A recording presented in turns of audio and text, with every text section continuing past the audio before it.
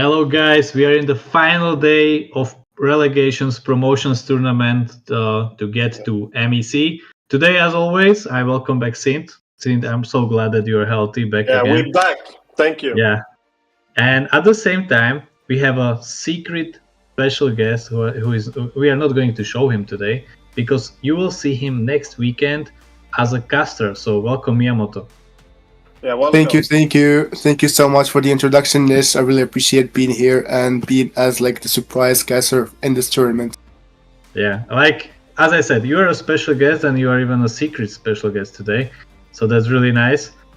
And at the same time, we are going to go over yesterday because yesterday was so crazy. And I have to say, Too yeah. crazy, Nish. I don't think anyone got all of their predictions right. Yesterday had a lot of surprises. I mean, should we just start talking about yesterday's games, right? We can start off Eternal Oblivion against Ake. Yeah. Obviously. What do you think, Miyamoto? What do you think of that game, Eternal Oblivion against Ake? To be honest, the players are like pretty good. You know, they know what they do and stuff, and they're like too confident like to win. They don't want to lose and everything. Like they try to do their best and try to be at the at the top of the top. You know, so you can expect everything from everyone. Like as you can see in Group A and Group B, the first ones with 4 points are Eternal Oblivion, of course, and from the Group B is Memento Mori. Like. Yeah. They're all trying to be the best. Like both teams from Teeny Bamboozle and of course Eternal Oblivion, right? They trying to be like top one. You know, they both have 4 points, as well as Memento Mori and of course Glitch Code. So you can see like they're gonna try to be like alone in the top one. Definitely. But yeah, I mean, definitely, I totally agree with you. The teams are working very hard. Specifically, the games yesterday, I have to say. Eternal Oblivion surprised me a lot against Ake because Ake looked pretty weak. It wasn't really that Ake that we've seen before in terms of drafting. I talked a little bit with Toby. He said he was doing it from work, so maybe that was a reason why. But Eternal Oblivion really crushed in an unexpected fashion. They really crushed Ake, I would have to say. What is your point of view on that game, Nish? Yeah, actually, for me, like the day before, we had a talk with Toby, and we were really highlighting their win on the first day, like where it was their first 2-0, and we were saying like, guys, you really need to be careful because Eternal Oblivion, they are really strong. But I saw the confidence in Toby, and I have to say like it wasn't really like we saw that they are really trying. Even the first game, like it took 23 minutes for Eternal Oblivion to take them down, and it was shown that the match was really like back and forth, and I really like it. And this is what I want to highlight about yesterday. Yeah. Because yesterday there were so many comebacks. It was not only like I wouldn't say that Eternal Oblivion had to do like a real comeback, but yesterday we saw so many great comebacks during the games. Eternal Oblivion definitely had to dig deep. I think what made them win in this match was mostly the rotation. They outplayed Ake a lot in the rotations. Look at, for example, in this highlight, where's Patrick Houston? He's not even relevant. He has to clear the wave. Yuzong should have cleared that wave, but Patrick Houston is there. Look how they're fighting. Ake completely caught off guard. That's in the rotation right here. Another thing that I noticed when I talked with Toby, I said the second game that they played, they drafted Kimi, and Kimi wasn't really good because it was such a close-range hero. If you remember, second game, Eternal Oblivion had that Ruby composition, and he wasn't really relevant because he couldn't get close. With Kimi, you kind of need a little bit more, you need to play a little bit more tanky heroes who don't have this kind of CC, similar to how Ruby does. And this is what was lacking a little bit with draft. But yeah, overall, I think it was good games from Ake. I think they fought hard, even though they lost. I think the score of the match doesn't really showcase how the fight was, because at some point, even here, you can see the scoreline is only 3-2 kills. Looks pretty close. Now we see a highlight from Ake. I mean, it's going back and forth. But definitely, I feel like they did some mistakes, and Eternal Oblivion is very experienced teams. experienced team, which made Ake pay for that mistake. You can see in this fight, it's they're getting caught off guard left and right, and I think that was really what Eternal Oblivion did good. They caught Ake in an unexpected way, where they wasn't ready, and that was the biggest difference maker, I have to say. Yeah, I totally agree. And for the second match, where Tini Bambuso and Big Mistake were playing, I would just highlight that the second game was such a blast. Yeah, like it was I even think that they made the record of the longest game during fall season. It was almost 7 minutes, so that just shows how intense the fighting was during that game. Definitely. And the thing is that prolonged game really came down to a kind of a mistake from Bambuso's side. They were on the lead, the 26-minute game you're referencing. They were actually in a lead, a very good lead. I think 8,000-9,000 gold, if I can remember. What happened is they tried to push the base. They died, which made Big Mistake be able to get a Lord. That Lord probably prolonged the game another 10 minutes. It was completely late game. Could go anybody's side. I saw Nikki die. Then I saw Vlad die. These are getting caught left and right. And I think it may be that Tini Bambusa were a little bit overconfident in the late game. Definitely. But at the same time, they showcased that even though they did such a mistake, they could take it back the whole game. Definitely. So yeah, I think honestly, I'm totally agreeing with you. I think this 26-minute game show great resilience, not only from Big Mistake. I mean, they're still surviving, but also from Bambuso to come back eventually again. They were winning, but then the kind of late game happens. But Bambuso shows throughout the game that they always hungry for the win. Here we can see some highlights. Interesting draft, right? They're running Zuxin. They have this Lapu. I like the draft. I think one game they pulled out Hanzo.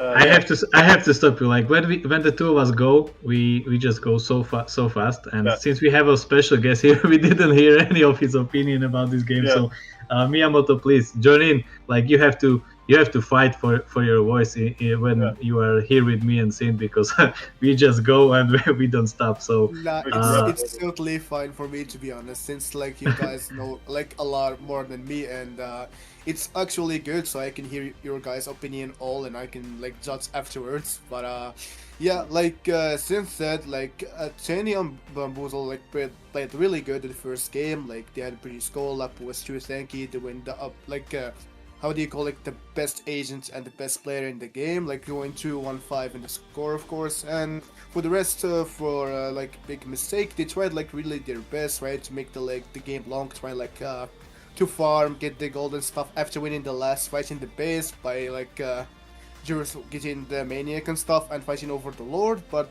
afterwards, it was one of the best games I've saw. 100%.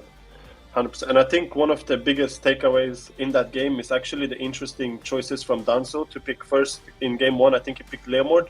They won that game, can't complain. Second game, he picked Hanzo, the signature Hanzo. I think I saw, who was it? I think Scarejet and Cronus was casting yesterday, where Cronus said they have to ban the Hanzo. They don't ban the Hanzo. He eventually picks the Hanzo.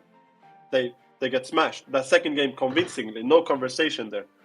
And I want to highlight one more thing during this game, because after yesterday, some people asked me is it that usual that in MLBB you can steal the Lord so many times? And I'm like, no, it's not really that easy to steal a Lord.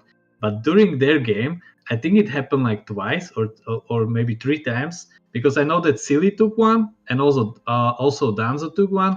So it was back and forth, and they were just stealing their Lord. I was it was so nice to see how they fight for every inch of the game. So it was really for me, I really enjoyed this game. And I have to say that even though for production wise it's really long, but I love these 26, 27 minute games, because you see there you definitely see back and forth, and this is what we want to see. So I was really yesterday for me was one of the most enjoyable days when it comes to the comebacks and back and forths, because when we were watching Thunder Division, there were so many dominant games, either one team or the second team just dominated the other ones. The fights or the whole matches were 40 minutes on average. So it was really Yeah. fast, but this is what I like.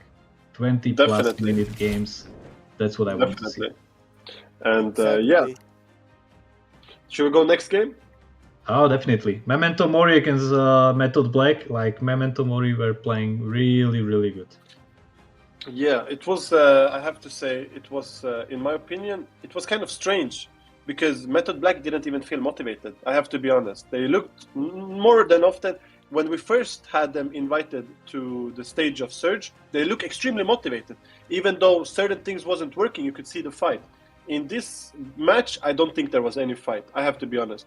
You know, I don't feel like there was any pressure from the team to help the goal lane. I don't know. The rotation felt kind of wrong. But yeah, it just, I don't know. Something is not working, which is strange because they changed the lineup. So something should be working now. But yeah, what do you think, Miyamoto? To be honest, like if like you take a team for example, like yesterday's games, like the more the game goes forward, the more the hype, the more the comeback, you know. Like it goes like to 27, 28 minutes, maybe 30, and like it goes more. Like you can see like the team fights going back and forth. You know, you don't know, like any mistakes can be crucial. Like if I make a mistake, I'm gonna die. The enemy team are gonna be outnumbering us. You know, they can take objectives easily. They can like manipulate us, like flank or like push the game like a backdoor or something. Like you can expect everything in the late game. You know, you never know what's gonna happen. Everything you do, it needs to be 100% done. Like like you need to be focused, smart. Like you need to lock in. Yeah, definitely. Definitely. And do you have any niche? What do you think about this Method Black game? Do you have any moment where you thought you might have gone wrong, or what did you take away from it? To be honest, I don't really know how to feel. Like for me, I think like even though they switched the roster a little bit, like they're once more looking for the synergy between the team. Yeah. Because I would say it felt to me like they're always half a step behind Memento Mori. Yeah, 100%. And usually when you have good communication with your team, you are not half a step behind. So it's not really that's my honest feeling. But I want to talk about the most interesting game of yesterday. This is the most interesting. I totally agree with you. I mean, where should we begin? Miyamoto, you have to begin. Glitch code against fake time, like guys, that was absolutely brutal. Miyamoto, you have to begin with this one because if I start, I don't know where I'm gonna stop. Nah, you can start. I don't mind, to be honest. I'll continue after you. So first off, I have to say, Glitch Code first game they played an amazing game. It's so smooth, so smooth. They totally delete fake time. Fake time doesn't even look they don't even look competitive. But second game, I have to highlight. They somehow come back, and I have to highlight this player called Jungle. Jungle for me is the man of the week, if it's possible, because he was the reason. Look at this scenario: 10,000 in gold, ladies and gentlemen. 10,000 in gold. Look at this Alice. Look at the Alice. How much is they paying him? Because he's absolutely carrying this team back. Look, he's still going. Here, like Garmado, they're 10,000 behind in gold. All of a sudden, now the goalie's been going down 4,000, but they're still winning, right? No inhibitors. Look at the Alice. He's still going. Now Garma don't combine with this Alice is the reason I think they won this game. I can't understress how MVP, because this is gonna make a big difference now today. Look at the Alice, 5-man, Horns of Rose. I can't understate, Nish, how much these points matters for fake time, because now they can play the draw with Method Black. They still advance. Method Black, they have to 2-0 today, or they over, because fake time right now have 2 points. Method Black have 0 points, and one of them, looks like they're gonna get relegated. So this puts fake time in a comfortable position, because if they just play a draw, that means that they advance, and Method Black, unfortunately, relegated. Yeah, and I have to say that I'm so sorry for Throwboy in the second game. When I was watching, he was 15-0 on the Isushin. He was cutting through everyone like butter. That was such a performance. It was crazy. And at the same time, what a comeback from Fake Time! Like it was ridiculous. Like I really enjoyed it. Yeah, definitely. I think Trobo even got a Maniac or a Savage. I don't remember exactly, but It was he Savage. really I turned. think it was Yeah, it was Savage. Yeah, Savage. Maybe first Savage? No, it can't be first Savage if I remember it wasn't correctly. first, but was- still, it was Still, like very impressive. Yeah, it was very very impressive performance from him.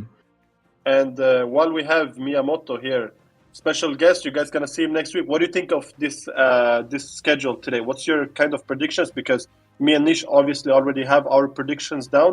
You're gonna see them as you go through, you watch the games. But Miyamoto, what is your prediction with these matches? We can start Memento Mori against Glitch Code. To be honest, since all I can see is like Memento Mori and the rest of the team who has like 4 points, they're gonna try to be like the top, even if they have to beat like the second who are like in tie in points, but they gotta beat. So for like the first match, Memento Mori against Glitch Code, I can like get pretty sure vote for Memento Mori to win this first match. For the second, between Ake and of course Tiny Bamboozle, like I can tell both like Aki, like you said, they've been like a bit weak in the last matches and stuff. I can give it like to the Bamboozles. For the third match, of course, Metal Black, I saw them how they play and stuff, so they gotta take that match. And for the last Eternal Oblivion, they're pretty sure gonna be like the top one. They need that point, they need the 2 matches to win, and so they're gonna try to be the top one from their group. Yeah. Okay. Interesting. Actually, if I could, like, I would definitely like we did the predictions before we even saw them perform, so it was pretty hard for us, right, Sin? But keep in mind, you did the predictions. I only do one by one. So I've sent in another predictions for today. You did? I didn't know I could do that. Ish. Okay, okay. I didn't. I saw people send in all the predictions at once. I said, wait a minute, isn't it smarter to see how much they perform first day, then after second day? That's true. Every day is a new day. That's why I'm winning the predictions. I do the smart decisions, But yeah, overall today schedule, I have to say, Glitch Code against Memento Mori is obviously a very good match. Both teams should be qualified though, no matter what. So maybe we'll see some interesting drafts. Maybe we'll see something different here. Not really sure. Now the other one, I think Aki against Bamboozle. Aki obviously have to step up. I'm not really sure. They have to step up because I think they're not the lowest, but they are one of the lowest. I think combined with Big Mistake, or maybe it might be different groups. But anyways, Ake is not. They're probably the lowest or one of the lowest. No. They are on the 3rd place, and Big Mistake is without any points. So they would have to lose, and Big Mistake would have to win. But either way, Ake won against Big Mistake. So I think that's Okay. Yeah, and then we have Method Black against Fake Time. Obviously, this is the most, in my opinion, I won't say to hype it up, but obviously this is the most important game for both teams because this is the match that Method Black must win 2-0 because Fake Time is in the lead from Method Black from 2 points. Method Black has 0 points. So if you win 2-0, you get 3 points. That's what has to happen. Eternal Oblivion against Big Mistake. This is not an important match really for Eternal Oblivion. They're qualified no matter what. But Big Mistake, I think, has to also, to even survive. But just to make a conclusion, there will be so many good matches today, even though they are not important. I think either if Memento or Eternal Oblivion, they want to be on top. So it will be interesting anyway. But Miyamoto, thank you for showing up. I'm really glad that we acquired such a talent, and we will see you next weekend as a caster. Sint, as usual, thank you very much. And for all of you who are watching, don't forget to follow and enjoy today matches, guys. So see you in the chat and enjoy. Bye-bye. See you guys. See you. Bye-bye.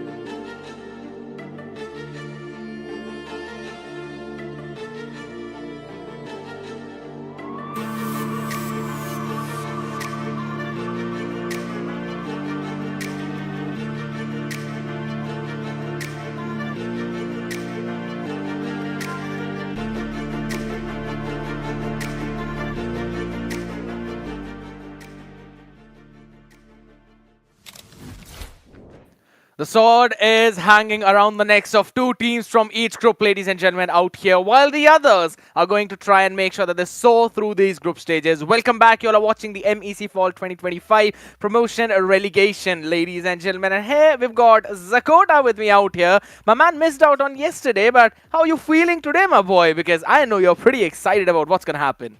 Man, I'm excited. Today is gonna be an amazing day. The games are going to be brutal. First up on the chopping block is going to be Memento Mori versus Glitch Code. We heard a lot from, the pre-match podcast. It was I was listening. I was, taking some points because I didn't stay up all night. And damn, the games were so good. But let's take a quick look at the schedule today. Memento Mori versus Glitch Code. First up, Ake versus Tini Bambuse.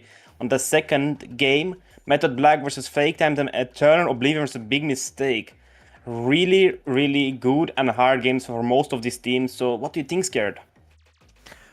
At this point, I just... Even yesterday when I was with Boran out here, right, before we went off, we were discussing how important today's day is going to be for Method Black as well as for Big Mistake. Not just in a way where they would want to win their series 2-0, but also they'd have to pray that the...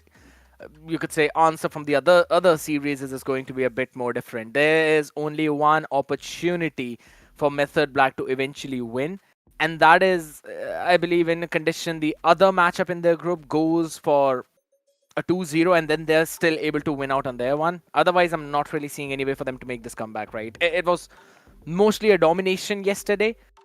And I'd be honest, Memento Mori out there on the other end as well. This team is also looking pretty decent, but the one that actually had my heart was definitely Eternal Oblivion and Teeny Bamboozle. I mean, my heart is always the Big Mistake, my own squad. Even if they're not playing to the fullest extent, they still have my support and unconditional love, But the team that impressed me a lot is Fake Time. I remember a little bit back in the day, I was playing with a jungler a lot. And now I see he's on the big stage, on the big screens, and it's an improvement, right? From where he started and now where he is. I think it's night and day difference. But Scared. First game predictions. Let's do it again. What do you think most people would think? Do you think they're gonna go for Memento, or do you think they're gonna go for Glitch Code? You obviously are gonna go for an Even Stevens, of course, farming. But what do you think the people think? Out here, if we're really discussing about that, right, I think so it still is going to be 1-1 considering how things went. For Memento Mori, yes, they were able to 2-0 Method Black. Glitch Code as well did the exact same thing. I'd have to say Glitch Code were looking a little bit more cleaner in terms of how well they got the game against Method Black. That's the only, you could say, field of comparison that I have for both of them.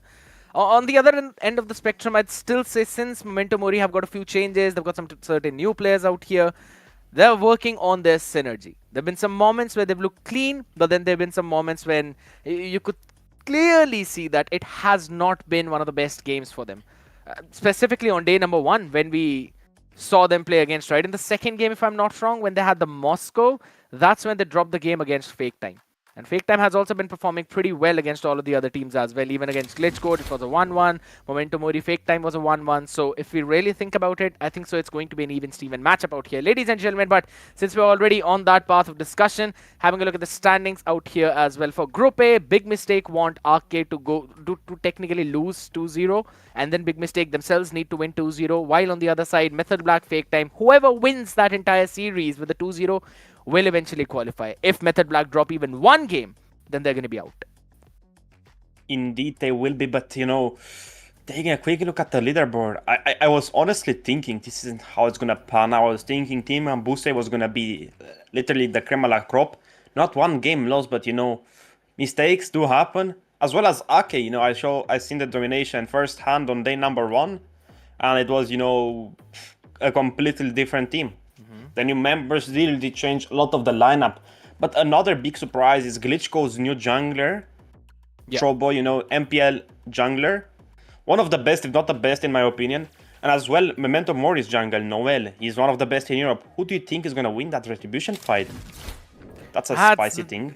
I know, right? That's actually going to be an important one out there. Though you mentioned about how Throwboy was there. I mentioned even yesterday, there was absolutely no way for them to lose out that second game, but it just went out in a way that they legitimately threw the game.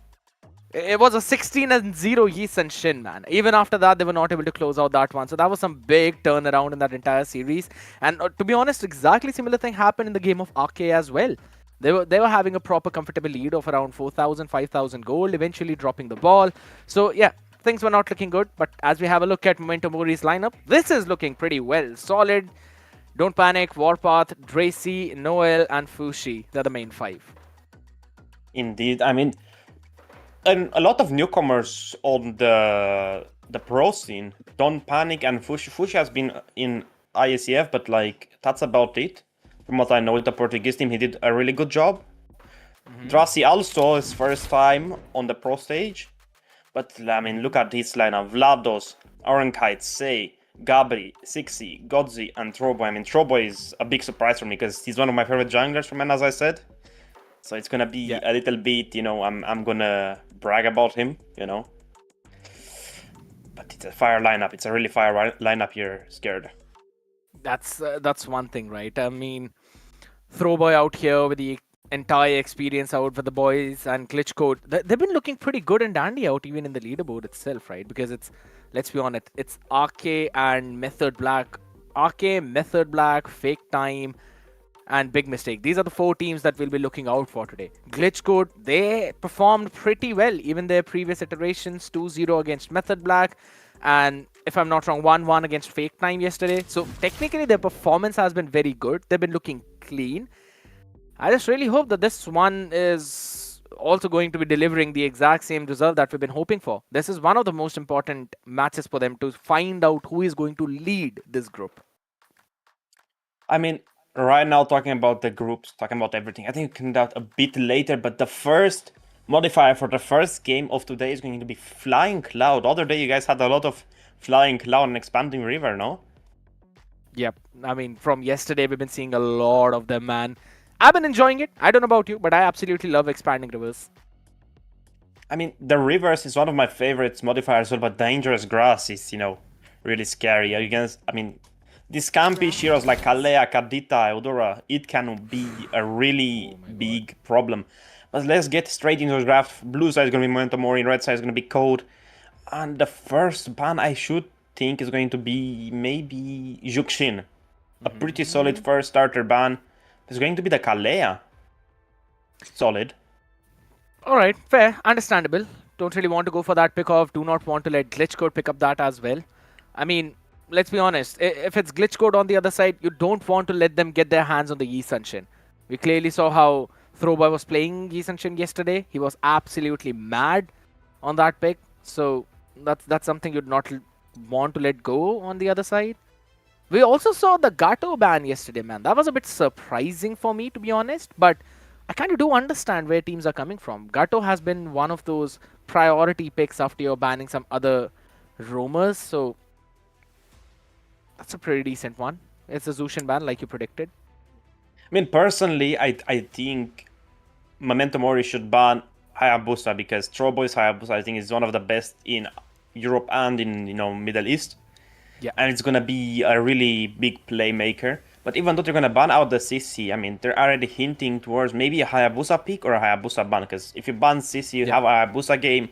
Because the curtain cut is gonna stop you from ultimating, and it's gonna be a pretty big game changer for you. But even so, that's also a deny pick, a deny counter to tanky heroes on the XP or on the gold lane.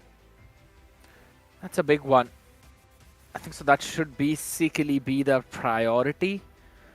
But right now, them banning away the CC, Zushin's been already taken care of. Now, if you're on the red side, you would want to ban out the Basha. I'm not pretty sure if you'd want to focus down on the Lancelot. The banned out the Lancelot, just as you predicted too. Well, big brain. You said that after you saw that, but fine. No. I said at the same time. I didn't see it. I was looking away from the screen. Whatever's rocking your boat, my man. Of course. But the Lancelot ban is, of course, predictable because I think one of the best, if not the best, junglers currently in game. You have immunity, you have so many movement skills, you have a lot of damage. You can go for hybrid build, you can go for damage build, you can go for a full tank build, and he can still work pretty well. But he's so versatile. But on the other side, again, Baksha, one of the best junglers currently in the meta, I think top 3. But what else is there left? Maybe I think they should ban out the Hayabusa or the Joy. The Hayabusa, right now I'm feeling, is not that great in the current patch, but I think the Joy is, thriving. Geese and Shin, I think so. Or rather, Akai. maybe... I think so Glitch Code is going to let that through. They'd probably let that one through. There's Kimmy as well up available on the board, so it's going to be a 1-for-1 trade. If you let the Yi Shin go through right now, Memento Mori prioritizes either the YSS or the... interesting. I was about to say they might prioritize that, but Throwboy's Hayabusa is actually pretty good, and it's Glitch Code themselves banning out the Haya, so that's a bit interesting to see. Yes, but Memento Mori banned out the CC and they had first pick, so that's a free Hayabusa game right there. I mean, because, it's so OP. CC is literally a design counter for Hayabusa because, you cannot shadow, you cannot do anything. It's basically immobilized for like 2-3 seconds. Yeah. And Hayabusa really needs those dodges because it doesn't have anything else. It just has those daggers, it throws them at you, and that's it. But they're gonna go and lock in one of their favorite picks, the Kimmy. Farsa Gato, I believe, for the answer. Solid. YSS Gato.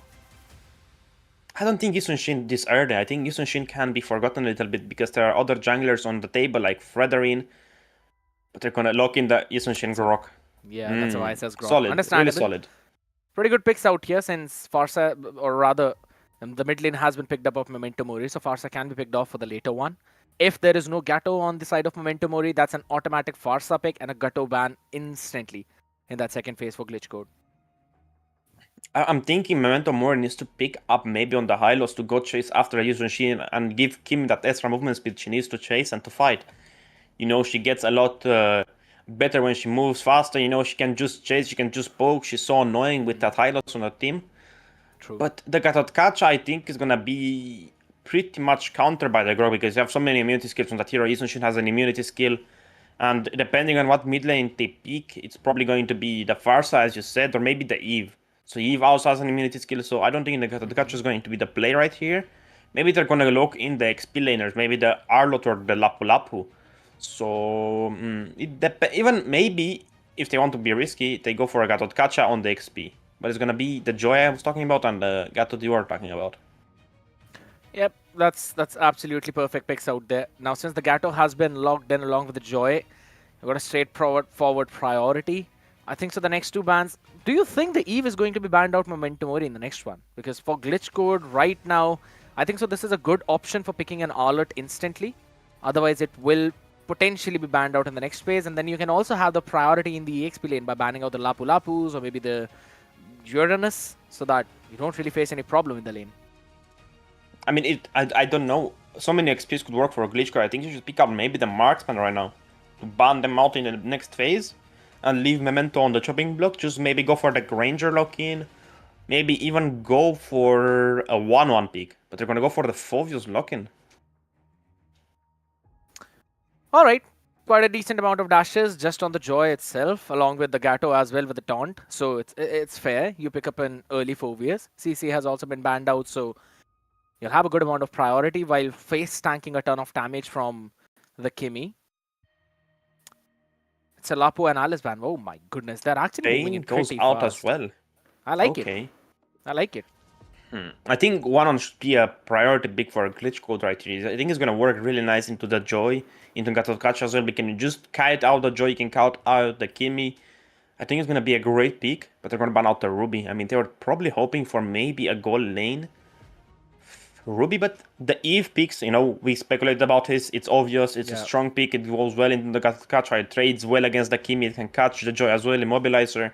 So it's a versatile hero. But even though, I think they need to lock in the 1-on. I think 1-on is the best choice they have, or maybe even a Granger. But Granger, I think, is too risky because you're gonna lack that pushing ability that 1-on has, the movement ability that 1-on has, and there is so many, positive from 1-on here. I think, it's a deserved lock-in.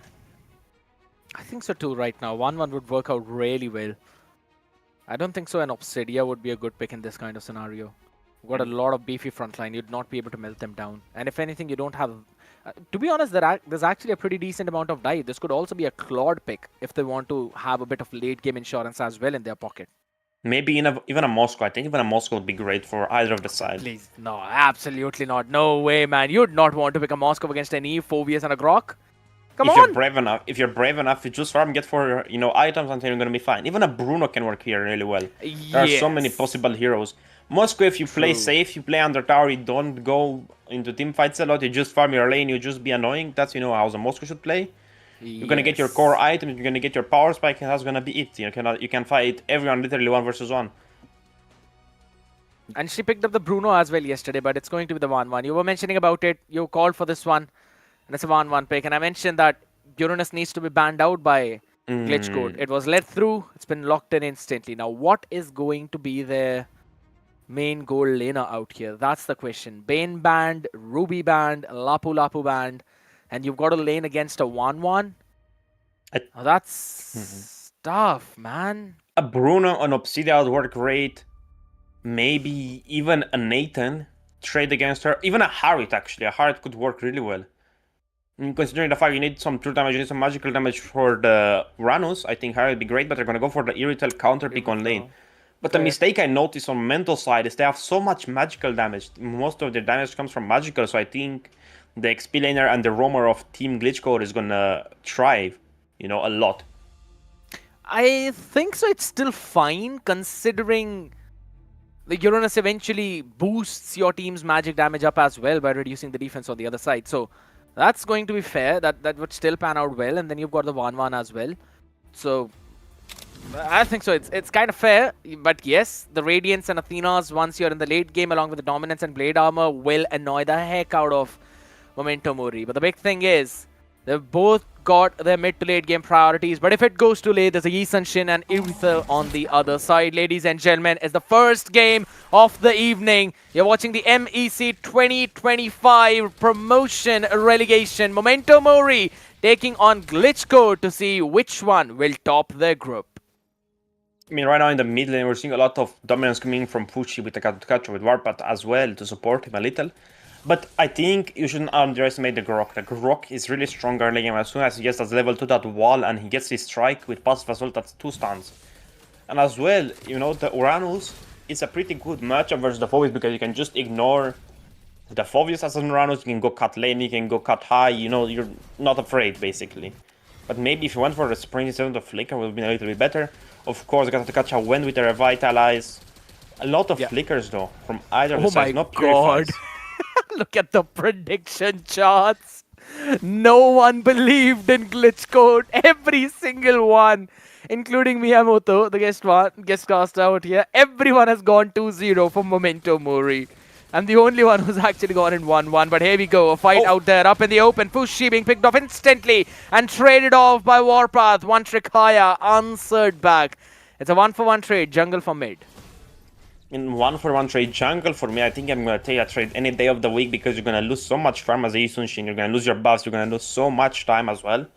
That is not even worth it to go and try to pick off just one guy. You're going to get punished. You gave at least the roamer the kill, but Noel was there. Noel could have taken it any second. The turtle is up. You don't have your retribution up. 4 seconds for that. So it's going to be a pretty one-sided fight right here because you gave a lot of XP to the enemy roamer. Yes, that is something I'd agree. The level 4 fight over towards the turtle, that's going to be the crucial one out here up in mid. The real world manipulation instantly. Noel answered back. And that's another jungler being taken down out here, which gives priority to one trick higher out in the open. So don't panic. You've got to panic. You're not in the right territory. Still trying to dodge some of the damage. Right behind the turtle out here, though, it's still one trick higher. Picking it off now. Warpath will have to move back. They cannot fight for any longer. A bit of a late retribution coming in from Troboy, but he was still available to claim that turtle. Drosy is super low HP. Vlados is there punishing as much as he can. Maybe if he went in fully commit, I think he would have been fine. But I think he would have traded that kill, and I don't think it's worth it. But even so, Gabri and Troboy killed. Don't panic. The Uranus fell. Big one out here. You don't really want to be in that position out. But it's fine. It's Uranus. He'll finally be back into the game itself. They will mount Choker one more time. And yes, Warpath has got the AOG. He's going to jump back to safety. But I'm not quite sure if it's going to be easy for Noel right now. He's got to use the Retribution on time. Will be able to. The buff has not been stolen yet. Vlados goes his first item right. The Wind Tucker is in his hands. He's going to get that wave clear advantage on the 1-1. even so, look at Troboy. He's rotating towards the top lane. He's not scared. He's maybe trying to go for a mid rotate to kill Fushi. He already knows that Fushi is weak. And look at that. Force the flicker out. Oh, Sei! Oh! The flicker forward out here from Sei, eventually getting caught in that taunt. That's why I could not drop the real world manipulation. And that's the answer. Overextension from Throwboy. Answered back instantly as Godzi will not be able to run away. Noel is there with the Genius One and he's showing all the brain cells he's got. So many abilities used from Glitchcode just to not get a kill and to be punished that heavily 3 for none. Is a really good trade for Momentum Mori. They already almost closed up the goal league. Turtle is up in 17 seconds and the bot lane is probably going to get a little bit punished. But look at Don't Panic. I think he's still going to be the weak side towards the mid game. He got his Oracle, yes, but I think he needs some magical defense to just counter Eve. Because I think that's going to be dealing the most damage currently. She just has so much poke, so much damage. The ult is going to be there, the RWM. But look at him. He's going to go 1 versus 4.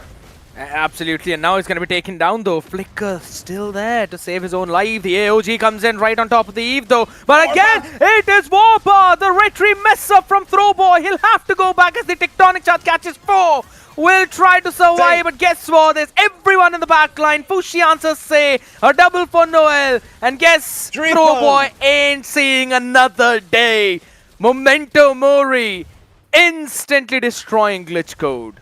They're going to be riding the momentum on the back lane and they're going to push that first turret on the bot lane. On the top lane, GLaDOS is still winning the lane. He's still winning the gold, but Warpath is there to support Rossi a little bit on the mid lane. They're going to try to maybe go for another fight because they already know they have the advantage in gold and in tower pushing. Right now, I mean, Fushi is just doing the best he can. He's doing so much work with that gimme.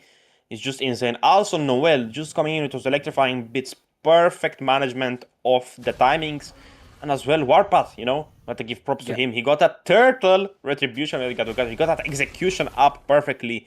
One trick Hayabusa, aka Troboy, threw a little bit, and he gave that retribution 200 damage, 200 health on that turtle. That's the biggest problem coming in right now. There's been a couple of mistakes already from Throwboy, which have been punished very well by Memento Mori. If that was not the case, I don't think so we would have seen this goal lead of 1.1 thousand. We'll have to be a bit more careful out there, and at least the game is going to be slowed down from the side of Glitchcode. Yep, there was a bit of a chance out there for maybe an engage happening, but none of that. It's just the positions, right? Both of them want to play for their gold laners while also making sure that the other team is not able to gank. It's going to be a late game fight. Memento has to fight for the goal now because they won the XP line, they won the XP side. But look out, fight in the mid lane. Yeah, there's going to be another chance out there. The real world manipulation, Don't Panic. Not being able to survive out there. Flicker was on cooldown for 3 seconds. And a pick right before the turtle should mean Glitchcode would be able to secure it properly. You know, they are engaging well, like they have a rage spell under them. They're just gonna get ready. Fushi is gonna get caught. Oh my god! Oh my goodness! It's still away. He went away, but Gabri answers back. The bonk on top of the head and on the back of it right now. Noel, he needs to run back. No electrifying beats for the man to survive. But at least the dashes are. That's going to be the tier 1 taken down in the bottom lane. And also the priority over the turtle pit entirely. Glitchcode are making this comeback. Really great stun coming in from Godzi and really good follow-up coming from Gabri. You know, he caught him, he knew, I've got him, you know, I got you in my sights. A lot of push coming from the Hayabusa, for the one-trick Haya from the Yisun Shin on the bot lane. He got a turret, I mean, they didn't need him. They had enough damage, they had a really good pick-off, but look in the mid lane, Noel, he seems to be in trouble as no mana was there for the man. Sei will be taken down though. It's Fushi to answer back on the other side now. The retribution comes in. Yeah, he had to. Will eventually move back to safety. If that flicker was not burned, he was getting caught instantly in the Mountain Shocker. Really good play coming from Fushi. Burning a flicker to sustain your life, I think that's the best thing ever. You also waste the Yisun Shin's, you know, ultimate, and you waste their time. You got a kill on top of that from Noel, you know. Also a ton of damage coming from Godzi, forcing him to go back, so you got now more map pressure. Really good plays coming from Memento Mori. One of the best squads, if not the best squads currently in the relegation tournament. And we're going to see GLaDOS is still, I believe, in the lead on the goal department. But look at that, the RWM. Ho ho! Oh, a big tectonic charge to catch AOG. 3 on the backside, and Valadosi will answer back with the crossbow, and this time they're not Throwboy. surviving because look at the backside. Throwboy hops in, almost catching all of them, but guess what? Is the Irithel with a double. Lovely take of Glitchcoin out here. Noel could not do anything and will also lose his buff.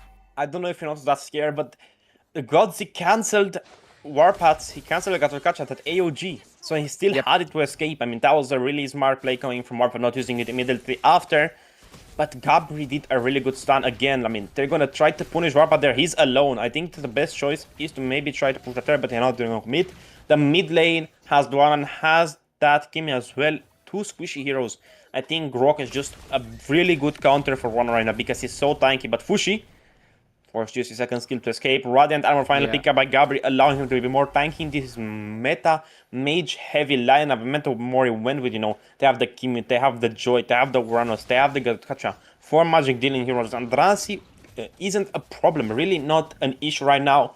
Just has to get some items, need to get that Trinity build with a Malefic Roar. But look at that Lord already being taken. Troboy is gonna start it, bait it out a little bit, forcing the Uranus to use his ultimate. And it's just gonna be a pretty nice map opener right there. So they're gonna pull the Lord, they're gonna bait out for themselves. 1 level difference between these two junglers. Blade armor finally picked up by Warpath to try to counter Vladus' damage, but still, I don't think it's gonna be enough. They're gonna look for a fight before the Lord starts.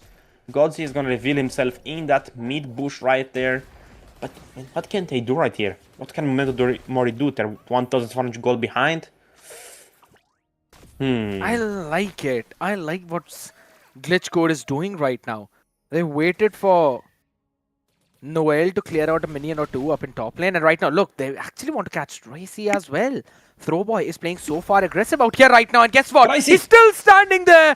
Tracy surviving by the skin of her teeth just because of the Inspire Noel's on the gonna back of push it right now. Absolutely. Say out here with the real world manipulation. Almost catching out Noel. He's got to run away. He will be able to. Fushi up close and personal will finally create the gap. But one trick higher out in the open will be taken down. No trade whatsoever. And there is the heavy crossbow on the other side. Ladosi will get another one with a killing spree on Warpath. 1-for-1 trade for both these teams after everything. 1-for-1 trade, but still in favor of Metamori. Noel is up, Dracy is up, Don't Panic is up, Fushi is up. They don't have that much crowd control, but still, I think they're gonna get a free Lord objective. Glitch Code doesn't fight it, but I don't think they can. I don't think they can commit. Don't Panic is gonna be in their face. The Lord was slain by Noel. Here's the thing. I kind of wanted to see them go for this engagement, regardless of the fact if they could have got the Lord or not. Just to have that extra member advantage before they would defend this Lord. But that's not happening right now. Around 1,000 goal lead, but there we go. Absolutely jumping in the backline thanks to the AOG as well on the other end as well. Dossi along with the real well manipulation of Say. They want to answer back. The crossbow of Tang up in the air, but guess what? It doesn't have a lot of damage. 3 kills for 1, and Glitch Code are answering back Memento Mori.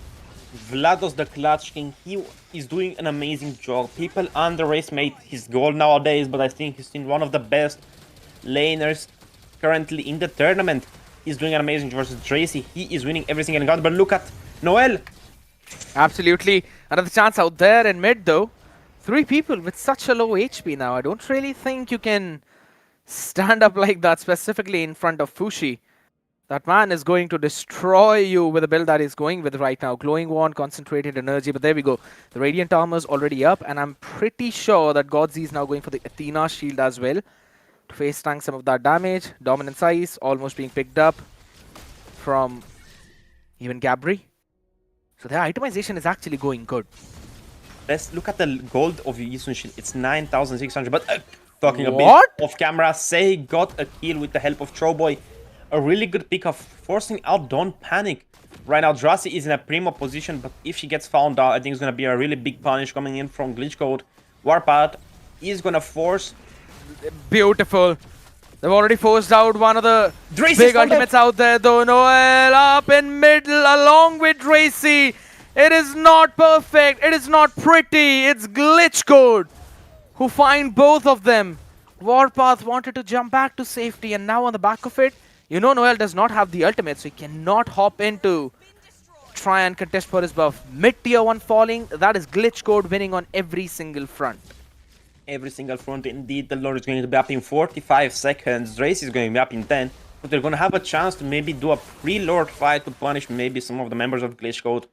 The best one to punish right now is Vlados or Troboy. I think those are the most important members of Glitch Code currently. Kasei cannot do a lot without the help of Gods, and they're going to be always together. They're going to rotate, they're going to walk together, same as Gabri, but only 10 stacks on Fushi's Kimi. Only 1 stack, actually, if you count it as 1. But even so, he is really doing well on the gold. Personally, maybe if he went for the Lightning Truncheon because of how tanky they are with the Divine Glaive to just deal a little bit more penetration damage, that would have helped them a lot. But talking about the Divine Glaive, Say picks it up, Drossi is going to go in a boot, and we're going to go into a quick pause. Yeah, that's one thing I was not really anticipating at this point, but all right, we're gonna have a bit more time to discuss a few things. I like the analysis that you were doing out there specifically for those Divine Glaives as well. Zakota, one of the big thing that I noticed, and you could say the micro thing which could have been managed a bit more well from Memento Mori was, if you look at Glitch Code, first it was the Grok going in for the dominance ice, or yeah, rather just making that low attack speed item, getting that anti-heal on time as well. So Phoveus did not go for it. He went it straight up for the magic defense as the first item with the Radiant Armor. Then once the Radiant Armor was being completed by the Grog, that was the time when Phoveus is finally building up onto his dominant side. So you can see both of them have got a certain type of defense up. Yes, you do lack in the second one, but at least you're getting the passive effect of both of those items up and active. That means not one person is deleting both of you, right? I do like the idea behind that. One thing that Memento Mori has done is that both, you could say the EXP laner as well as the roamer, that's the Kato, they have went in for the blade armor. There's not a single dominance ice still now. And that is giving some free extra attack speed to Vlados, and that's why you can see him constantly finishing off everyone. Now I understand you need those blade armors to lower down that crit chance, or at least that repel some of that extra basic attack that's coming on your face, but I think so at least one of them should have gone in for the dominance ice. I mean, I believe that Kimin does indeed have the magical defense, magical anti-heal, but I think that's not going to be enough. As you said, they need to lower attack speed and that healing potential. But what I noticed, I think most previous players now, they goes for the Queen Wings instead of the Warwigs, but Gabri opted to go for the more aggressive playstyle of Phoveus, doing that extra true damage as well, having a little bit more cooldown reduction and stuff, but don't panic. It's getting a little bit panic, but root address, not much you can do to Gabri, forcing the flicker out. Big tectonic charge. Big one coming in out here though, answer back on the other side, maybe Vlados is still up and alive as Noel gets picked off. Warpath has to use that AOG defensively, but Say he's got absolutely no fear. This man is the embodiment of fear itself. Flickers forward to take down everyone. Warpath falls. The mid-tier one is going to fall as well. This could very well be the end. Only Fush is alive. The heavy prosper went in, almost finishing him off. The minions are going to be almost full HP. Fush is going to try to kill them. It's done. It's done, as you said. It's done. There's just no opportunity for them to come back from this one as Glitch Code take game number 1, ladies and gentlemen. What a way to finish things off. And I know, Zakota, I might be, nitpicking out here a bit, but I think so it was because of the lack of dominance size that Vlados got what he was about to get. I think it's because of the draft. I think the draft played a really big role in them losing. Too much magical damage. They got counter super easy. The Phoveus had Radiant, the Grok had Radiant. I mean, they're gonna be Lathena either way, but they didn't have any damage. Joy couldn't do damage because of Radiant. Kimi couldn't damage because of Radiant. Uranus couldn't poke because of Radiant. Gatotkacha doesn't do a lot of damage magical, but he still hurts a little bit if he's annoying. So that's also cancelled. I think they need to go for a physical jungler, even with the Akai or the Fredrin, to give them an extra frontliner, an extra maybe support for the one-on. But it's still only game number 1. Maybe Memento Mori is going to turn it around, or will Glitch Code go for the full sweep right here? It's highly possible, man. I think so that could very well be possible. And that's going to make sure that everyone's prediction will be thrown off out. You know what? I'm pretty happy. I'm happy about the fact that all of the people bet on Memento Mori and Glitch Code got the first game. So I don't care if my prediction goes off at this point. I 100% know that this time it is going to be at least me winning or no one else. Haha, it's fun. There's a small announcement coming in out here, ladies and gentlemen. We'll be telling you about it instantly in a while, though, as we still continue to discuss about what Memento Mori really need to do. Yes, I understand it could be a bit of that draft. I think so still in the itemization, if they would have done something nice, that could have been helping them a lot. Maybe adding a Wishing Lantern before the Divine Glaives could have helped you poke them out a little bit more. I think if Joy went for the Wishing Lantern, as you said, it would have been a lot more, blue team sided, but still, Yeah. I think they had just too much magical damage, too easy to counter that. Maybe if they had the Lunox in the middle instead of the Kimi, it would have been a little bit better, but Vlados is the man of the game. 5-0-7, impeccable gameplay coming from him. Beautiful. Right as you mentioned. It's been absolutely on point out here. Vlados QT. I mean, and again, it falls down to the same thing. No dominance ice to lower down his attack speed. He was absolutely enjoying his movement speed buff as well, along with a ton of crit damage on the other side. And the fun fact is, Say was doing a very good job in poking everyone. While you also had a proper frontlining coming in from the Grok and the Phoveus, which was really making things difficult for the Kimi on the other side. And overall, it was a nice game from Glitch Code. You can't really give them a lot of... You can't really pinpoint a lot of problems for them. Yes, in the early game, they made a couple of mistakes, specifically in this one. You can clearly see there was a bit of an overextension coming in. They really wanted to go for those kills, and then Throwboy being punished out. Eventually, you also had Godzi being picked off in an attempt to save him. And over towards this turtle as well, the Retribution being missed out of there. So, a lot of problems, yes. But I would have to say good pullback from Glitch Code. I mean, yes, there are minor issues every time. Not every game is perfect, but a quick little announcement. The giveaway, I mean, the goals changed, right? It's easier right now to get more rewards for watching Surge. So make sure to hit the like button. Make sure to tell your friends to come watch, because everyone has a fair chance to win the giveaways. There's going to be diamond prizes, skin prizes, who knows? Maybe even starlights. I mean, scared. I won a giveaway myself and I was pretty happy. I won a few diamonds and it helped me get one of my favorite skins. Wow. What about you? Did you win anything? I did not. I did not out here. I absolutely did not. But guess what, now Surge has basically made it very easy for the people to win those giveaways. Ladies and gentlemen, previously the targets were a bit too high, so we also had our patch notes in and we discussed what is going to be good for all the people out there. Now all you need to do is get 150 views out here, and with 50 likes we will start giving out those giveaways. So more rewards for all the people who are watching. So make sure you eventually share the stream with as many people as you can so that you can stand a chance to win those amazing giveaways. But getting back onto this one, Zakota, I know you're the lucky man out there. I know what you predict eventually comes true. But did you actually predict Glitch Code winning this one in such a fashion? If they had the lineup they had in day number 1, I think Memento Mori would have had a better game. But with Throwboy on the lineup, with that MPL mind, I think, it has to go to Glitch Code. I mean, I would change my predictions on it, but, I looked at him. I said Memento Mori 2-0, but, I think still they're going to get an even Steven score. I think they're going to tie it out, like you said. But it's still too early to tell. As we know, the draft is going to tell us more. But let's take a quick look at the items. Drazi got only 4 items compared to the full build of Vlados. He went for that trick with Radiant Blade to get a little bit more shield and movement speed. Throwboy went for that Winter Crown as well to just taunt a little bit. I mean, look at the builds coming in from the Silencers and from the tank. Radiant, Athena, Dominance, Radiant, Dominance and Warax, extra more damage. And on the other side, you have 2 Blade Armors.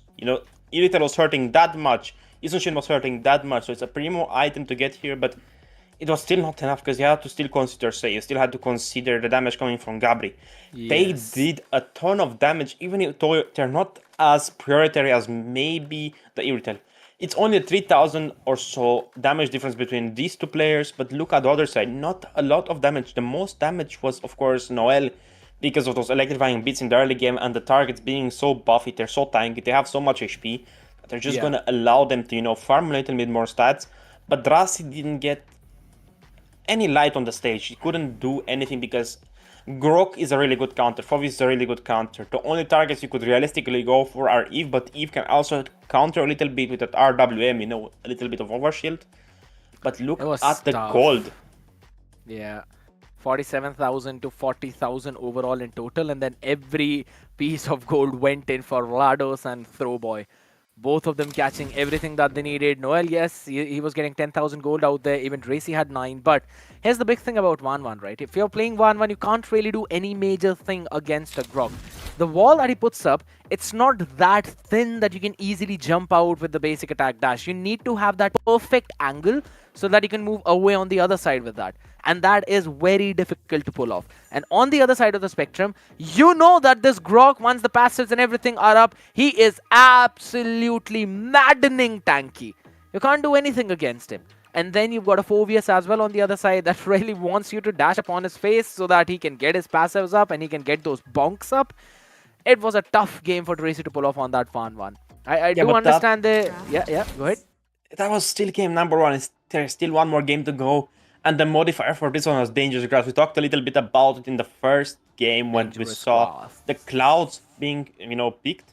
But what do you think they're going to go to? Do you think they're going to go for more of the campy-ish modifier? Maybe they're going to go for the Kalia. Maybe they're going to go for the Kufra. Something to catch the enemies by surprise. Who do you think is going to take advantage of the match? I don't think so it's going to be a Kufra though. But I think so this could very well be a very good Kalia game. Right? I want to enjoy those nasty bush camping plays as well. Maybe that could be possible to pull off. But we'll find all of that, ladies and gentlemen, as we're moving on to the second draft out here. Momentum Ori. I think so more than the draft itself, they just need to revamp their items priority a little bit. And then they'd be able to, bring the best out of them in the games upcoming. But on the other side of the spectrum right now, Glitch Code will be continuing or controlling the draft from here on. So the Lancelot ban along with the Zushin for the answer. Standards, not like it's a surprise for us. But do you think Glitch Code are going to ban out the Grog though? I don't think Glitch Code is going to ban out the Grog. I think they're going to ban out the Gatotkacha or maybe even the Joy. They're going to ban, actually, I think something that's really commonly picked. I mean, at the end of the streams, you always see the most picked, most banned heroes. I think they're going to follow a little bit of that trend. Maybe they're going to go ban the Kimi or maybe even ban out a Yisun Shin. Something that's annoying, you cannot deal with that easily. I mean, we saw Troboy, he did a really good job with the Yisun Shin. He had so much zooming capabilities. He got the first kill of the game. Yes, he traded his life, but I think that was just a little bit of ego playing in, the facts. But I think they're going to follow that trend of banning popular heroes. Again, Baxia, one of the most banned junglers in the tournament right now. Yeah, and to be honest, if you really think about it, Glitch Code haven't really gone in for those tanky jungles, right? They've mostly prioritized the assassin jungles in every other game. So it's absolutely fair that they're banning out those. I think so. Lancelot ban, that means Throwboy is still looking to pick up the Yi Senshin as the first pick. Now the question is, do they ban out the Kimi?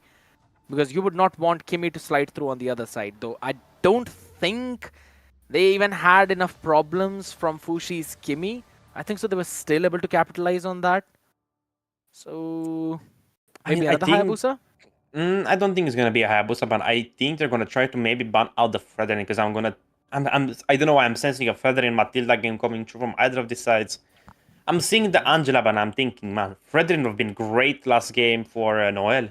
If you picked out Fredrin or the tank jungler to just help sustain a little bit more of the damage, would have been better. But the Lapu Lapu is going to go out the door. He's going to be kicked to the ground like last game. That to the first banning phase though. This is surprising because Lapu Lapu was allowed to go throughout the first pick phase as well and was banned in the second banning phase. I think so. Glitch Code are onto something here. Maybe they've got a read. Because Lapu Lapu technically annoys the heck out of Yi Senshin, to be honest. So maybe they're just reading onto that. If you want to go for standards, I've seen a lot of scrims where people ban out Lapu Lapu to go play Obsidia on the goal lane because Obsidia gets really heavily countered by Lapu Lapu. If you have a mid or a jungle marksman, as you said, the Yisun Shin could be possible, the Kimi could be possible, but Obsidia is on the table, the Kaila is going to get banned out. I mean, it depends. It's a first pick. I don't think you should first pick the marksman so early because it's such a strong pick. He's going to be the main carry of the game, but they're going to go for the CC. A stable, strong pick, one of the most banned XP laners in the tournament. I think the most banned. She's strong, she has a lot of agility, she has some counters, but she counters a lot more. I mean, the Hayabusa are not going to be picked up by either of the sides. Besides, maybe Glitch Codes are going to take that if Momento doesn't ban in the second phase, but, it's still risky. Maybe Gatotkacha Grok. Gatotkacha... It's a higher Grok. Wait. It's a higher Grok. This isn't Rice Scared. You pick... okay, maybe I haven't played the game in a little while, but I personally would never pick a Hayabusa into assist because there are too many factors weighing in that, I mean, it's too risky. If you get caught by that, ultimate, you're gonna be stunned, you're not being able to do anything. You can dodge, you cannot ultimate because you're gonna get locked.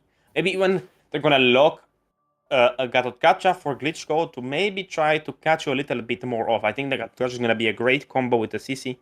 As we know, it's one of the stable picks, one of the best combos right now for the XP roam kind. Gato YSS, there are so many other possibilities. Fredrin YSS, technically, but I mean, it depends. Hylos YSS, okay. I like that. I like the Hylos. I talked about in game number 1, but I want to see a Fredrin on the XP. I don't know why I'm feeling a Fredrin on the XP somewhere, but Fushi is gonna go for the Kimi again. Don't laugh, scared. You never played versus you don't know what I'm talking about. What do you mean by Fredrin EXP? What? It's really scary, man. You never play versus you wouldn't know. A Fredrin XP with Revitalize a Thunderbolt is gonna be stacking like no tomorrow because of the extended S1 with the passive. That's absolutely scary stuff. Fair. And on the back of it, if you also have the Cursed Helmet, or rather just the Molt in a sense, it will help you clear out the minion waves very quickly as well, right? So, not really. So that kind of makes sense. Is going to be enough. I think the Conclusive Blast is going to be enough if you go for it. But you're going to ban out the Alice, you're going to ban out the Eve. Two of the most strong picks right now. I don't think the Farsa is going to go. I think they're going to let it slide. They're going to ban out the Ruby. And I think Glitch Code is going to ban out maybe an experience, a Foveus, something. Even a Gatotkacha could work for them. Something to help them. No, I don't think Uranus. Uranus wasn't a threat last game. It wasn't that annoying. I think they're gonna have to go for either a gold laner or for a XP laner. Those are the most common bans, and the bans that they need to go for. I mean, Lapu Lapu is banned. Arlot is up. He's a strong pick, but it won't work for Memento Mori. This game, it doesn't lane very well versus CC. Maybe they're gonna go for Yuzhong ban to give Don Panic a pick. The Uranus. Because Uranus spans really well against CC in the lane. You can't really do anything if you're CC against Uranus. He'd heal back up instantly.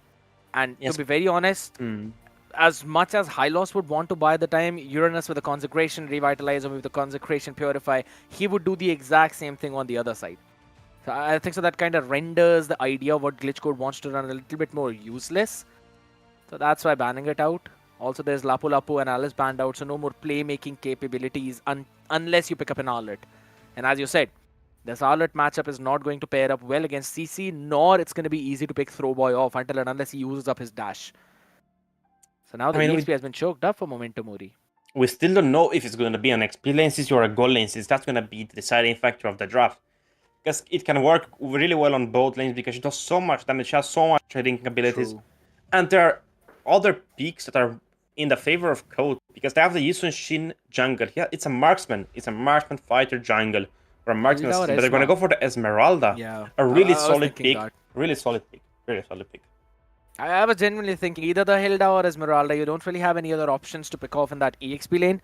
There's almost everything taken off. But if you are Glitch Code, you can literally lock in the Arlet right now, put the CC into that gold lane, and it is going to be absolutely nasty for you to deal with. But that means they would need an artillery mage up in mid that can carry the game. Either the Lunox or it's going to be the Farsa. I think so. A Lunox makes sense here a little bit more. I mean, it's the Eve is banned out. Valentina? No, I don't think Valentina is not that strong in the meta. I haven't seen it in a long time. There are so many picks, but I don't think it's gonna be. I think it's gonna be an maybe. Let me Lunox think about it. Lunox, Farsa, Novaria. A Novaria, I feel like, is going to be great here because you get so much extended range for the Yusun Shin, but you're going to go for... Okay, scared. You're cheating. You're cheating. You're a cheater. Oh my god. Alright, the only reason why I thought a Valentina would be a good choice because there's a Grok out there and every single person on the other side can be caught in that tectonic charge if you're able to steal it. And the fun fact is, you don't have a lot of options of those ultimates available. So you yourself can get some playmaking abilities while... You're also helping the team out in terms of setting things up for success. Throwboy and Gabri are going to be there to carry out the entire game. I think so this spans really well for Glitch Code. I mean, I remember the first time Valentina came out, I tried her on jungle. I had an enemy Hayabusa, and I just took his ultimate, his Ugi Shadow Kia, and I was doing more damage than he was. I mean, with Valentina back then, she was really strong. But that pick reminded me of that. But let's get straight in the game. The last pick was a Granger in the rest's hands. And Vlados went with the Heartbeat. I mean, second game of the day, Glitch Code versus Memento Mori. Who do you think is going to take this one? I mean, with the draft, it definitely looks like Glitch Code, but Memento Mori need to win if my prediction is supposed to come true out there for a 1-1 though. Say answering back to Fushi instantly. A bit of damage being traded out there by the mid laners. Nothing fancy. Noel instantly taking up his own purple buff now. It's ready for the Litho Wanderer as well. Godzi. Thrower is going to be... Oh, hold on a second. Out here, Godzi, he could be in trouble. Big trouble. A lot of trouble as he gets picked off instantly. And now Say, his HP is going to be lowered down too. And now One Trick Higher hops in, but it doesn't really matter. Can't really catch him. Hold on, Say! Almost getting traded off here by getting caught in that skill 2 of Fushi. I mean, that would have been a very bad start for Glitch Code 2-0 for Memento Mori in the first few minutes of the game. Would have been a really panic setting thing. But Hayabusa's going to get his level 4 a little bit late, I believe. I mean, considering both of them are going to get it evenly, actually. One is clearing the Dung Beetle Crab, one is clearing the Lizard. I think it's going to be an even Steven Street, but I think they're going to go for a gank on Rust right here. Vlado's going to bait her close just to give that Yisunshin a lot more space to work with. But the mid lane fight. Oh, another opening out there in mid, and Ugi there we go. Shadow Godzi gets picked off again, but out there in bottom, that's where Dracy gets picked off on the Granger. A lovely play, 1-for-1 trade out there from mid and bot lane. Now here's the big thing. You're already having a priority in that goal. Vlados on that Harith. He's going to do so much damage in the mid game. I mean, Gabri is going to get pushed away with the help of Kimi. And he almost got that retribution now, but not close enough. Noel doesn't have his ultimate to shadow kill. But look at that Crescent Moonfall. A lot of damage coming from the Esmeralda. She sustained a lot from Sissy, just one skill. You know, she regioned up. And she was ready and primed for the fight. But Hayabusa, I mean, the one chick Hayabusa wanted to farm a little bit. He got that kill on bot lane, he traded, he pushed a little bit of the tower plating. Maybe if he went for an invade, would have been a little bit better for his side to even out the trades, because they lost the turtle, but he didn't get anything in return beside the kill. But oh my god, Brock! That could have been big. That could have been big Warpath. Had he got level 4, he would have done that Tectonic Charge play out there, and instantly Noel would have jumped in for that Oogie Shadow kill. But now here's the thing. Say has stolen away the Tectonic Charge. So even Glitch Code, or rather Memento Mori, would need to be safe in front of him. Man, that was gonna be a passive play with Grok. Skill 1 passive play by Grok to stun him against the wall, but he mistimed them and Say just moved out of there with a second skill dash. I mean, that was really bad. That was really bad coming in from Warpath. They still have the advantage. Godzi still doesn't have his level 4, but the Hayabusa and the Yisunshin are even in XP. Don't Panic is gonna get a little poke. Noel is gonna be the first guy to get level 7 during the game. A lot of rotations coming in from the Esmeralda, but look at Godzi, he got his level 4 Revitalize popped as well. Absolutely, now with the Glorious Pathway, Godzi is going to be running back to safety out here. Both of these teams are trying to play for the win condition, but down bottom, Vladosi, he's going to be taken down. There's no way he's going to survive out there. Still wants to try and take that fight against Racy. Good luck, Vladosi. He's going to be shut down instantly, but a top side play from Throw Boy! A massive Tectonic Charge out here though. Racy still will run back to safety, and there's an answer on the other side. So guess what? Godzi will be picked off too. Memento Mori surviving through all of that chaos. Trading the top lane for the bot lane, a lot of plating and a turtle possibly in the hands of Glitch Code. But that was a really crazy play coming from Sib, but he didn't have the damage to follow up as soon as Vlados died. I think he should have maybe just played passively and cleared the turret, because they're gonna lose that bot, I think, and that red buff as well. Noel is gonna get the retribution on it. The turtle was slain by One Trick Hayabusa, but look at Godzi forcing in that Glorious Pathway. A lot of damage coming in, but not enough to take down Warpath, or is it? It is. He was isolated as well. They actually wanted to go for either Fushi or Dracy. The only thing is that, yeah, Godzi. There was Warpath up in front of so him. close. It's fine. He'd be able to recall. We knew he'd be able to recall. But top is where now I'm looking right now. That's the thing. Noel, he sees him. Does he want to go in for it? Oh. Never mind. Come on, I think they're gonna fight. They're gonna have to fight. Yisunshin already used his ultimate. Ugi Shadow Nah, kill. not happening. Yeah, now he the can ground. eventually got out there. The stun comes in. The one trick higher. He knows every single trick of Hayabusa. Basic attack landed in. Still was so wants to go close. for more. Holy smokes, that was so very close.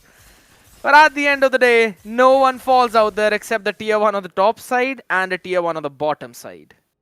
I believe I keep saying Hayabusa instead of this Shin. The name is throwing me off so bad, but I thought he had the red buff available, but it was gone. No, he did not. He would have had that burn. I think would have been enough, but still, Noel almost went shut down. Yeah. A big play coming in from the Yisun Shin, just revealing the enemies. Vlados is in a really good positioning, and they're going to try to force out that mid lane. Warpath is there. He doesn't have this economic charge, but Esmeralda has his Crescent Moonfall, goes in and gets the stand on Gabri. I don't think so. They should go for this one right now. They're waiting for Noel to hop in, but they're just being very careful. Tracy as well getting the vision thanks to the Death Sonata in those bushes. And the big thing is the previous red buff was actually stolen away by Noel himself. That too when they ganged up Vlados down in the bottom lane. So they made sure they will steal away that buff. And that was the reason I was thinking Noel might actually take the fight early without taking his own red buff, because he already had the passive of that. And still... Oh, well... Yeah, another one fight out here. Ugi Shadow Kill already used up. Ladusi is going to survive. Not so ever. There's the Crescent Moon. And don't in the top panic. lane as well.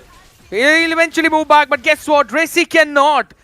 Big pick out there up in top on that Granger. And Tracy has not really been comfortable on this Granger at all right now. Even in the previous game on 1-1, she was struggling. Oh, say, no.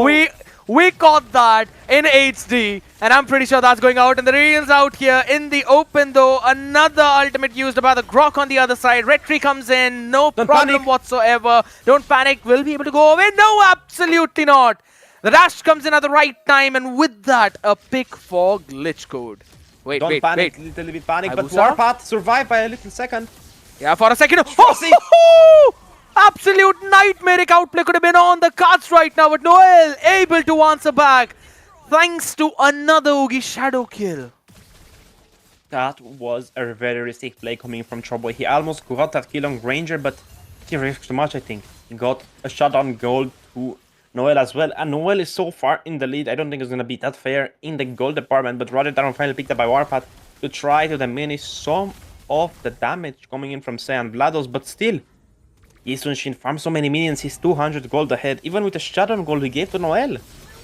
Yeah, and that's a big thing out here right now. Another glorious pathway up on top. Warpath seems to be in trouble, will be in trouble. Taken down instantly as Gabri answers back. And on the back of it, I believe they also stole away that purple buff, so that again is a bit of a that's a bit of a problem for Noel now. I mean, he still got his BOD, he's still gonna do a lot of damage, but I don't think it's gonna be enough to try to maybe make a play. He cannot burst down the Highlands, he cannot burst down Gabri when he doesn't have the War Axe available. He has the Hunter Strike straight into Blade of Despair. A lot of damage indeed, but still not enough. Godzi is gonna go in the bush to reveal Don't Panic. Esmeralda is on the run. She has the Crescent Moonfall. Terrified coming through. Another one out here. Yeah, they'll still be absolutely fine on this one. Warpath can eventually get in a play on the... Yeah, he's out here in trouble. Guess what? The Flicker saves his own life. And now there's a glorious path on the other side. Along with the Curtain Call. They cannot run away. There is also the Salmon Force dropped out as Gabri still with the Yo-Yo Blades. Take them down as one after another. They go in the tower. And Glitch Code are absolutely destroying Memento Mori. Really good play coming in from Godzi. And from, you have to give props to Gabri. That curtain call was amazing. Linked up to members. Just locking them on either side of the wall. I believe it's Warpath and Don't Panic. Like, just the punishment coming through. The Lord is going to go in the hands of Glitch Code, of course. No. Not one. No, they're not going to contest. No reason to contest. They're already so far behind. They're 3,200 gold behind. And the Hayabusa was in the top lane as well. The level difference between these two junglers is 2, so that's a big red tree gap. Right now, the Hayabusa closed up to 1. Big tectonic charge.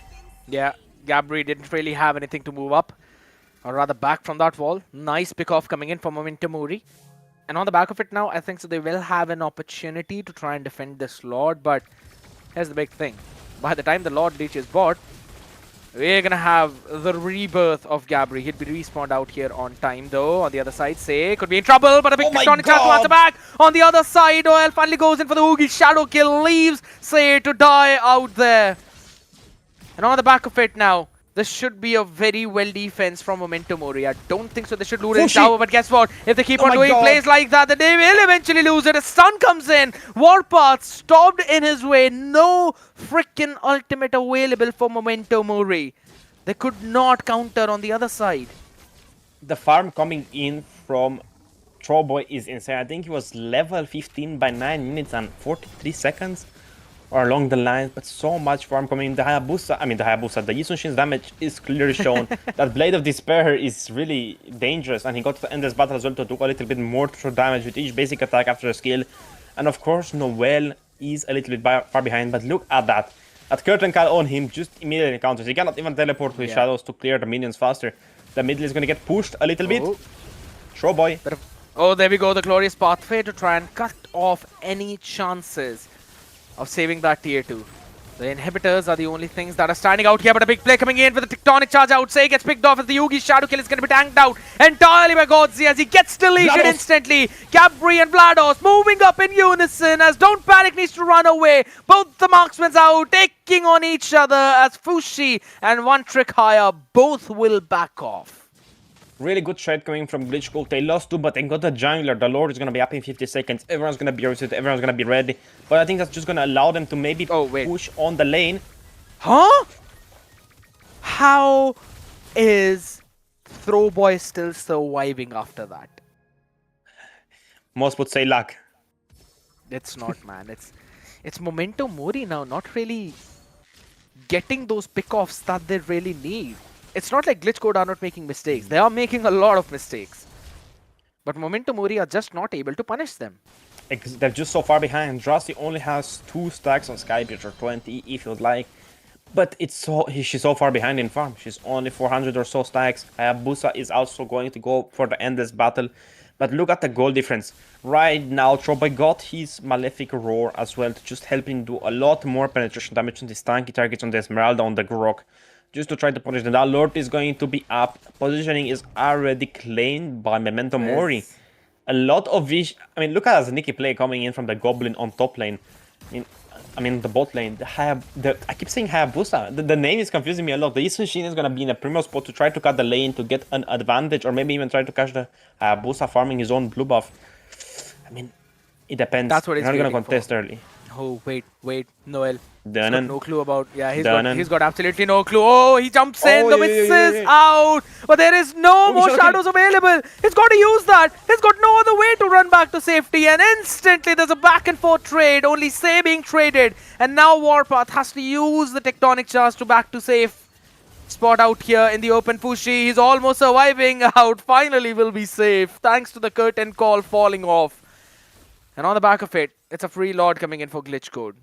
4 versus 2, they cannot contest the Lord even if they wanted to, maybe even try to give that one last fighting chance. The Lord is going to be marching down the mid lane, I assume. But still, it's already minute 13. The Lord is going to be a little bit more tanky. The more the time goes, the more HP the Lord is going to have. Divine Killing finally picked up by Fush to try to melt down Godzi or Gabri.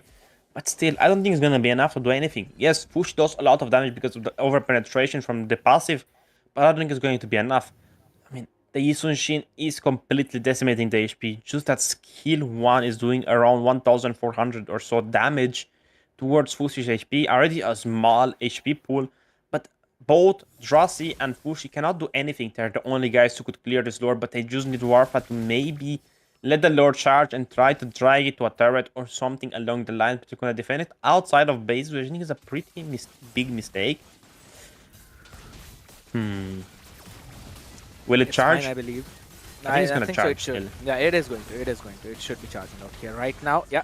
One charge hit. Oh, hold on a second. A 1v1 kill. Yeah, Noel is able to take down instantly Throwboy. The bottom inhibitor is going to fall though, so that's at least one good thing for Glitch Code. But Noel getting picked off out there, that's a big problem out now. They can't really go for the end. But at least they're playing their match. Throwboy got picked off. Yeah, exactly. We keep confusing them. But it's okay. I think the people will know. We don't know anything about the game. But even so, look at Warpath. A lot of damage coming through. But look at Yeah. Vlados almost punishing down the Esmeralda. Don't panic for a little second. The My only man. thing I want to say about the Hayabusa versus Isunshin 1v1 scenario is that Hayabusa has a really small chance to get countered by the Isunshin. The Isunshin has to dash so precisely, and it's really hard to do it. I did it a couple times in my playing time with Isunshin versus Hayabusa. I mean, you can escape it with only your dash, but it has to be perfect timing. Everything has to be perfect. It has to be like, I think, 0.3 seconds in to just counter that ultimate, that Uki Shadow kill.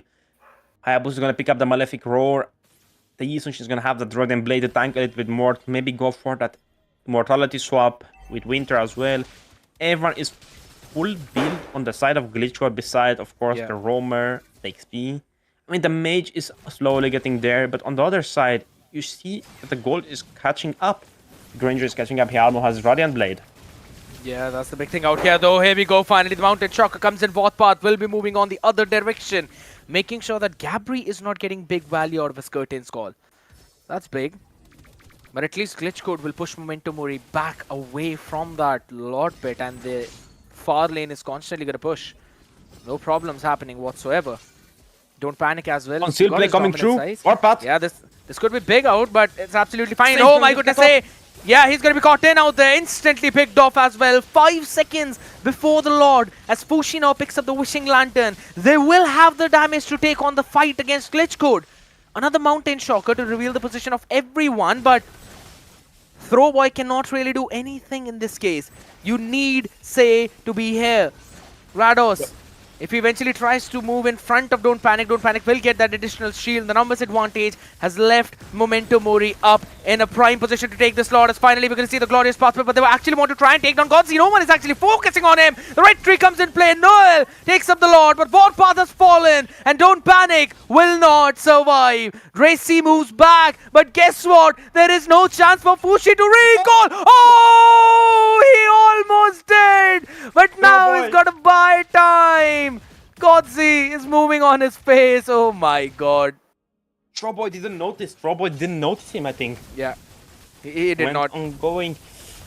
This could be a possible game end coming from Glitch Code. Come on. Absolutely. But that flicker eventually coming in, that's going to help them out right now. Ugi Shadow Kill is available for Noel, so he's going to be using that up. But the base is open. It's wide. And there's still minions hopping in. This could very well be the end. The Lord doesn't matter. Glitch Code taking game number 2 and giving them a big lead in leaderboard.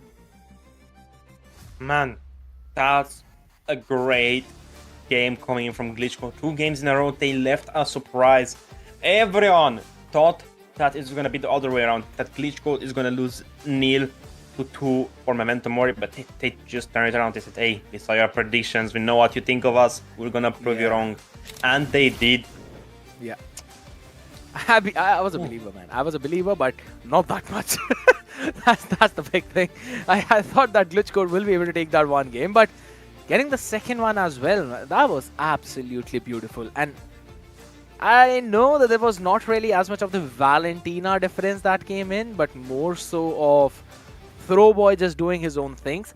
But I think so with this, it kind of means that we will potentially see Throwboy's Yi Senshin being banned out in any of the future possible seasons, right? Because now they've moved in for the regular season, 100%, no problems there. You would not want to let this man on the Yi Senshin. I mean, I don't think the Yi Senshin was the biggest problem. I think Vlad was getting the farm, and Godzi did an amazing job with that Tylos. Did you see how much damage he took with that Glorious Battle and with that Revitalize? And, I mean, him chasing down Fushi, not allowing him to go back to base, I think that was one of the biggest things that they, had to do. Because he just got so much time. I mean, not much he can do. Fushi panicked. If he stick to the recall, I think he would have been back at base safe and maybe going for another 5 minutes. The Lore's going to march down, I believe, 4 seconds from when the game ended. So it was been a pretty big game changer for Memento Mori, but still, that was what's written down, and Glitch Code took the game by surprise. That was a big one. I mean, Glitch Code needed that one last chance to end the game, right? Because if this game would have gone in any longer than a couple of more minutes, I think so Memento Mori would have got that momentum back. It was early because of the dominant size. That was a bit of a problem. And then after that, it came down to just the team fights that they wanted to pick, right? I think so. The only reason why Godzi was able to tank so much on that high loss was because both the damage dealers of Memento Mori were not targeting him. They were focusing on the Lord. So he was able to sustain through everything. It's absolutely fine, understandable. You want to take the prior of the Lord. But that one small mistake from Fushi, I think so, if, as you really said, if Fushi was alive in the base, this game could have been very well defended. But it's just as you mentioned, the MVP, it's going to be Throwboy. No questions asked again on the Siege and Shin. He just feels so comfortable, man, and he farms up so quickly on this YSS. I mean, he has to. I mean, he's an MPL level player. He's the runner-up in the MPL finals. He's the second place. So I think, I mean, personally, as I said, he's one of the best junglers, not the best jungler in MENA. But look at the plays coming from Say. He didn't have any follow-up here, though. He did some great plays, but I think they were a little bit, you know, overspent. I think he overspent too much time there. He could have maybe saved that ultimate for another time, but I think he was just, I see him 1 HP, I'm going to create him. But here, look at the YSS. He almost gets a kill. He almost shuts down Noel. Noel did an amazing job, but he couldn't take any of these risky fights because of Gabri. Gabri just had so many skills to cancel the Yisun Shin, and not much you can do. You cannot go in as a Yisun Shin because you get caught out. The Hylos can catch you. The CC can catch you. Even the Valentina with Grok's ultimate can catch you. There's so many possibilities for this Hayabusa, this game, that it's too risky to go in. He got a lot of shots down on the Yisun Shin. He got a 1v1 play in the bot lane. He got that keep with her just now. But still, it's not gonna be enough. I'd have to say, man, Warpath had some nice plays out there. But here's the big thing. 11 minutes into the game, there was not even a single dominant size made up by Memento Mori. Again, those item priorities being the problem. And since there was not a single dominant size, GLaDOS was able to do whatever the heck he wanted to do. And that's been the storyline of 2 continuous games. Just the items making a big difference that lead to such an impact in the game. Throwboy being again rich guy carry, along with Godzi being the winback, 10 assists from his side. The sandbag goes to Warpath, so I was expecting the Hylos to get it as well. He tanked so much damage in that one teamfight. I thought he tanked, I think, 20k in one fight. I know it's a little bit too much, but still, he did an amazing job tanking Godzi. He got a lot of assists as well. But I think they could have ended the game a little bit earlier if they played a bit more safer and went for proper objective takes down. But still, they got the win in the end. It was an even Steven score, 14-14. I mean, look at the items. Everyone besides the core who didn't have their builds. Same on the other side as well. Drassi couldn't do much. Even with field build, she wasn't doing any damage. I believe she was missing the Blade of Despair. Maybe if she gotten that instead of the Sea Halberd, it would have been a little bit more damage on the minions, on maybe Trobo himself or Sei. But still, that's a little bit too late to call. Maybe it was a decision in-game at the last second to try to mitigate some of the healing coming from Hylos, or maybe even the CC. I mean, we don't know what went in the voice chat. We don't know what happened. That shouldn't really be into a Sea Halberd build, right? One of the big reasons why Granger can still work pretty decently in that mid to late game is if you have the Blade of Despair and the Malefic Roar. And apart from that, nothing works on a Granger. That means Granger will fall heavily. And here's the thing, if there are kiting heroes on the other side, it either ways becomes very difficult for you to land your Rhapsody as well as the Death Sonata. Guess what? Who's good at kiting? CC and Harith. GLaDOS was on Harith, Gabri on the CC. And Godzi is straight up there, man. The only reason why Glitch Code had so much fun in this entire game was because Godzi picked up the high loss. Hayabusa can't do anything against him. Dracy can't do anything against him. Fushi would eventually kill himself if he keeps on shooting the high loss. I don't think. When he got revealed in the bush and Godzi was shooting him, Fushi was winning that straight up. He was winning that 1 versus 1. I mean, of course, your Kimi, you have so much damage and concentrated energy heals you a lot. But even so, I think Drassi did really bad in both of these games because she wasn't getting any priority ganks compared to GLaDOS. GLaDOS got ganked the first minute of the game, punishing down Drassi. After that big fight they had, and they lost at the end, Harith in the first minute, but they got a kill on Drassi. They pushed a little bit more. I mean, it's nothing much you can do. Warpath was doing an amazing job being the front line, but Don't Panic wasn't rotating as much as he should on Esmeralda. Look at Gabri opposite side of him. He was rotating every time to an objective, to mid lane takedowns, to camping positions. I mean, there are so many possibilities for the Esmeralda to rotate because she has so fast movement speed with the skills and with the crescent moonfall. There are a lot of cases. It fell down to that EXP choke itself during the draft too, right? We were discussing about that. You don't really have a lot of options available to pick off in this game. I believe even if it was a Yu Zhong being picked up, it wouldn't even have helped their case out. There's just pretty decent tanky heroes on the other side that a Yu Zhong would not do anything. It was either a Hilda or it was an Esmeralda. You had to pick your poison out there. It just came down to those item builds. Again, Oracle being picked up by Don't Panic as the priority item. I think so that could have been left for the second or maybe third. The first one should have been something different. The Dreadnought armor along with the Silence robe, and then you decide what you want to pick depending on who's dealing you more damage. That is how those itemizations should have gone, and that should have been in resonance with what Warpath is building. If Warpath is going for the first item as Radiant armor, then you're supposed to pick off the Dominance Ice first, and then you go in for your other items like the Oracle or maybe the Radiant armor or anything along the lines of your core items, right? Apart from Enchanted Talisman. Those were the few things which I noticed. Memento Mori really need to work on their itemization. Apart from that, the game was decent, but I'm going to double down on one thing which you said, right? In those priority ganks, Vlados was helping, or rather Vlados was being helped by Throwboy instantly. The entire team is going top lane. Vlados is in the bottom lane helping out the Harith. He knew the win condition. It was, or rather, Throwboy helping out the Harith. He knew the win condition was Harith. He helped him farm up. I mean, of course, in every deck of the card, the ace is the strongest, as we know. But, I mean, right there in that game, the Esmeralda, the Oracle was okay. But I think soon we're going to have an interview from one of the players that we have during the game scared. Absolutely. Let's see. We're gonna have Say this time around, my man. Hello, Hello. Say. Hello. How are you feeling after that 2-0 win against Memento Mori, proving everyone's prediction wrong? How are you feeling? We are really feeling so happy about this. We didn't expect that we're gonna win a 1-2-0, so that was really a surprise for us. All right. And before I give the mic to Zakota out here, Say, tell me about that Valentina pick in the second game. What were the discussion? How did the Valentina come out? And whose idea was that? It was Gabri He suggested for me Big Valentina. For real, I'm not good by Valentina, but I trusted him and it was good, and I have done my work in the game, so it was a good pick. Absolutely. Zakota, over to you. I mean, with the Valentina being the most spoken here about right now, what was that play you made on the bot lane when we went alone with the Hylos versus 4 enemies? What went through your head?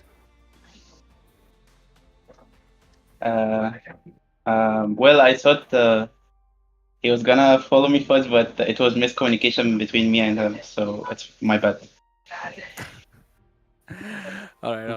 It's kind of fair. Go ahead, Zakota. I mean, you were the main target for Memento Mori.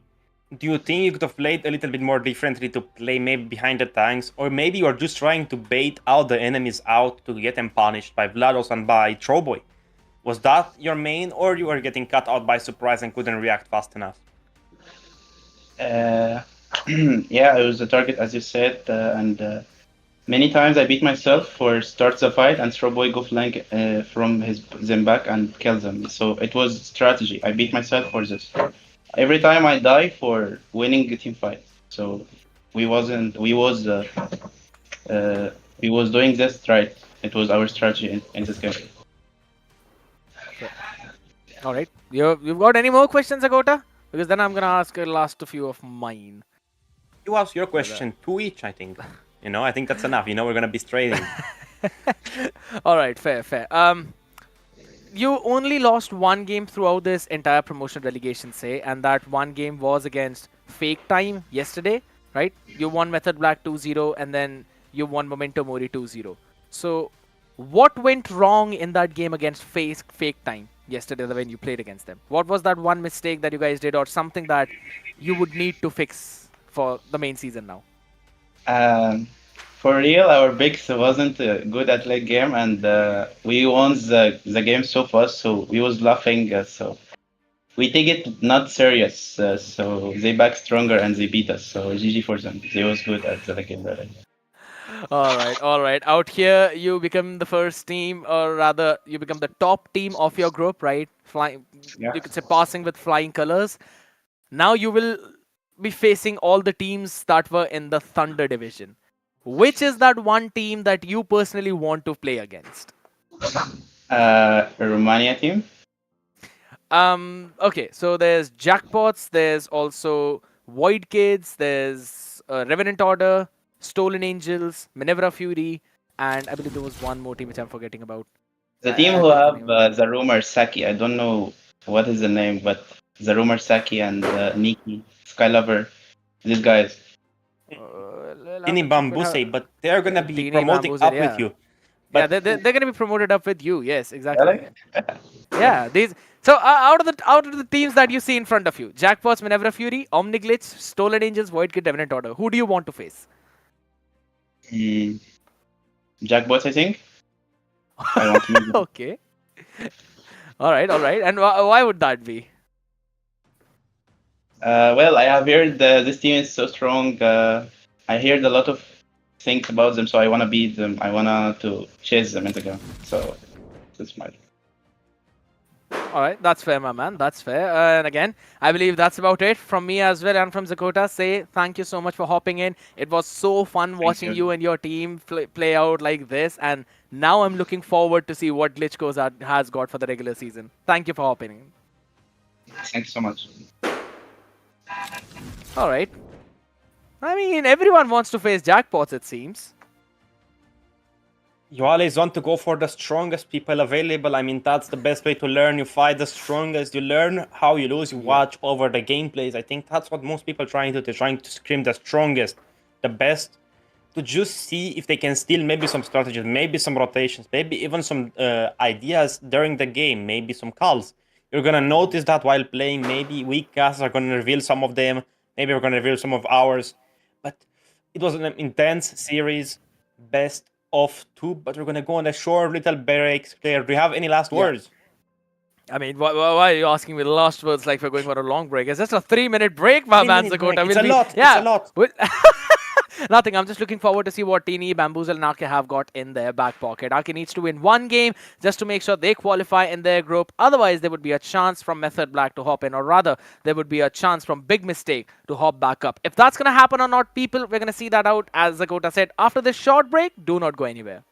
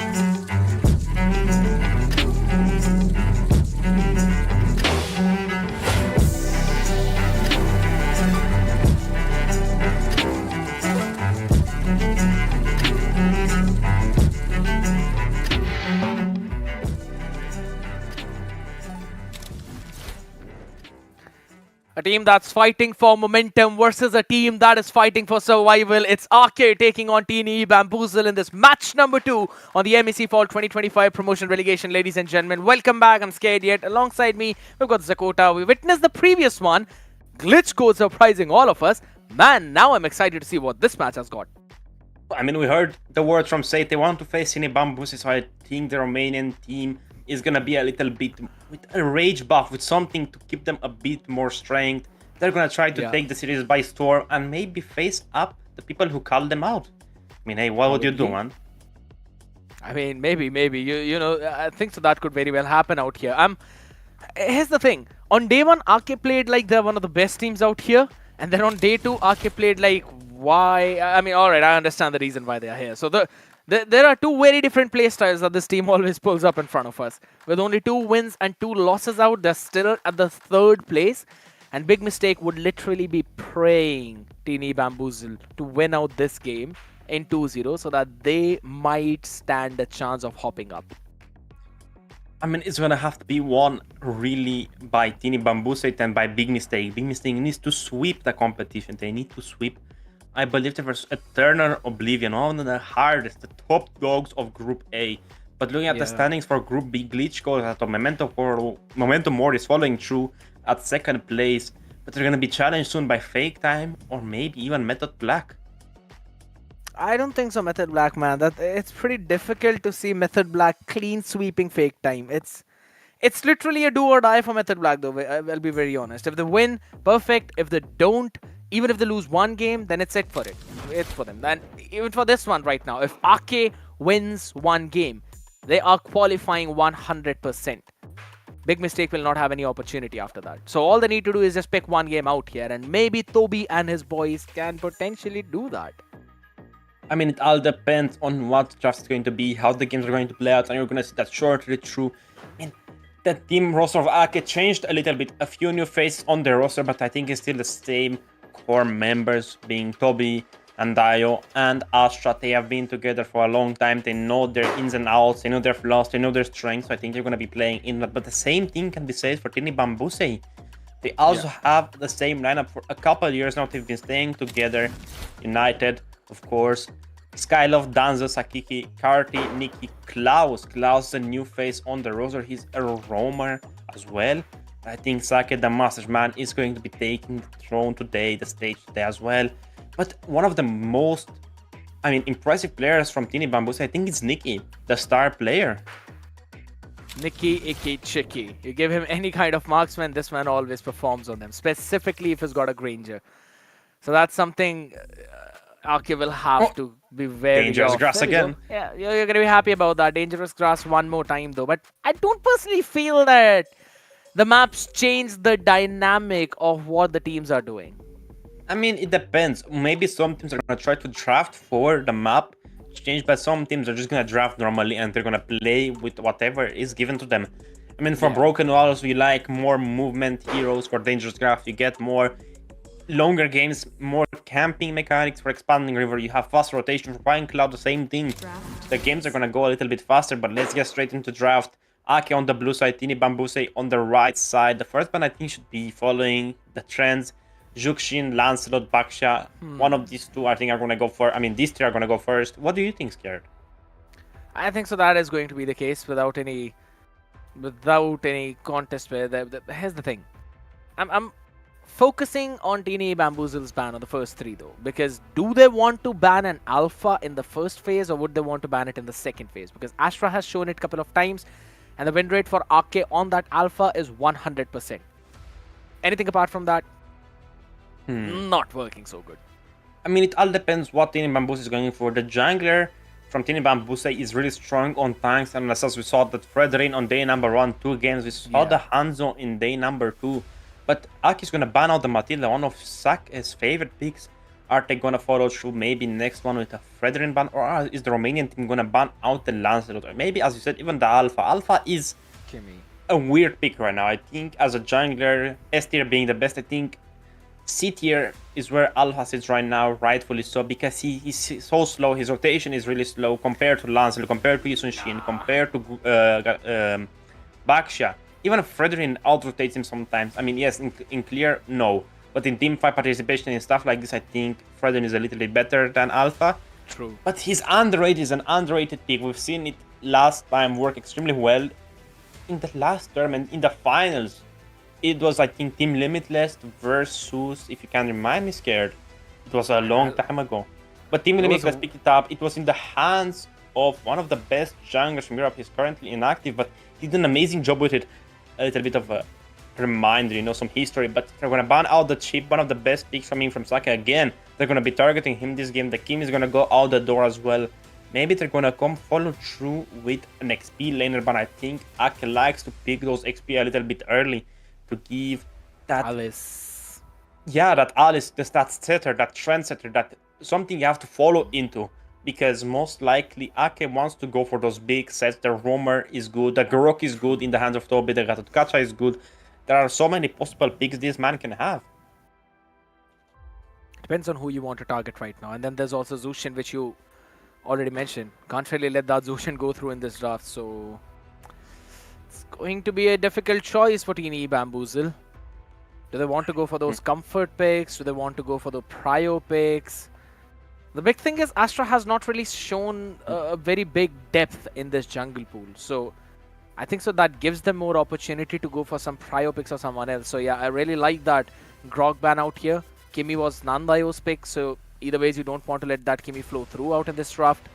I'm liking what Teeny Bamboozle is doing, and I'd have to say Ake have also done their homework. They could theoretically ban out the Zhuxin and trade for the Lancelot first pick or first ban. Even the Yi Sun-shin would work well for either of these sides. They cannot let the Lancelot go through for either, or they have to ban. It's a hard choice. Keep the Lancelot and ban the Zhuxin, which they did, and maybe hope that Team Romania is going to ban something specific to Ake.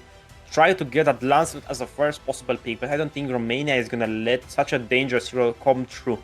The Baksha is still available though. The Lancelot is a ban or pick. Same goes for both of these heroes. What else would be a really great first pick? Maybe even... Gatotkacha is really great in the hands of Teeny Bambuse, and in the hands of Toby as well. I think so you leave everything open, let them pick up the Yi Sun-shin or Lancelot, and then pick up the Basha for yourself. Because Danzo has shown his interest in playing those tank jungles. I think so that could work out for Teeny Bambuse. The ban away the Alice. Yeah, I like that. I absolutely love that. You don't really give Cyrus's comfort pick out on that Alice.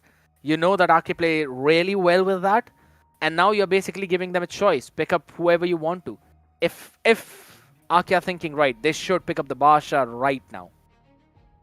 The Baksha and then giving away the Lancelot, I think is still a really bad trade because Teeny Bambuse is going to get another pick on top of that. And there are so many great choices. The CC is still up on the XP line, and Card is a really good CC player. There is Granger, there is Harit, there is One. Nikki loves those heroes. He loves to take advantage of how broken they are in some scenarios. Gatotkacha in the hands of Sakiki, it's incredible, really good turn, really good AOG coming all the time. I mean, Skylove works well with all of the mages you can think of. We've seen him on Avaria, we've seen him on these really not so popular meta picks. Maybe even the Senna would work really good. But what would work for Ake, because they have the Lancelot, they have the Yi Sun-shin, they have as well the Hylos / Gatotkacha possibility. The Grok is banned out. Maybe even go for a safe pick and just lock in the Yi Sun-shin. Or CC, exactly. There it is. It's a CC. It's a CC now, because either ways even if you give 2 out of the 3 picks to the other side, you're getting either a Yi Sun-shin or a Lancelot in the second picking phase. So I'm absolutely... I would say I'm still fine with that, though. I would not really have wanted for the Basha to go on the side of Teeny Bamboozle, because then there's so many possibilities for either Saki to pick that one up or maybe even put it in the hands of Danzo. Or hold on a second. Alright. That's interesting to see. A Gato and an Eve early pick. They don't really care about the Basha going in forward to the other side. They're like, we're going to counter him in our own ways. I was thinking, what if they went for the Angela Baksha combo? Angela on the roam, you have Baksha or Fredrin on the jungle to get that crowd control needed. Would have been really dangerous, but I don't think they want to go for that risky-ish route. They want to go for something that they know. They want to seal the deal and maybe give their friends in Big Mistake another chance at victory. It's going to be a hard game for either of these teams, but I think there is still a little bit of that friendship going through. Hey, we're going to clutch up. We're going to get a 2-0 for Ake, and we're going to try to give you guys a possible W. But even so, the Yisunshin and Kalea go in the hands of Ake. Really strong draft coming from Ake. In the dangerous grass map as well, with a Kalea, with a pick with a Tsunami Slam. Same can be said for Gatkacha with a Taunt, but they're going to go lock in the Granger, one of Nicky's signature picks. But the Lancelot is still up, the Yisunshin is still up, the Baksha is still up. So many great bans and great picks can be happening right here. If you're Bamboozle, do you want to go for a Basha right now? Putting the Gato in that EXP lane in a losing matchup. You can all the time go Baksha jungle. It works pretty nice into the Yisunshin. You can farm pretty much the same speed. And laning with the Gacha into a CC is a death sentence. You're just so tanky, you're free full, you don't have that many movement skills. And CC can just kite you away and chase you away. And there are so many possibilities. The Ruby is going to get banned out. What else is there in the book that I know about in Bambuse? Here's the thing. If they decide to put the Basha in the jungle, they will not have enough damage for this late game. And if by any chance Ake decide to go for an Irithel, that's a GG in the late game. You've got nothing to counter them. All you need is to pick something for the early one which can eventually stop the other side. Maybe something that can clear off the lane really well. Kimmy's banned out. Yes, you would not want to go Farsa in this case. Maybe something along the lines of, I don't know, man, maybe a Vixana, or even if you really want to go for a full comfort, and Aurora, just to clear the wave and keep the control. Basically denying the fights to Bamboozle and then moving to the late game, picking off all the fights that you want to. I don't think it should be a Basha there. No, it can be, because the Fire is banned out. But I think they're going to go for comfort picks right here. I think they're going to have to go for the Lancer to trade for the Yisunshin. Yeah. Because you can immune the Kare, you can immune the CC. There are so many possibilities with Lancer, and you don't get locked up like Hayabusa does with that curtain call on top of you. But what is Karti going to pick on the experience lane? Is he going to go out for a full counter, or maybe an even Stevens counter in the Lapu Lapu or Yuzhong? Or I was thinking maybe if he goes for the Arlot, a Transit or something, you're going to lose the trade, you're going to lose the lane, but you're going to win in the scenario of setting a fight with the help of Gatotkacha. There are so many possibilities for both of these heroes, but it's risky. It's really risky to go Arlot here. Into a Kale, into a CC. Hold on a second. What if Ake decides to actually pick up the Esmeralda right now, put the CC in the gold lane, and also go for a Farsa? Or some kind of early game mage? I don't think they're going to come through. Alright, they're going to pick up the Farsa and the Irithel. Now I feel... I don't know, man. Now I feel... What's the jungle? Is the Yisunshin jungle for Ake fair, but... And for Teeny Bamboozle, it should be a Lancelot. There's no other thing that they can go for. It's one of the best Lancelot games here as well. It's a fair Lancelot pick. It's good, but I don't even think it's the best because Kale is still a threat. However, yes, the Lancelot should be the best scenario, the best choice than anything else right now, yeah. But even though you could technically go for the Hanzo, his favorite picks to counter that first, to counter that Kale as well. But I don't think they're going to lock in the Hanzo. I mean, I think it's a little bit of a far reach. You never know. You never know at the end of the day. It'd be a troll if they pick up the Hanzo right here, right now. Here's the thing. It's the best Lancelot game that you can think of. Kalia is going to be there regardless of what pick you want to go for. So, might as well pick something that can actually immune the Tsunami Slam. But on the other side of the spectrum, damage. They lack a lot of damage, so I think the Lancelot has to go. But they're going to go for the Hanzo. I told you. You didn't listen. They're not going to go for the Hanzo. The Hanzo is such a bad pick here. The Lancelot. It is! I don't see a win for Hanzo in this one. That's the only thing. No. I don't know, man. The one trick Hanzo not picking Hanzo, I think it's, a bad scenario. Of course, joking, one trick, not so much. Back then, yes. Nowadays, play so many heroes. He has a really wide hero pool, but the game one between Team Bambuse and Ake is starting. Hanzo already took his blue buff while Lee, when she just cleared his. They're gonna go for that fight in the mid lane. Look at the rotation coming from Andai, already so aggressive, just revealing the map. Tobi's gonna get Photo. Saki has that Revitalize available. Purify on Nikki. Not that many spells that catch my attention, but some emblems do. I mean, Oh, hold on, Toby, it's got to flicker out so early on! And there's Skylar moving up as well! He will be able to survive out there. Nandayo cannot do anything thanks to the revitalize of Saki. That's an early pick by Teeny Bamboozle instantly in that mid-fight. Really good trade-off. They burned a flicker, they burned a revitalize for a heal. Oh. But still, it's one of the roamers. Cyrus? Carti. Cyrus is going to survive there, but Danzo, he can quickly get this EXP crab and can get a trade on Cyrus up top. But Toby's there to save the day. Cyrus is gonna live another minute. But It's fine. Toby, I think, is gonna be the one getting the punishing. Hold on, what are you going to do? Alright, Danzo eventually moves back safely. No problems. And he also makes Cyrus miss one of the minions out there, right? So, total in the next 10 seconds. Danzo, he's actually playing so aggressive on this Hanzo. That's what you have. He's the Hanzo master. Danzo, the Hanzo man, but in the mid lane, Sakiki is getting punished. Toby is healing a lot. Yeah. Danzo is there to support him, He's but they're done. gonna try to get Toby, and they do. They absolutely do, and they've got no other Wait, Danzo. opportunity out here. He's fine, he's okay. As of now, Not for you- long. If CC rotates, if they go for a fight. Okay. Astra still has his ultimate. He still has a Mountain Shocker. Sake is there to support. Danzo has the retribution available and the extra damage coming from the passive, but Farsa is there. Mazayo? No level Yeah. 4. That's a big one though, quickly forcing back Skylab out there. And again, look at the back line out. Cyrus making sure that Danzo is going to be Kyusen is taken there. down. What the heck was that rotation from Kyusen? The feathered airstrike comes in as well. Kati falls, Nikki falls. Everyone on Teeny Bamboozle are being taken down. And yes, you're here as a Hanzo Danzo. But you've got to rush back as well to the safety as it's Toby in front of you. And this man knows very well how to use his Kamui. Really good rotation coming in from Houston. He rotated from that bot lane towards the top. Not one thing they could do. Man, big plays coming in from Aki already. The Lord is gonna go in the favor of Aki. No retribution needed to be used. They're gonna try to maybe invade Danzo, but he's not gonna allow that. Toby still has his Swami Slam ready to rock and go. But he's not gonna fully commit. I think they were a bit too aggressive in the early game. Nick died. Carty died, Skylov died, and it was a trade in favor of Aki. 1000 gold ahead, 900 gold behind for Teeny Bamboo. Say the creeps are gonna be stolen, the jungle is gonna be taken. You can play Hanzo, but you won't be able to steal enough to catch back to what you lost. You lost the turtle, you lost so much objectives as well, and 3 players. Tsunami Slam. Teeny Bamboozle, yeah, out here, they really need this early game, but guess what? Aki are not giving them that. And this is the punish on Skylove. He's got a flicker with himself, not a purify.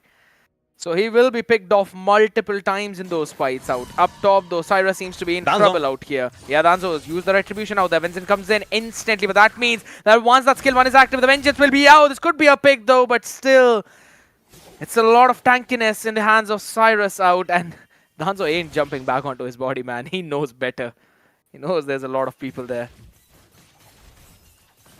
I mean, not much you can do in that scenario. The damage mitigation coming in from Vengeance helps Sirius a lot. And look at that healing he has just from that skill 1, a lot. And Skylov is going to get punished down left and right. That Feather Airstrike comes through along with them. Tsunami Slam up on top out here. But again, there's the Revitalize coming in. Without the Dominance, Isaki will heal back up so very much. Karti again. With the Raging Slashes committed, he can't really get anything. Lance Shaker out here will have to dash away. Another knock-up coming in this time. No more enhanced defenses. And the Yo-Yo Blitz coming in from Cyrus is just enough to take down this Lapu Lapu.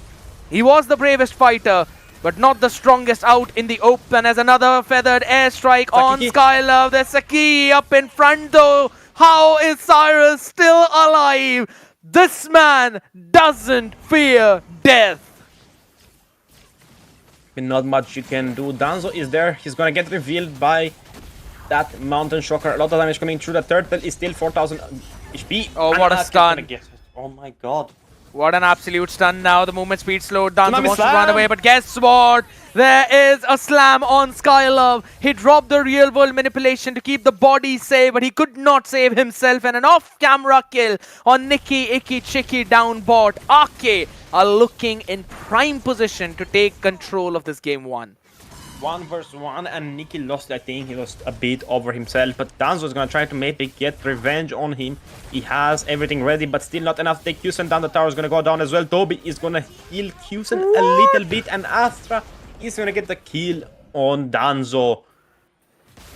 Wow. I'm just gonna say wow out here. There's nothing else that Danzo could have done which could have eventually taken down Kyusen. He was standing in that dash. He was standing in the area where he was supposed to be damaged. And even that was not enough.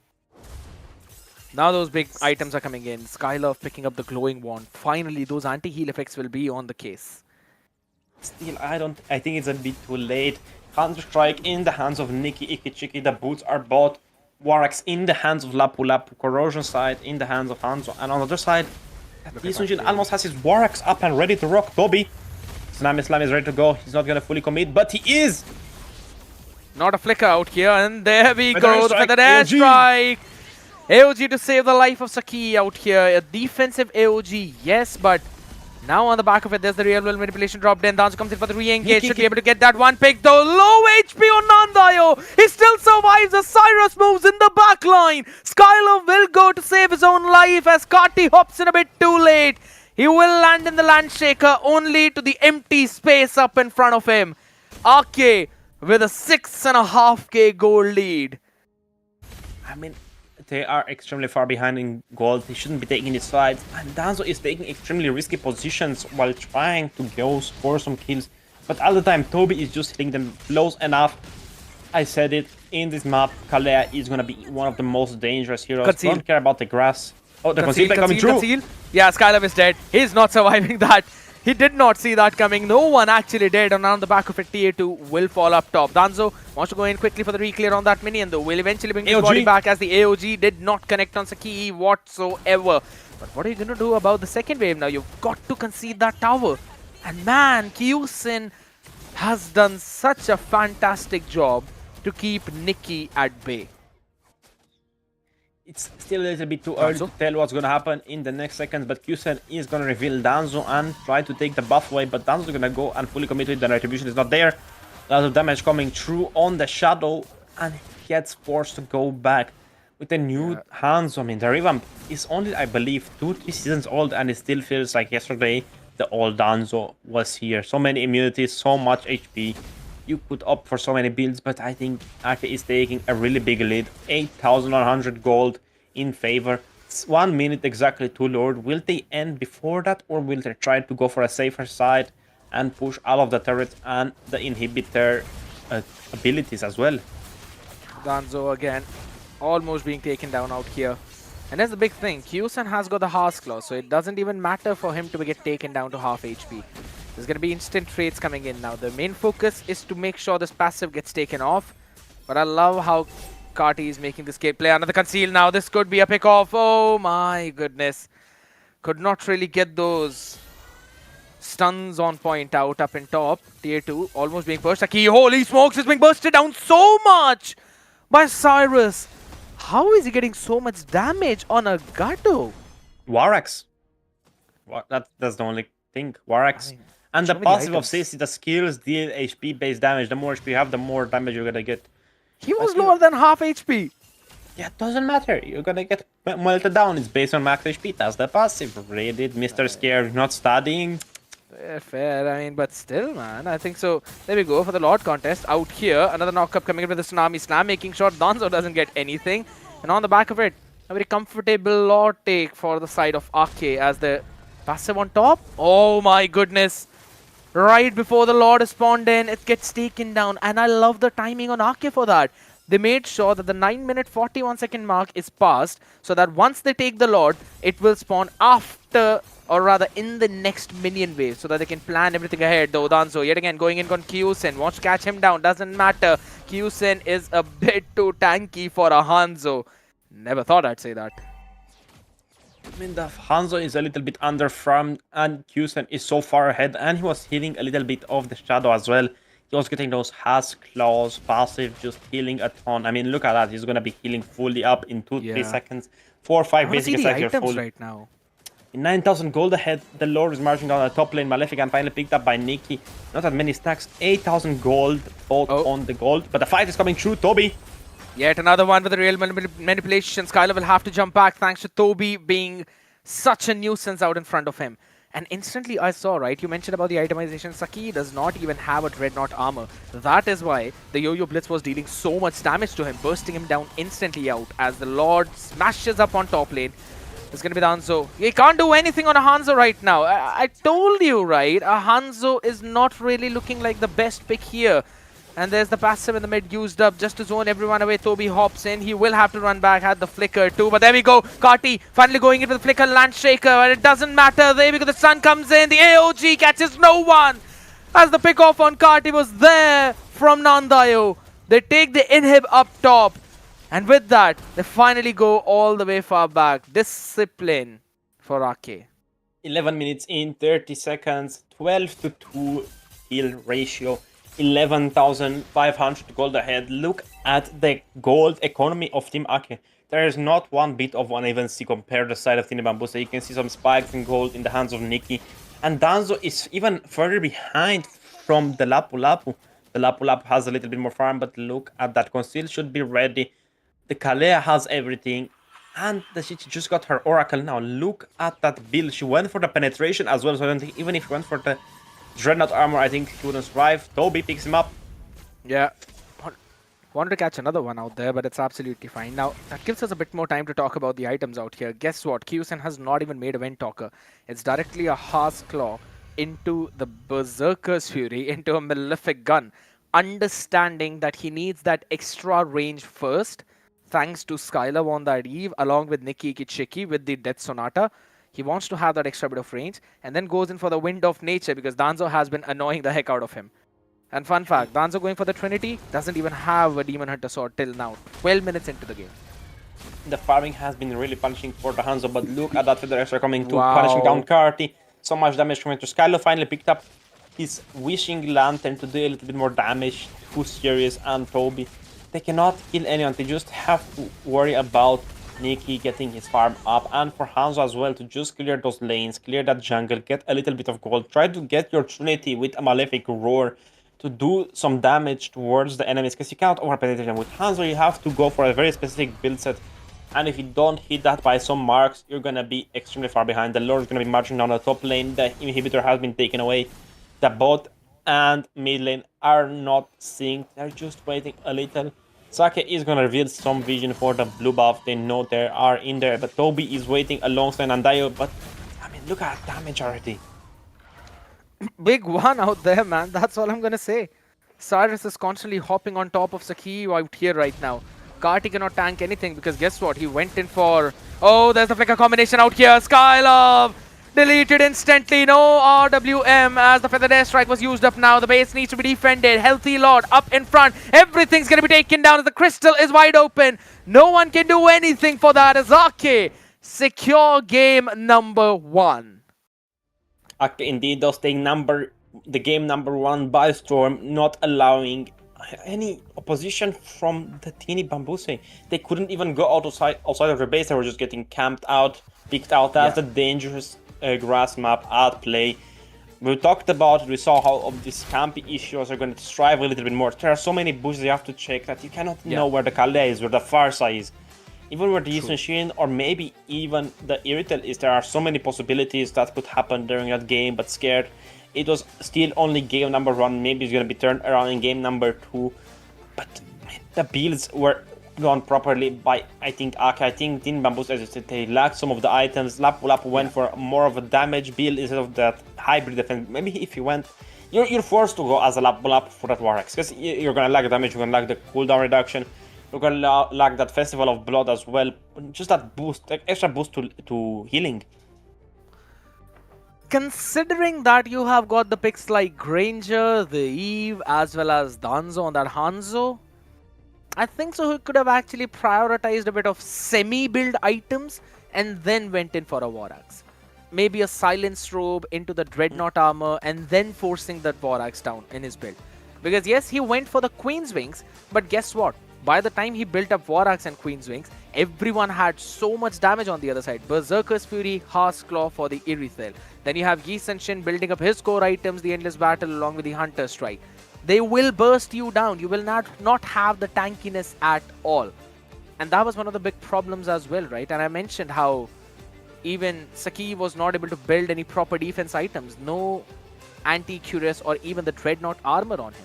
That is the reason why that Warax CC was able to do so much damage onto him. That it it deals the damage based on the amount of damage it's already dealing. So if you don't have any defenses, that true damage is going to give you extra bit of damage.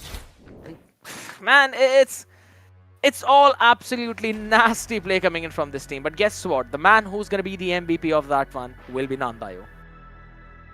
A little bit I was thinking Toby or maybe Astro were going to take the man of the game or player of the game, but it was Nandaya. He was doing an amazing job with those feather airstrike, just locking down on Hanzo shadows, just bursting down everyone. Toby caught. I mean, not much you can do in that scenario. Just does so much damage in the early game. Skylov was the main recipient of that airstrike.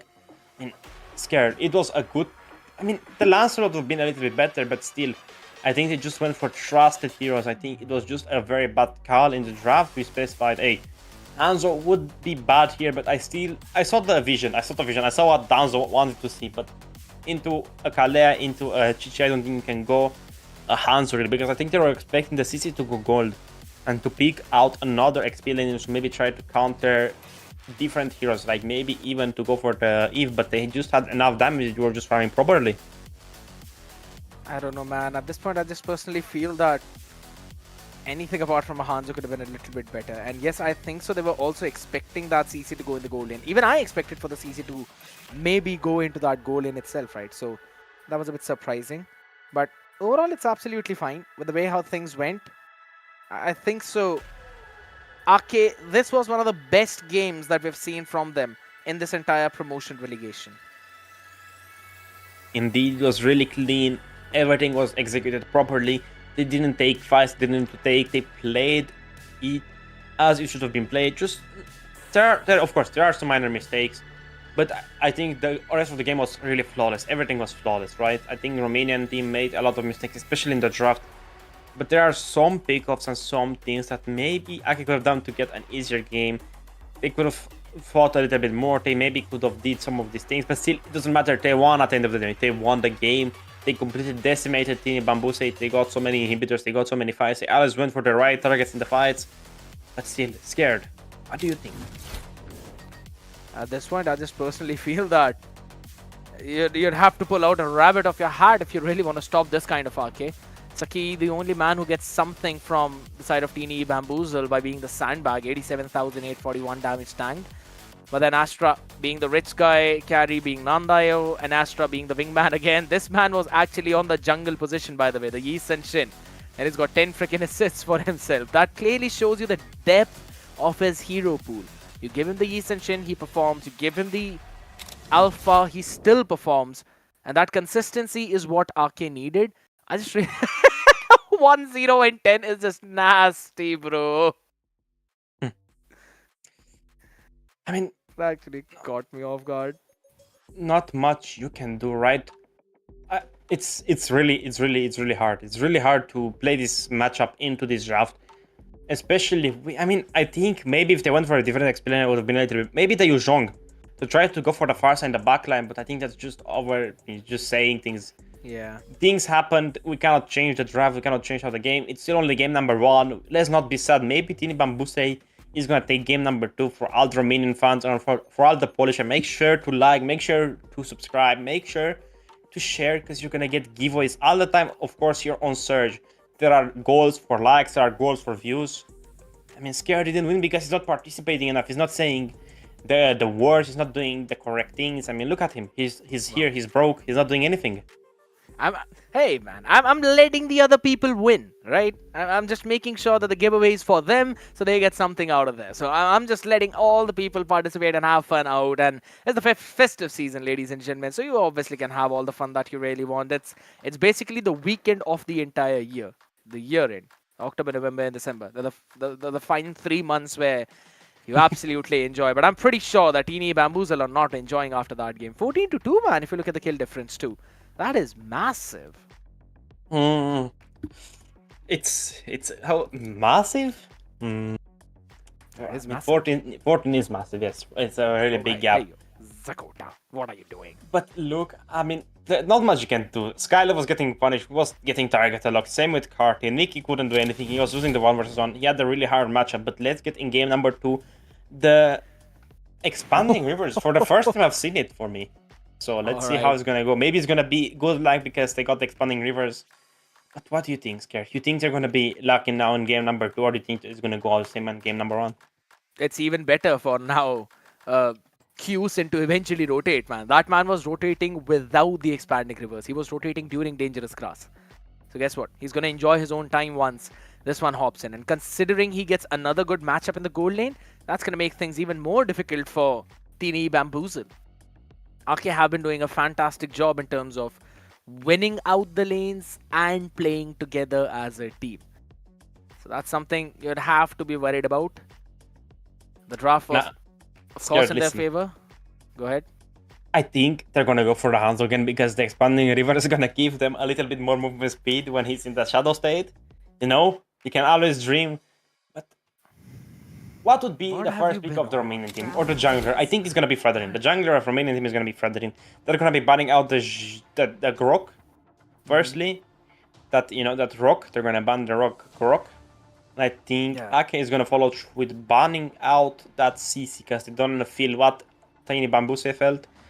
So probably it's a hard game because I know what the Romanians are going to pick, but I have no idea about what Ake is going to pick because I played with Romanians before, as I said, and I can kind of get their playstyle, etc. But Ake I never really played against. Here's the thing, man. This revamped Ake is actually looking pretty good.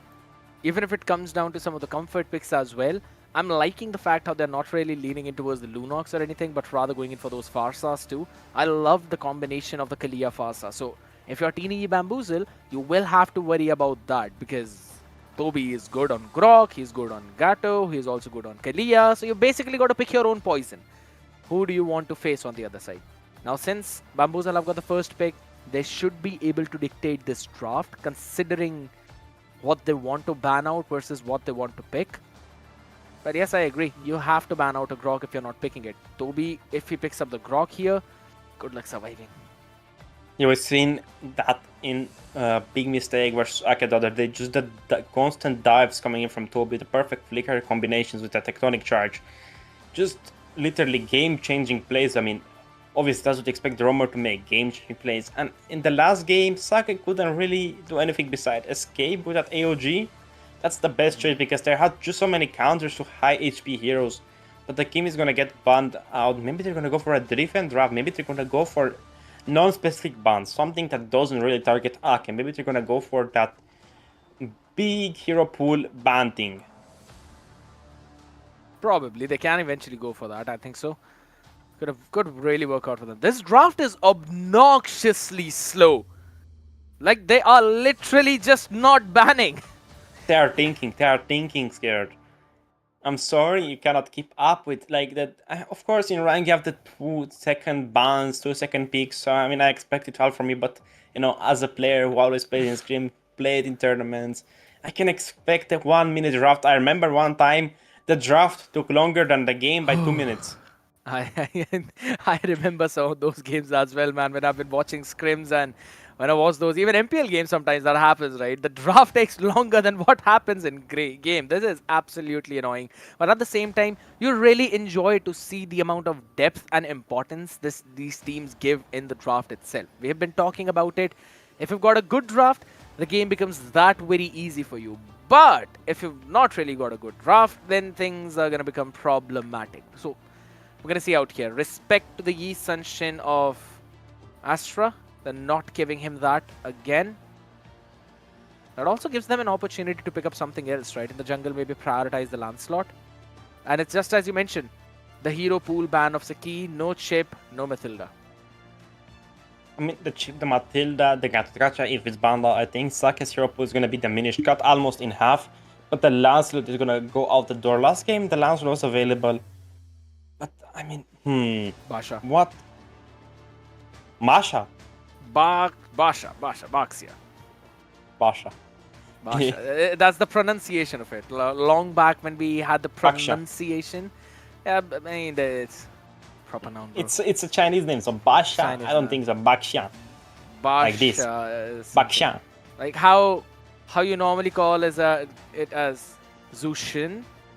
Zuxin. Basha, something like that. Yeah. Nah, the X is pronounced as Sh. Zuxin. There we go. Bakshan. Yeah, exactly. Like that. Not Baksha. Nah, no. Who But knows, even man? so- It's a freaking proper noun. Call it whatever you want. You call it Baxia. I I'm mean- absolutely fine with that. We have so many great contenders here for the best spelling in European Surge. Fivus, Baksha.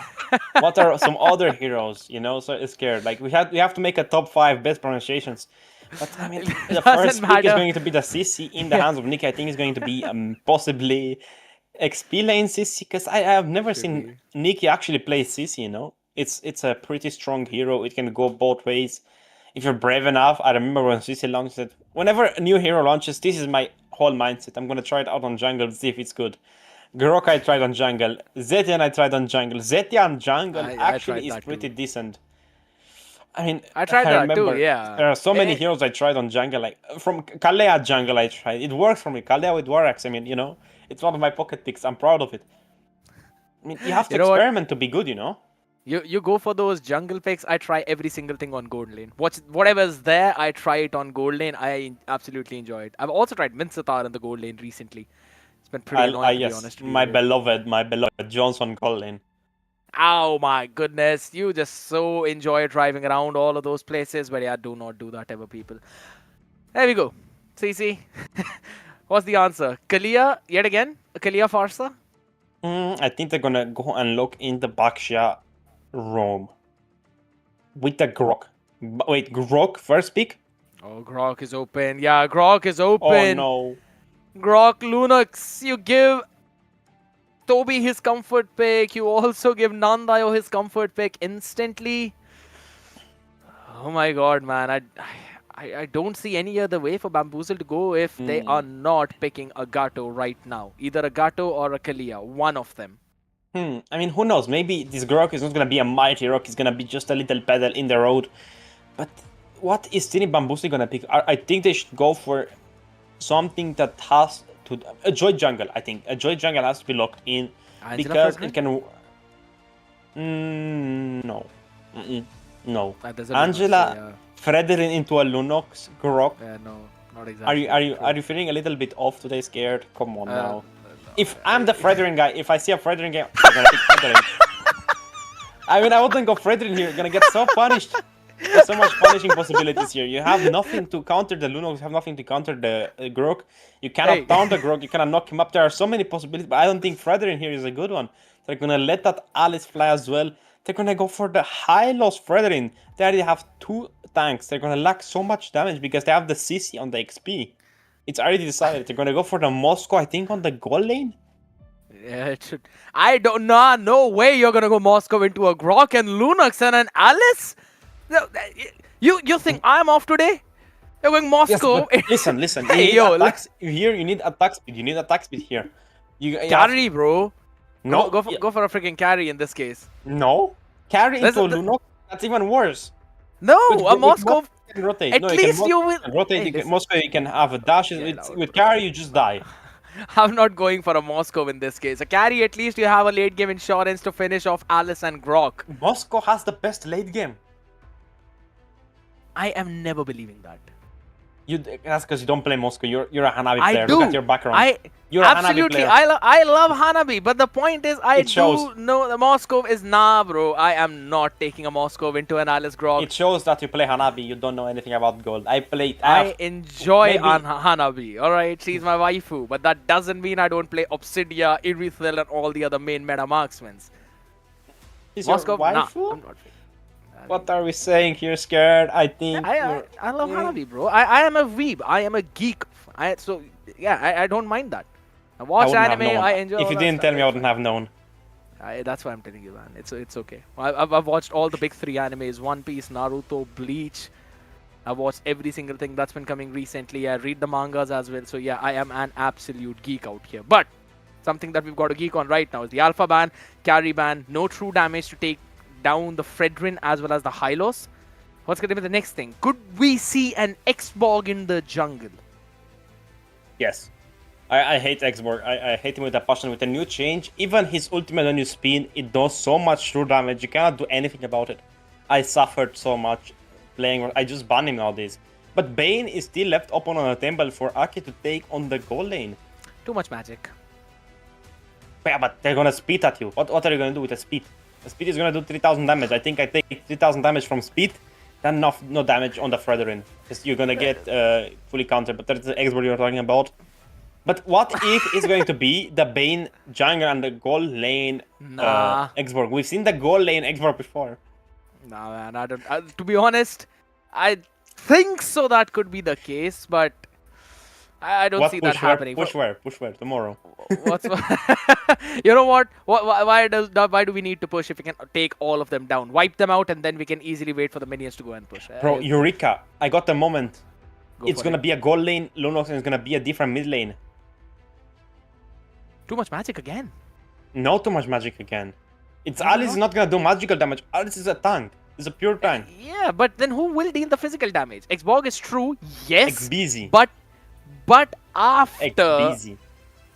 And no. after the. How are you gonna build defend Xborg? Are you gonna build Dreadnought into Xborg? I know you do. You build dominance into Xborg. I know you do. You go for the Twilight. I cannot look at. What the heck do you mean by that, bro? No. Scared. Listen. You have to get the grand idea. They're gonna go for the Nate and Valentina pick. Maybe they got inspired. I don't like the understand the Fredrin idea. here. I don't feel the Fredrin here. I think the Fredrin is gonna suffer, man. Yeah, I agree. Fredrin, not happening. Nathan out here is gonna lose the early game against Irithel. So it's the same idea for Arkia like the previous one.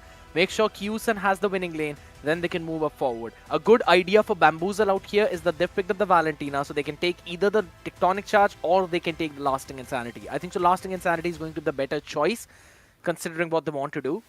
You pair them up with a Curtain's Call, use the Lasting Insanity, while also adding the slow of the Glorious Pathway.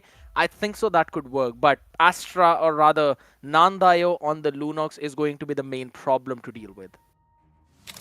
I don't think they're gonna take the Last Insanity, Mr. Scared. I think they're just gonna go and lock in that Grok Tectonic Charge, or maybe even the Alice. They could take that Alice. If you think about it, Alice would be a really great choice for Valentina because you can also dash in with Alice. With Valentina. I agree. That's something that you can definitely do out here, and that's why, ladies and gentlemen, it's gonna be a bit of a confusing game for Skylove to play, considering you've got so many good options. You would not be able to pick one out of them.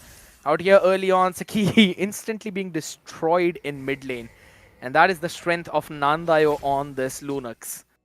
We're moving in the game. One of the best counters for Valentina is just picking out so many heroes with good ultimates that she doesn't know which one to pick. Yeah, that's those are the only two ways. You either pick the heroes that have got absolutely disastrous ultimate for Valentina, or you pick so many heroes that have got so good ultimates that you eventually confuse them. I love Popwall ultimate on Valentina, it's so good. What? Yes, sir. The real ones know. I'd go for a Paquito ultimate. Just Paquito ultimate is actually good. you push everyone back and then go back to safety. That's the only good thing that can happen with that. But look at Toby, he's gonna see, this is what I meant. I felt Annoying!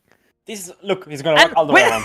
Where the heck is this and buff he's gonna going? give this again. Look at. Nah, man. Danzo just left it.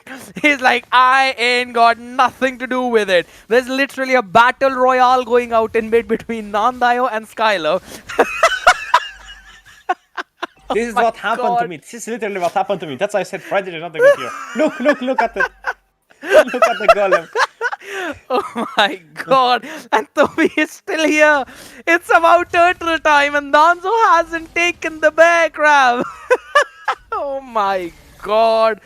Finally he leaves him alone. And no, it's gonna get stolen back. Nah. Alright. They got it. That's fine. It's recalling. No, it just shouldn't happen out here. Danzo, just go back already. You can't do anything in that fight. This turtle seems to be lost already though, but at least they're setting things up right now. This is the main fight happening out here. Lovely connect out on the back line. Skylove gets taken down. Lasting Insanity comes in along with the red tree, but it's Danzo to win it out. And now that man recall spam on the face, not realizing what's happening in the back line. Saki! He's gonna run away! The Flicker Cosmic Vision combo by Nandayo finally takes him down as Danzo will move back to safety. That's still a big win for Arkia. 1.4k goal lead.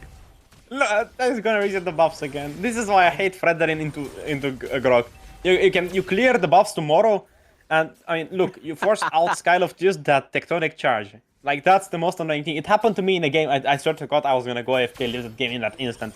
At least Danzo got some help from his team. When I was playing that game, it was versus a global 3 Grok. He was doing that to me all the game, on my blue buff, on my red buff, on my red golem. It was just so painful to play that game. After I won, I went straight to messages and I wrote him a really nice poet. A poem, I mean. But look at Toby. He has the first skill, 3-0 steal for Ake. 1,500 gold ahead. Susan is so far ahead. They're gonna take that. Wait. Oh. Nikki, lucky he had the entropy available. Moves back, but now that's gonna give the priority to Kyusen up in the gold lane. Man, like, Danzo is gonna get punished. He's gonna get pushed into a turret somehow, and he's gonna die. No, it's not. I can just imagine what they're gonna say after this game, because I'm gonna go straight to their voice chat and ask them what happened. Maybe we're gonna get even an interview from Danzo, and I'm gonna ask him about that clip. What do you think, Scared? I think so. Or and Toby? we're I think gonna- Toby's gonna come. Yeah, exactly. That's what I was about to say. Maybe Toby can hop in out here. Astra, though, he needs to run back to safety. Lasting Insanity into the Tectonic Charge right now. They want to take down Saki, but again, there's another knock-up. Toby's just making sure he's annoying the heck. That horse cannot run anywhere, but the Revitalize come in clutch to try and save his own life. Nikki Kichiki would want to run back to safety as again, the heavy crossbow doesn't have enough damage. Lucky for Teeny Bamboozle to survive for now. But man, this is getting so annoying to deal with. It indeed is. Look at Toby. He's just annoying everyone on that blue buff. He's everyone in the face of the jungle. Run. Not much you can do. Look at Toby. He's gonna get punished. Sake. With Skylove. Turtle is Oh taken my by Astra. god. No way he just outplays them like that. Puts up a wall as well though, but Skylar finally chases him out there. Kati eventually falls on the other side though, but Skylar will be traded off instantly. Maybe not. Kyusen could not get the last basic attack in, and guess what? It's the other way around.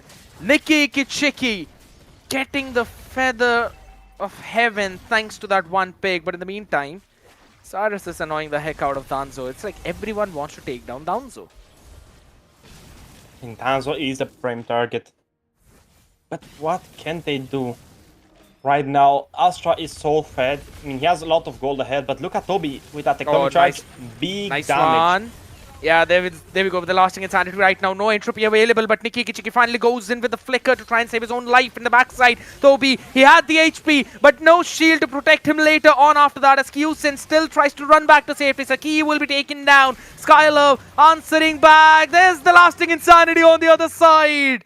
A lovely trade for Alice, the jungle, serious? but Alice hops in. Cyrus goes in for the Thorn of Ruin, but it's not enough. It's still not enough. Finally burning out the flicker. He eventually tries to save his own life, though doesn't dash away the last second. Will be caught up, but the heal.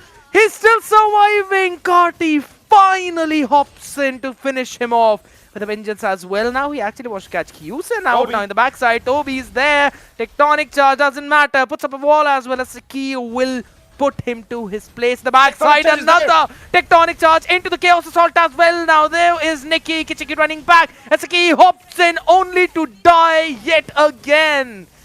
This extended fight finally goes for Ake. Really good fight coming from Ake. The tectonic charge really made a big play, but look at Skylove flickering at a right moment, but he's gonna lose that turret in the process. Kyusen, Toby, and Andai are marching towards the top lane. They know that Karti and Nikki are there. The turtle is on the bot lane. Danzo is gonna be in a nice spot to try to steal the objective away, but he's gonna rotate towards his blue buff to get a little bit more farm to try to match up Astra. Yeah, is the thing. Astra's rotation has been a little bit iffy in this game, right? Just because he's playing on that Xbox right now, and it's been very brawly. And right now, again, in towards the top side, Kyusen, he wants to jump back to safety. There we go. The flicker comes in along with the tectonic charge. Skylove finishes him off instantly, but a trade coming in on bottom side in the form of that turret. And now it's going to be the turtle fight being picked up as well. Danzo, he's going to be pushed back. Guess what? He has to dash away towards, or rather away from that wall. It will mean Astra can get this turtle without any problems. Good trades from Ake. Really good trades coming in from Ake. A lot of map opening possibilities. But Nandayo is 3-0-4. He is leading currently the mid lane. Nikki is doing a really good job actually at staying alive. Is that entropy at the correct moment. He is doing whatever is best. Wow. You talk about that, and instantly he's going to be Tectonic stand up charge. towards the wall as well. There's Nikki, deleted instantly. And on the other side, Karti now goes in for the curtains call. Doesn't matter, not enough damage. There's absolutely no one to help them out right now. Esaki tries to run back. Rain comes in by the Queen. Yet again, Cyrus shuts them down. It's going to be a stun on the other side too by Skylar. But where are you going to go? Oh, he puts down the wall, but it doesn't matter. Cyrus either ways have got a lot of damage yet again.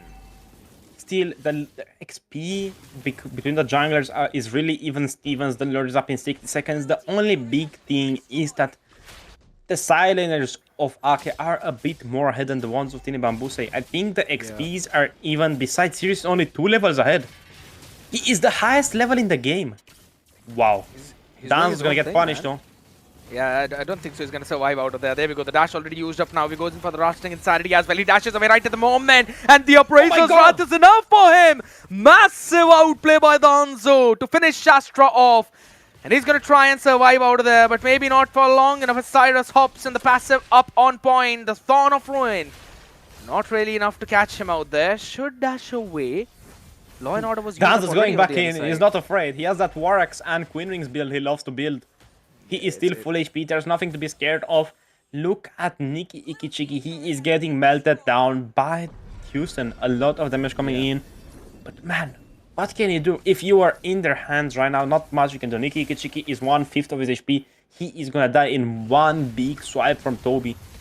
True. Skylove needs to claim a good ultimate to try to engage a fight. Toby is ripe to be picking, but what will they do? The Lord Dance has started. Danzo is gonna be ahead in XP in a few seconds. Sirius is gonna be there. The Thorn of Ruin is available. Goes in for it though, but absolutely no one up in front of him as the flicker was on cooldown. Now there we go with the Glorious Pathway on the other side though, but there's no marksman out from the other side. Yes, Saki, he wants to run away thanks to the Revitalize. He's still surviving, but not for long. As everyone on Teeny Bamboos will want to kite, but look at the positioning of Danzo right now. He should be spotted out. Finally goes out in mid in front of everyone. He's already used up his dash. Good luck surviving because of the damage of the Appraisers. Wrath was there. Takes the Lord down. Also rushes back to safety. Will be busted in the Lasting Insanity. But he buys enough time for Teeny Bamboozle to survive. The red trees are on point. My boy Danzo is proving his worth right now. Radiant Armor picked up by Saki. Can we check the builds after this beautiful mid push? I mean, I would be interested to see. The Glorious Pathway is there. Big! Yeah, big Thorn of Ruin coming in from Sirius. He should die. He should absolutely die right now. But guess what? Toby is there to try and help him out as well to survive. Karti is going to be taken down thanks to Nandayo. With that support, Sakiyu will fall too. It's again Nandayo with the Chaos Assault along with Kyusin. And now they will move back after taking or stealing the small range to shut down the Lord as we have a look at the replay of the previous one. Boom! There it is. Big Appraiser Raft. That's why we like the Fredrin. But off screen, Nandayo killed that Fredrin. Aketop is gonna fall as well. Beautiful brilliance, man. Phenomenal brilliance. Oh my god! Nikki Ikichiki falling at the last second. This is just phenomenal from Ake. You wanted the builds? There you go. There they are, the Warax Queen Wings build going into that Winter Crown, if I'm not mistaken. Or maybe even... Yeah, it's the Winter Crown he's building. Nikki is not even close to getting his Holy Crystal. He's a little bit far away. They went for that full going or don't go at all build mindset. But look at the others, they're so well disciplined. Everyone built their cores. I mean, the X4 a bit late on that Immortality, but still, I don't think he was getting any real threats. But look at Nandayo. Genius Wand into Anti-Heal, into Divine Glaive, and he's gonna go for, I believe, a Holy Crystal right now, or even a Blood Wings. I think it will work pretty well, but still, the Lord is up in 1 minute exactly. The Winter Crown is purchased by Danzo, giving him even more damage right now. He's gonna be able to do a ton. Toby is in a really good spot. The passive is up. He has, I believe, right now 300 or 400 base defense on physical. So I think Nikki Ikichiki is their best choice. Sirius is gonna be trying to duel out a little bit with Danzo. But in the top lane, look at Nikki. Is he gonna be found out? No, he isn't. Really close. It's fine. At this point, I actually want to have a look at the predictions of all the casters here. I want to see who went for what. I'm pretty sure I went for 1-1. Yeah, I think so. Most of us did. I think I actually went for 2-0 for Teeny Bambuse. Yeah, we'll see. We'll see if we actually have that fun or not. But there's a call for you, my man. So cool. If we can have that fun up on the screen right before the next Lord fight, because it's gonna be silent for the next few minutes. I did like the itemization which you rightly It's okay. mentioned as well. Yeah, it's fine. It's just gonna be a bit annoying to deal with. There's a horse on the other side. One thing that I wanted was for Nandayo to go for the early Wishing Lantern so that he could deal that HP-based damage on the backside. Though, there we go. Cyrus jumping in yet again. This man is absolutely tanky. And Astra goes in for the Ice Queen wand. Has been such a long time we finally saw that item. And it's going to be brought in at the very right time in those Lord fights. But, I mean, I expect the Bloodwings to be enough because they don't have that much magical defense besides the Hylos. The Athena is just picked up right now by CC, fully built. But look at Toby, that Conceal make him so fast from a sluggish nail. He went really to Turbo. The Turbo does nail. There's so much stuff he can do right now. They're going to try to maybe go for a breach on the top lane, continuing with the Lord. The Tectonic Charges there. Every single skill set for Ake is there, flickers, everything for both of those sides. But looking at the predictions, I was wrong. I mean, most people went besides Sint or even Stevens. Yeah, here we go out here though. In the mid side, that's where we're going to see those fights. But it's absolutely fine. The Lord going to barge in over towards the top. So we have a time to look at the predictions. Miyamoto along with you, Zakota, you went in for TNE Bamboozle. Me, Kronos, as well as Nish, we went in safe for 1-1s. Apart from Synth, he's the only man who actually trusted Ake in this one. Maybe his prediction is going to come true right now. There we go with the lasting insanity up on top. It should be Skylove taken down instantly. The Lord has been taken care of though, but the minions are the major problems. Out Danzo, he needs to use the Appraiser's Wrath, but he's got no main target up in front of him right now. As they go back, the top tower destroyed. Low HP on Astra, but it doesn't care as Nikki Chiki falls down. It's an only 1-0, and guess what?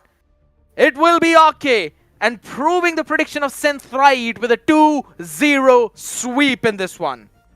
Really good players coming in from Ake. Huge props to Team Bambuse as well, but the best were just taken out.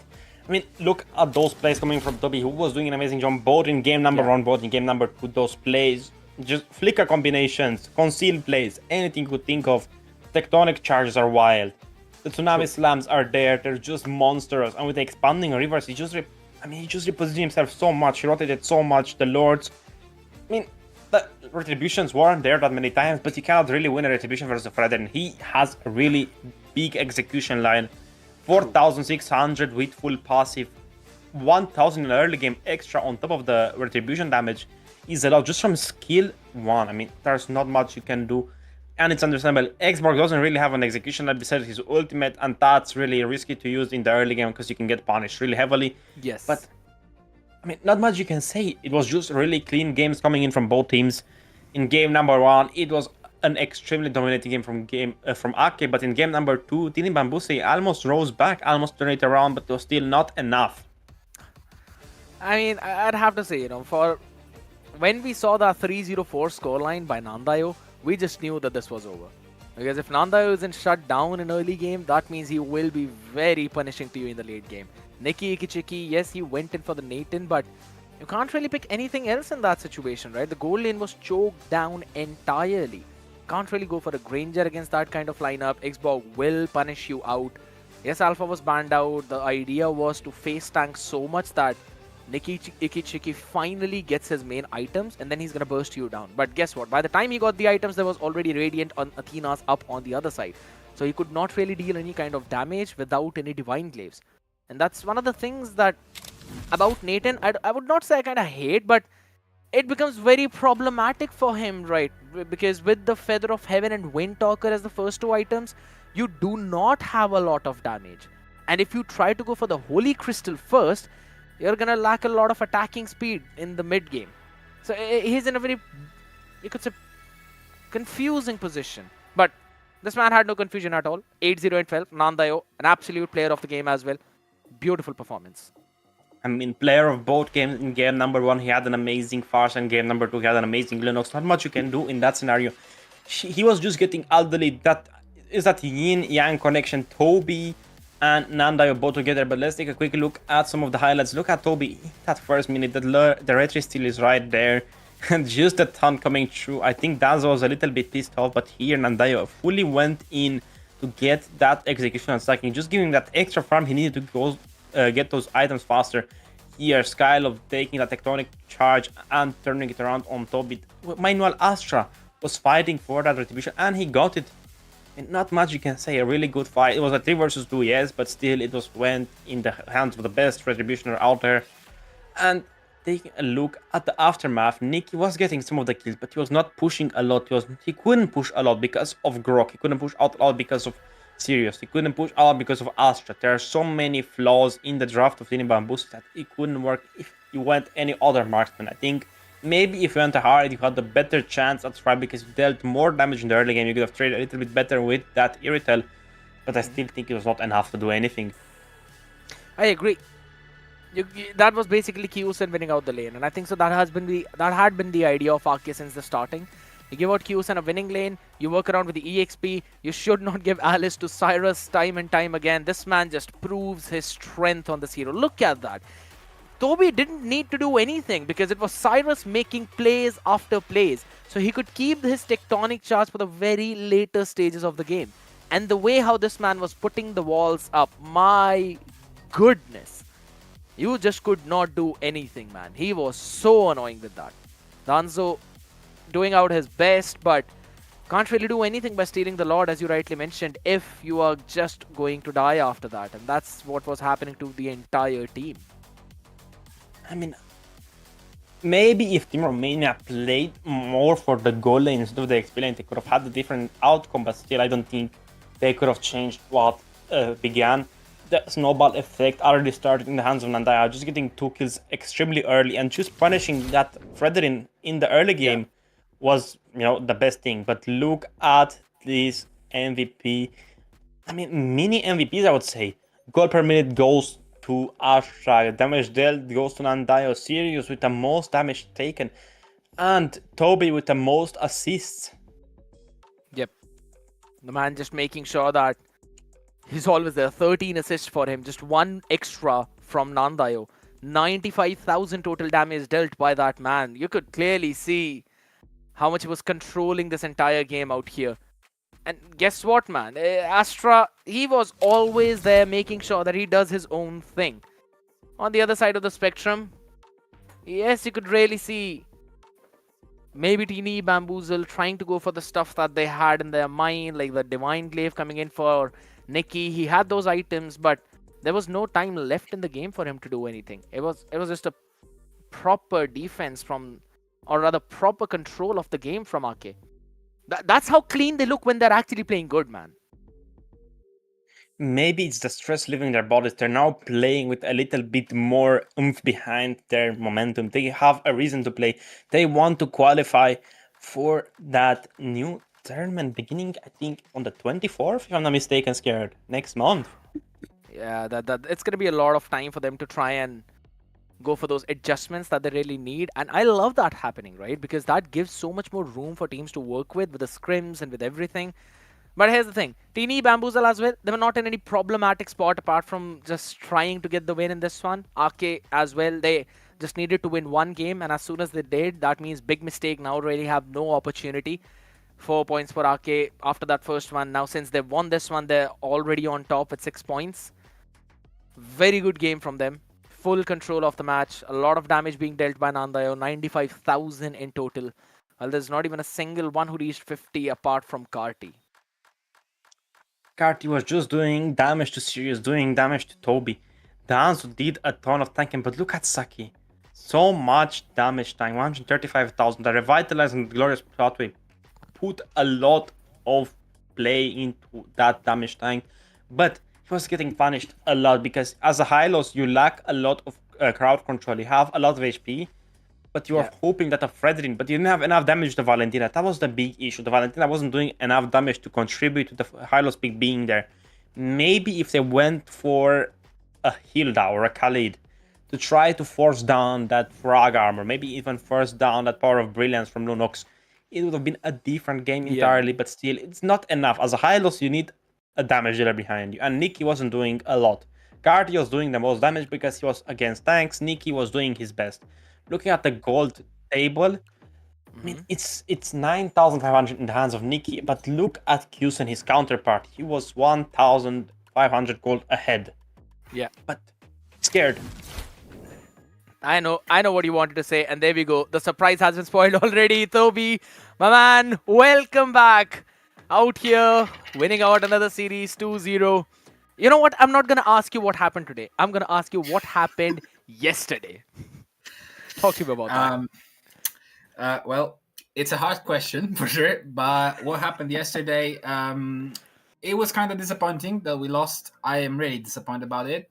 But the thing is, I had to be in work yesterday, and I had to play from my office. So Okay.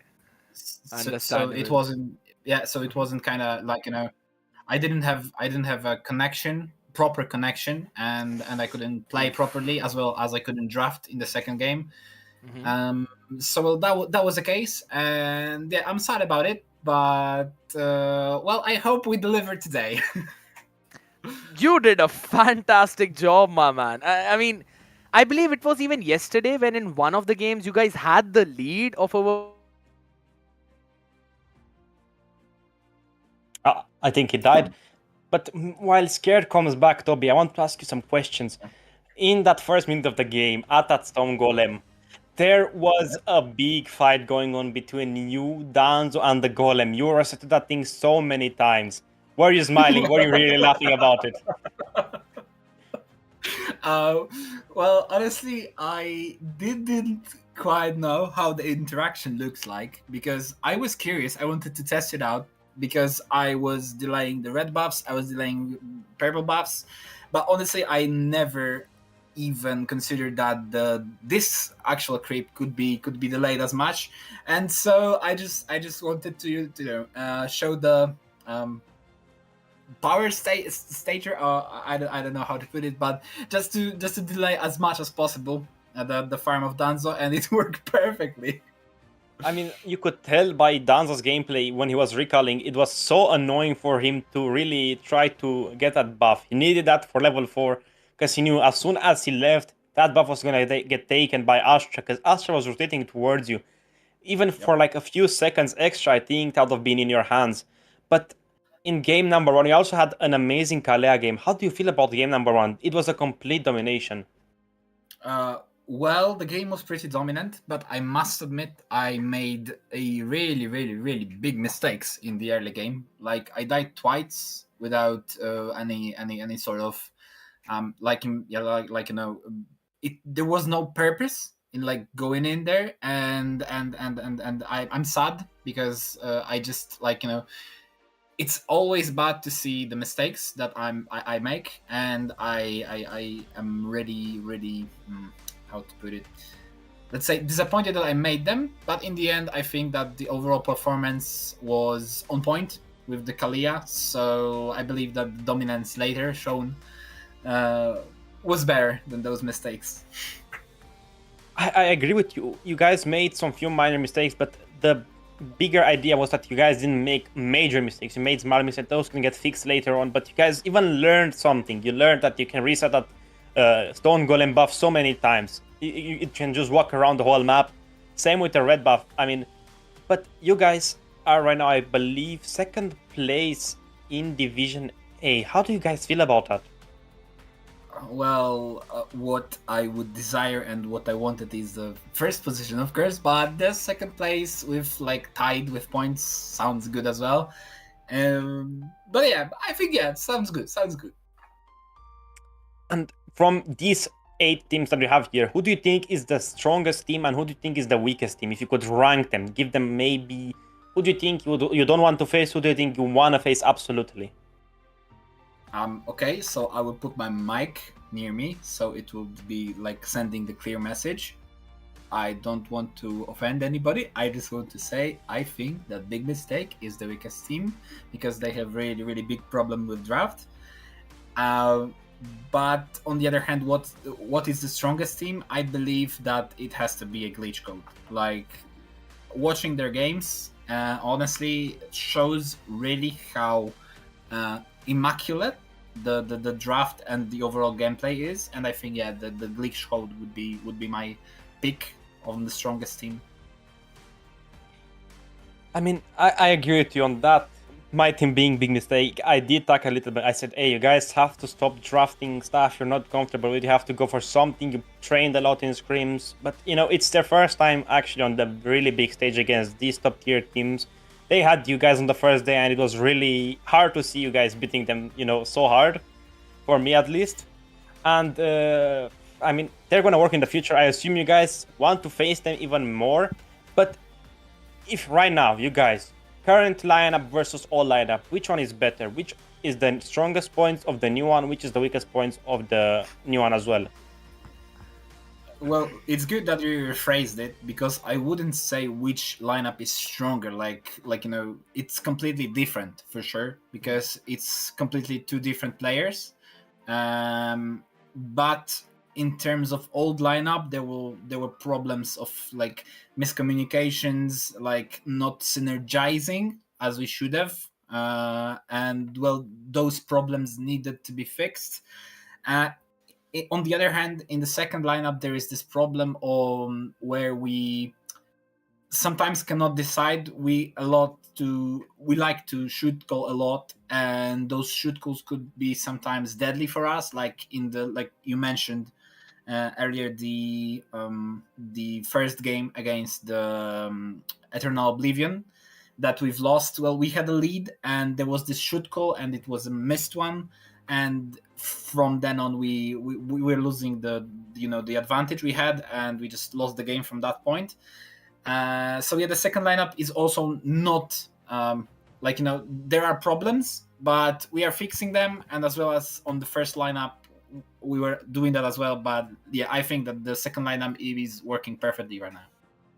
I mean, Houston and Sirius are really good additions to the team, but if you really had, let's say, a really strong enemy, what would be your idea to turn it around? Let's say, how would you boost your team's morale if you had, let's say, old Rogue, the old OG Rogue team with Kid, Enzo, Carvey, Sombra, and with Boro? What would be your culture team? How would you boost their morale?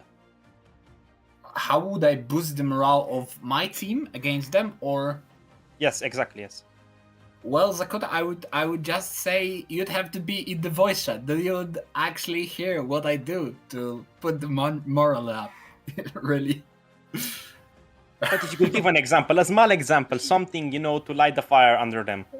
Well, I scream a lot. I tend to do that a lot. Not in the way that I scream on someone, but in the way of screaming, like, for example, oh my god, yes, we read it, and stuff like that. So that would be my way of boosting the morale. But like OG Rogue, well, it's always a hard matchup, but back in the day, let's say like that, we've met them a lot in the ranked games, so it's not like it would be a random encounter. But right now, I think with this lineup we actually currently have, considering everything, I think that it would be a fair fight for sure. I mean, I think we're going to be running out of time. So thank you, Toby, for your time. Good job on both. I mean, on all 3 days, you guys did amazing. And, I mean, any last words? Well, I thank for all the support from the fans. And I know that a lot of people were watching us in the private sessions of the watch parties. And I appreciate a lot of guys and with all the team. And we really thanks for the support that you give us, and I hope that you will stick with us in the future. So that would be my message. With those last words, we're gonna go on a short later break. We're gonna be back after it with a new set of teams and with a new set of casters. See you guys after this little break.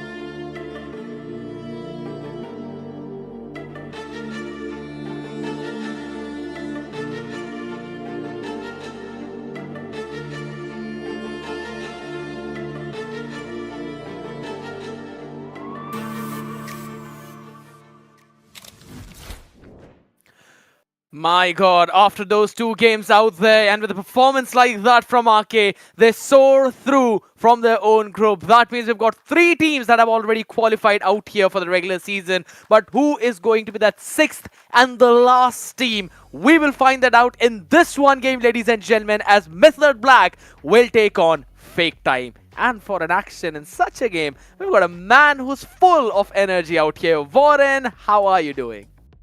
I'm doing absolutely great. I saw you having a blast together with Zakota in the first 2 series. And what an exciting series it was, for sure. I definitely wasn't expecting Ake, as I said yesterday, to take it by storm and just 2-0. Definitely it was a battle. It was a battle. Like there were some moments where their opponents were able to fight back. But especially in the second game, they just had it. They just had it. Yeah. It was in them and they deserved it. 2-0 for themselves. And what can I say? Wow, what a performance! And you saw it. You kind of were expecting that something has to happen with Ake, because I don't know if you got that sneak peek that was like running around in the backstages. But Toby, he has like a full Excel sheet, full of stats, full of drafts, full of everything. So his explanation that he was giving about yesterday's performance, he'd been so different, him being at work, not being very comfortable, and all of that makes so much sense. And now with those lenses, I can see. I mean, to be honest, he even mentioned as to what happened yesterday, right? He mentioned that he was at work, so he was not able to play fully with the proper ping and everything. Therefore, the results were not really in favor of his team. But on the back of it, if you really think about it, it makes sense. RK has been looking flawless in the games that they play and they win, right? Whenever they've got everything fixed, it clearly shows up. They outdraft their opponents. There's just no way you can win against them when they are feeling themselves. And I think so that's a big sign of trouble for all the other teams who will be facing them now in the regular season. But as we're constantly talking about it, you say an Excel sheet made by Toby. Our team has got its own, right? The League Of's doing its own job out here as the most picked heroes out. In front of us are CC, Sanchin Gado, Erethel, Farsa, Harith, and now finally, we're seeing that Granger hopping up in this list. 40 times for that CC. That EXP laner has been on a top priority. Well, scared, but Vu got downvoted. Like, I cannot recall. I remember all of those, but Vu dropped down. It was Kalia or who was it? I'm expecting an answer from the Lord himself out here for this one, because I'm pretty sure we saw that one time yesterday. I've got to remind myself. I think so it was Kalia itself. You know what? I will check it out and I will let you know about that. It could also be Kimmy, by the way. It's been picked up a lot of times these days. So, we're talking about the most pick heroes. With that, we can clearly see some of the ones who have been the priority in that jungle. But since we're talking about that jungle, Basha and Lancelot have been the most banned heroes. Yeah, and the thing that I love especially is that Juxin and Bakshi are sharing the exact same number of bans. They are 51, both of them. Like, what a story this is telling. Like, people definitely love themselves some healing, and they definitely love themselves to move around and not have constant mid laner roaming in their face. I think this is what is happening there. I think this is the story that's supposed to be told. Lance makes a lot of sense. CC makes a lot of sense. Of course, if you have some of the most picked champions, they will probably make it into the most banned region as well, at least some of them. But well, that Bakshia, like he together with Juxin, he probably would be in the higher echelons of the most picked, but he just cannot get there because teams, they hate him. They hate him. And that's the big thing out here, right? You can't really get those Basha picks out of the bans itself. Everyone understands how solid it has been whenever it's been a Basha on the other side. So you don't really want to pick him up. But the big thing that I always talk about after that is how you eventually move up with these kinds of bans and picks, how you plan out your next action, right? That's something which we have seen some teams to be really good at, specifically teams like RK, as we're finally having a look at one more time the entire standings of promotion relegation between both of those groups. RK has been on top of their performance. 6 points for them, only dropping 2 games, pulling themselves back up against both Teeny, Bamboozle and Big Mistake. It was only Eternal Oblivion that was causing them a bit of trouble out here right now. But with that win, Big Mistake cannot move back up. That is one thing for sure. So Big Mistake is the first team to get eliminated. Well, this time around, the main focus, Warren, is going to be on Fake Time and Method Black. Well scared, but I think there's one super important thing that you have to remind everyone about, and that, of course, Fake Time, Method Black, super big focus. We need to look at those two teams because they will be duking it out right now, right when we hop into this BO2. But what's super important is that big mistake. All right, they are eliminated, but they can still punch back because they can decide if Eternal Oblivion will hop over Ake or if they will stay under Ake. If they can take one game from them, then Ake will sit firmly in the first place and they can at least not really change the result of the qualification, but a little bit, like, kind of throw some fist back. So that would be a story I would love for them to happen. But of course, let's talk about Method Black and Fake Time. It's super important. I was talking about it yesterday. It's super important how that matchup, Memento Mori against Glitch Code, went. And since it went like that, you could be saying, all right, then that means Fake Time will destroy Method Black. But I was watching very thoroughly, like, of course, as you were, because you were casting it, but I was watching it as well. And I must say, there were moments when Memento Mori were on the horse and they were driving away with the game. So honestly, coming into this duel, I wouldn't be surprised if it would end in 1-1 Method Black to Fake Time, honestly. I agree, that could very well be the case. Specifically, my point was that this game could be 1-1 with the way how both of these teams are played. But let's be honest, man, Method Black haven't really been looking in their hot shot form even now. And no, I'm not just talking about some of those jitters that they face. It's like straight up in game itself, their synergy doesn't seem to be on point. Everyone seems to be doing their own thing. They're not really working together as a well-knit unit. So I think so they need to work a lot in terms of their entire positionings in game, their total, you could say, go and not go signals, right? If one person says, all right, we're going for this one, they've got to go for that. If they need to prioritize a target, you've got to find that person and then finish them off. It's those important targets we talk about in those fights which you need to pick off. We haven't seen that from Method Black. On the other side, if we're talking about Fake Time, and let's be honest, this team has been doing pretty decent. Glitch Code, the game that went, it was 1-1 for them. Even against Memento Mori, it was 1-1. So they have been making sure that all the teams that have absolutely destroyed Method Black, they're at least taking one game away from them. That already gives them a bit of an advantage against Method Black, right? They're taking that one game. They're basically the Ake of promotion relegation per se. But we'll see, man. We'll see. I still feel that this could very well be a Fake Time 2-0. It could be, because it really comes down to whether this one against both Memento Mori and Glitch Code means how much does it really mean? That's the question to be had. Because does it mean that they were just lucky and they kind of squeaked it in, and actually if you would have BO7s or something like that, then Memento Mori and Glitch Code would definitely show up as the stronger opponent? Or does it mean that actually they were just unlucky and they were supposed to 2-0 both Memento Mori and Glitch Code, which, if that's the case, then it's bad stuff for Method Black. But if the first one, if the former is the case, then there is still hope for Method Black and they can still battle it out. But of course, we will see going into the games, going into the draft, when we get a glimpse of what their plan is. But honestly, I think if you're watching Method Black, you don't really need to care about the draft that much. I think it more matters on the map, because I don't feel like Method Black were getting out-drafted. At least that's my own opinion. You can have your opinion as well, but I don't feel like this was happening. More so, it was falling apart in the game. You got a decent draft, but you didn't stick to your win conditions. You got a decent draft again, you didn't stick to it again. So they really need to either have one form of a team comp, either like late game scaling or like early game, and just play that all over again, like just keep that same strategy. Or they need to communicate it properly, because I don't feel like they are on the same page. They know what their team comp is supposed to be doing. I agree, man. This is like one of the perfect analysis for them, because it seems like they have got an idea of what they need to do in terms of drafting, but they eventually fall apart when it comes down to their win conditions. So that has been one of the biggest problems that they have been facing. Fixing that on the go is a difficult thing. And since we're talking about things that need to fix off, yes, it is the synergy between all of these players, ladies and gentlemen. Drex, Himpika, Elixis, Fobenzi, Laiki, Urek.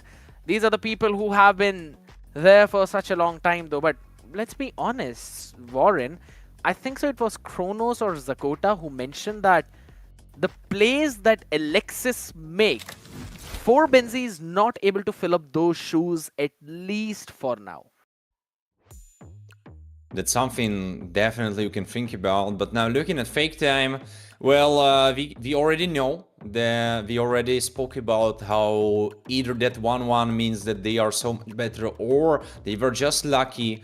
So we will see coming into the games. But I think most important player for the side, whereas for the side of fake time, I feel like all of them are like working synergistically towards the win. Whereas for the side of Metal Black, I don't feel like they are not working together per se. I think they definitely are. It's a team game after all.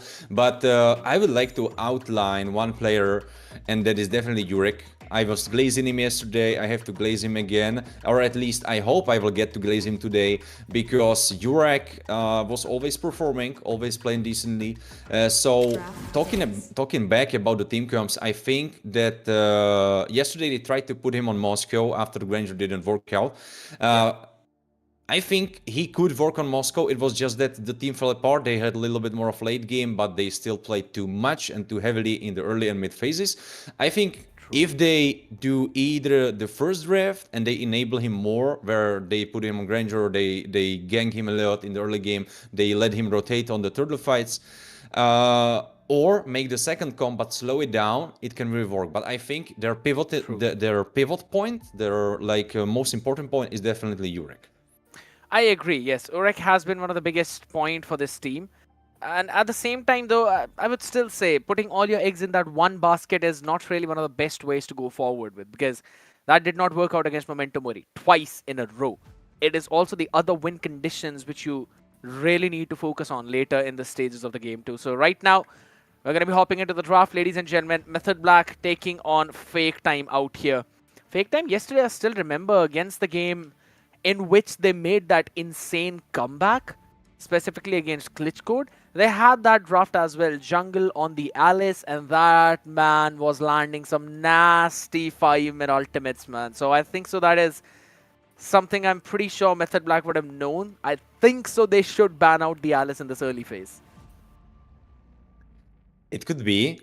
But the thing is, as we were speaking about it yesterday, specifically during the game, Alice doesn't really do that much during the laning phase. You can kind of ignore her, so you either can put some strong skirmisher that could probably deal with her, either like by cutting the waves and not really interacting, or by being able to shove it out faster, because she's a little bit slower on the cooldown part, since she is resources hero, and typically those heroes have a little bit of higher cooldowns.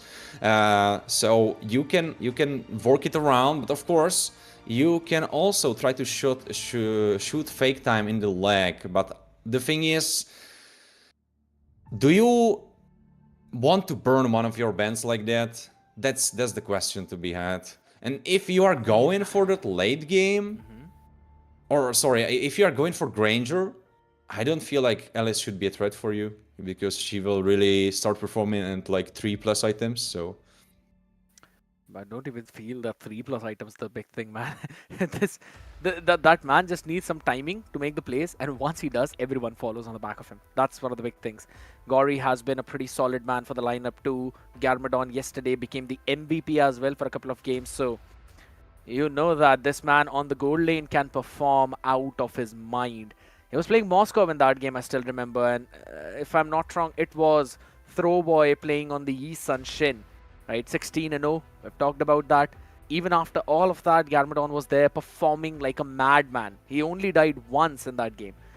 So yeah, there are certain things which you will have to care about if you're Method Black in this draft. Right now, CC, Zushin, Angela banned out, along with a Grog, Kimi, and a Yi Sun Shin. Basha is open. If you want, you can prioritize that. Or the Kalia. Fair. Looks like you don't really care about Baxia. And even though he is open probably for like his second time during the qualifier, you are not going for him, which is kind of telling you a story a little bit. So the question to be had is, will Fake Time go for it, or is it a bait? Is it a bait actually? Of course, depends for which carry hero you are going. If you don't really rely on the sustain, you don't need to care about Baxia, but that's like a very small pool of champions that don't really need to care, whereas most gold laners will be affected by that.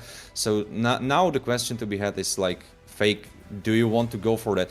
Well, looking at the mid lane pool, I feel like Farsa would be super good for them, because right now I feel like she is the most prominent mid lane pick, like with what is banned. Or yeah, Kimi is gone, Juxin is gone. If you go for that Farsa, you can kind of steal it away, because if you leave it to Method Black, then they can have this powerful combination of Kalia and Farsa, where Kalia just can bring Farsa through the early phases.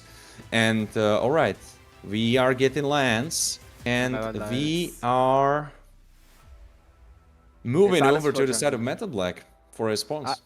Alice for jungle. It's fair. I understand that. But it's, yes, it should be a Farsa. Hold on. They actually are going in for a Lunox for him, Pika. And they immediately pick a Uranus against an Alice in the lane. Alright. That's basically a brick wall lane. It's going to be one of the most boring matchups out there. But how are you going to counter this Lancelot right now? Because this is a Gato pick. Alright. Interesting. Honestly, I see the vision for Method Black if they go for that Uranus so early, because they were worried that they will ban it out. He's basically doing the same as Alice is, not like in terms of his gameplay, because Uranus is of course just trying to tank, whereas Alice is more of a playmaker. She wants to jump in, get these crazy ultimates. But in the term of lane, he kinda is. He's just sustaining himself. He is just like duking it out against his opponent. So basically this will be a Resident Sleeper, as we saw yesterday. But it looks like, at least from the games that we saw from Fake Time, teams usually tend to respond with another tank in the XP lane. They don't want to really try anything. Farsa is being banned out. I think that's a smart move from Method Black. I think if they didn't do it now, then they would really be shooting themselves in the leg. Whereas for the side of Fake Time, honestly, with them banning Granger, are they going for... No, they can't. I was thinking for a bit if they are going for Baxia, because it looked like they could do that, but doesn't look like it. Doesn't look like it, because they have Gato already, of course. I mean, I was just interested to see in the bans that were coming in for Fake Time. The ban of the Granger as well as the Hayabusa. So that is interesting to see. And on the other side of the spectrum,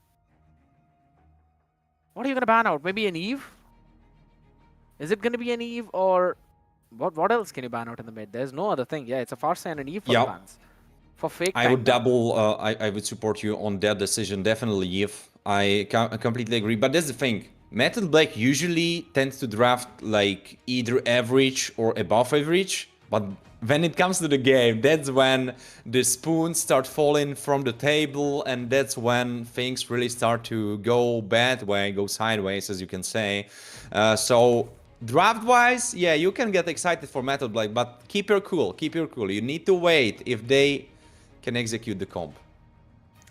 One of the big things is out here, man, Kagura being picked up, not really pretty big fan of that.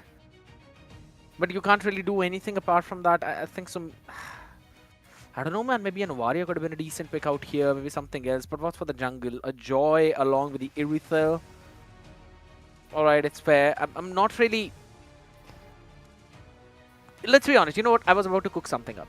I was thinking that maybe you pick up an Akai, just to make sure that once Alice hops in on your side, that's when you go for the heavy spin and you push her all the way towards your team, or maybe away from the opponent team, right? By that time, you also have the Tsunami Slam. You can knock the Alice up. You can burst down her in the backline by isolating her.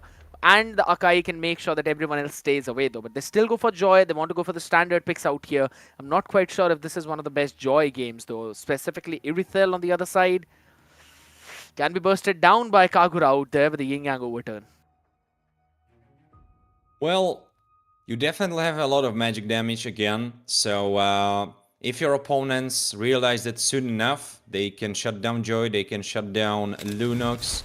They can shut down a lot of your comp. It will all come down to Jurek. But honestly, that's what I was wishing for them. I was talking about that. Let Jurek play, make the game easy for him, and he will reward you.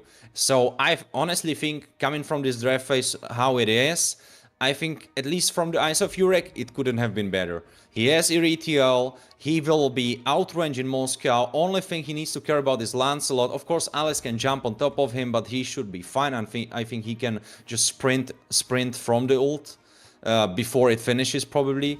So he should be fine. He just needs to care about these two, and the rest is probably fine for him. Like, of course, Kagura can catch him off guard, but Metal Black should be the ones pulling the trigger first, whereas Fake Time will probably want to react. Because if Fake Time pull the trigger first, then I believe Kalia can very easily just take Alice away, throw her away in her ult, so it goes nowhere. Uranus can just stand in front, and Joy can get freely to your backline, because if you jump in, there is no one who can protect Kagura, who can protect Moscow. Of course, Moscow will jump in, but that's the thing, right? If he chooses the wrong moment, he just immediately get bopped by Joy. So, looking at the draft, if you would delete all the names, I think I like Method Black drafts a little bit more. I'm actually on the opposite end for that one. Yes, I understand the vision of Method Black's draft. It's easy to go for those pickoffs, but those pickoffs will not come in the early game. They will be for the mid to late game out here. You don't have an artillery burst like Farsa. Yes, you've got the Chaos Assault, don't get me wrong there, but Lunox eventually becomes immovable out there when you're going in for the Chaos Assault. Yes, it's kind of similar to Farsa as well, but it's easier to catch a Lunox than to catch a Farsa in the open. On the other side of the spectrum, Fake Time, it's going to be difficult for Joy to actually target someone. You can't really target the Alice Lancelot. Moscow is going to stun you back, and that is going to be a bit difficult, specifically if Hinokami uses the umbrella perfectly. Ladies and gentlemen, Method Black and Fake Time are fighting for their survival.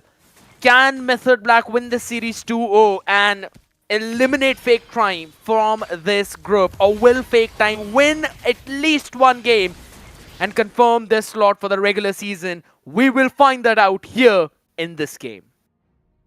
Oh, we will for sure. But the thing is, I already dislike how Drex is playing. It just kind of came to me from yesterday. I think I disliked it as well. Whereas he has Kalia, and instead of forcing that mid lane prio, and afterwards they can be roaming with that level advantage, with that map advantage, he's not really doing it. Like, he's running around, but he doesn't have level 4. I don't know what, like, I understand that he was covering for Jurek. Oh, wait a second, Lager could be catching him off guard. He should be fine. Looks like Lager doesn't want to burn all his spells on a roamer, which is understandable. 10 seconds for a total, but I feel like these full 2 minutes were low-key wasted. Like, you have Kalia and you never had mid lane prio. Yeah, right now they've lost it right away. Hinokami is gonna make sure that he also deals the damage along with Lager, finishing off him Pika out in mid. A big problem for Method Black, and this is what we've been talking about. They haven't been able to win out whatsoever. And this means a free turtle for Fake Time, unless Likey, he wants to go over the Yin Yang overturn. Will force him back. The engage goes in. The retribution comes in at time. Lager picks it off and also get a kill on Likey. That's the jungler out for Method Black now, as Fake Time will control this half of the map. Like, tried his best, but unfortunately, I don't think this was the angle he should have been aiming for. I think this way, when his bot side jungle is up, he is just giving it away to his opponents. Like, look, Lager, he got 1 KM, he's going for another, and I think he might be even ballsy enough to go for the orange buff. So if Metal Black wants to come back, they need to invade enemy jungle on top side. If they don't do it, or like he's not doing it, he's coming back to his jungle, I think that's a bad call. Because right now you're 1,400 behind. If it stays like that, it's not going to... You won't be having the best of your time. And Drex really needs that level 4. It has been 3 minutes. Gorinich is almost 1 level in front of him. What is going on? It just seems like, you know, they've not just only lost the early game out here. This Method Black performance is not really up to the mark for their draft. You mentioned it in the pre-game segment as well, Warren. This seems pretty difficult for them, regardless of how good that draft is. Now Drex is helping him Pika take that mid lane. Now they will But now have they should some of move that to the bot trial. side, look for Alice, maybe force their way. Of course, you are not killing Alice, but you can just like make the pressure happen. Be in their head. Yeah. They have to think, where are you? Where are you moving to? Oh, but right now you are thinking. There's the Hinokami Kagura first form. Beneficent Radiance out here. Making sure that they absolutely destroy him, Pika, and a shout out to all the Demon Slayer fans out there. Well, but right now it looks like that fans of Metal Black are probably sad because the Scalia isn't really Kaliing right now. Drex needs to pick himself up from the floor and go for the picks. It seems like a bit more difficult for you to handle it, specifically when you do not have your Lunox. Hinokami in the perfect position, going in for it. There we go, another 3-man stun out here. This is what I was talking about. You cannot let Alice in the hands of Jungle. He will destroy the hell out of you and you'd not see it coming. Perfect 3-man Thorn of Ruin, shutting down any chance of Method Black for the contest. And it's fake time with their time. Oh, they are having the best time of their lives. 2,600 gold lead. This isn't looking the best. This honestly looks like the second game that Ake had. Oh, kidnapped from Kalia. Yeah, it's absolutely fine. Doesn't matter. They've already got one though. But on the other side, there's the Chaos Stall we've been talking about. Jungle is going to run away. But there's the flicker forward coming in with the brilliance as well as it's a double for him. Pika finally steps up big time for Method Black. Honestly, that's what you want to see. That's how you come back. But you need to keep doing those plays. When Drex has his ult available again, he needs to be doing those plays. Go for it, Drex. Yes, do that. Exactly that. Half HP Hinokami. That's what I love to see, Drex. Keep doing those plays. Because that's how you can come back. It's a big one, man. Absolutely big one. On the other side, though, I'm not quite sure if Fake Time would really want to overextend like that again. You know, it kind of seemed like, yes, as much as they really wanted to punish Rick up on top, it was kind of an overstay from their part. And they ended up losing some of that gold advantage which they had. And now we'll have to reset their gold priorities again. Both the gold winners moving on down bottom as the turtle is going to be spawned in next 20. Now you have to make a quick decision, like playing this or not playing this. Drex either needs to kidnap someone, force some spells, or not play this at all. Gonna be holding it safe out here. Not really wanting to overextend their lead. Hinokami has got to move back up. He's got the Umbrella, so Rush Umbrella Flea will be used up. Small cooldown, no major problems. Turtle spawning up out here. You already have Jungle up. Lagger is also hopping in to support the team. And you can't really steal away the turtle when there's a Lancelot so very ready. It's a 5v5 fight. This could be the detrimental fight for this entire 3-minute mark. 7 minutes into the game. The first item's already picked up. Maybe some of them have picked up the second item too. Or at least almost working towards it. But I like the idea. I like that they are circling it. I like that they know they need to be fighting now because later it will be worse for them. They're holding it, man. That's the main thing. They've cleared all the waves. Now, finally, we can see it breaking out. Hempika goes in for the Chaos. Lager has been zoned away, though, but there we go. Again on the backside. Flicker used up for Jungle. Now he's been caught in an island out. The AOG used up to push everyone back as there comes the Tsunami Slam. But no problems whatsoever. Hinokami finishes off a wreck out in the midst of it all. As Hempika is forced to use the Brilliance to Lager out here. I-framing everything. Almost catching both of them as Benzi. As much as he's being annoying to the other side, he can't really do anything if his own backline is being destroyed like that. And this should be another free turtle for Lager as there's no electrifying beats available for Likey. Lovely play yet again from Fake Time. I have to say, I like what Metal Black did, even though they lost out this fight. This is completely different body language that we saw from them yesterday, and this also feels like they at least are getting the hang of how the composition is supposed to be played. Drex was waiting for that big tsunami slam happening. He was waiting for the right target. Drex could be in trouble, actually.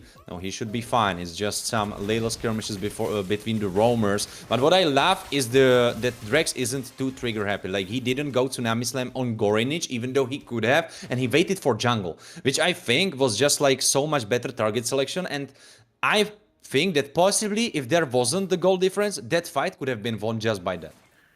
Here's the big thing though. I understand picking off jungle in that case, but he had already used up his Flicker and Thorn of Ruin. So if you really think about it, if you want to pick jungle off, you'd have to pick him up before he can make those kinds of plays. And that too in the later stages of those fights. And even if you decide to do that, that means Lager, Garmadon, they're both absolutely free.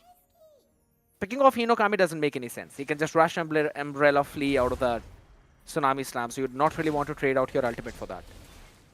But on the other side of the spectrum, I'm actually focusing on Himpika a little bit more because this man needs to be on point with his brilliance. Also, he should be definitely farming. I feel like he wasn't... Oh, wait a second. Jungle hopping in there, looking for some blood to suck off. Well, right now, Urex 0-2, unfortunately, I think Garmadon is running away with the money a little bit. They will try to steal this jungle camp away. Most important thing when you are losing like that is definitely that you need to be clear in your jungle. That's the most important part. Of course, defending your lanes. But, for example, like went to collect the bot wave. Look, now it's meeting in the middle on the bottom side. But if instead he went for his own jungle together with the rest of the team and they steal it away, their opponents cannot increase the gold lead. Because they cannot steal away the jungle camps. I think this is super important. Oh, wait a second. Yin Yang overturned yet again, forcing Likey all the way back though. There we go, the Tsunami Slam into the tower as Himpika picks off Hinokami Kaugar out there. Out in the open, can't do anything as Lager finishes off Likey, chases him down to his own tower. Jungle tries to run away to survive, but Urek is there to answer back. Rex will be able to soak up all of that damage as Benzi finally becomes the most annoying Uranus you really think about. On the other side of the spectrum, there's been a constant push on that top lane as Gory still wants to sustain, still wants to survive. Lancelot going in with a flicker coming in from Drex, saving his own life though, but who's gonna save Gory from this running Ducati riding Urek? He's making sure to punish them instantly for all of that. Another play by Lager, but Rex is just a tank. Of course, Lager is sprinting away, but this is the fight that you want to be having as matchup like this. Allows you to jump back into the game a little bit. And of course, the gold difference is not really getting lower, like by a little bit, but it's not really. But what's super important is that Urek has 2 kills. Now that he has 2 kills, he can come online quicker, and I think he should be having around 2 items, possibly 3. So the closer he gets to that full build, the stronger he will become, of course. And we have to remind everyone that Iritiel should probably have the stronger late game compared to Moscow. Oh, right now, on the other side, though, Garmadon's got to run away, but the electrifying beats come in, eventually helping him save his own life. He did use the SOD as well. Now there's the answer on the other side with the AOG moving all of them away. But Likey is out here in the open. A 3-man knock up into the Tsunami Slam. There's Hinokami picked off. And the answer back as the jungle falls to nothing on the Salis to help them survive. Method Black will get this Lord. But look at Lager sitting in the bush out here. Drex should be able to spot him. That's fine.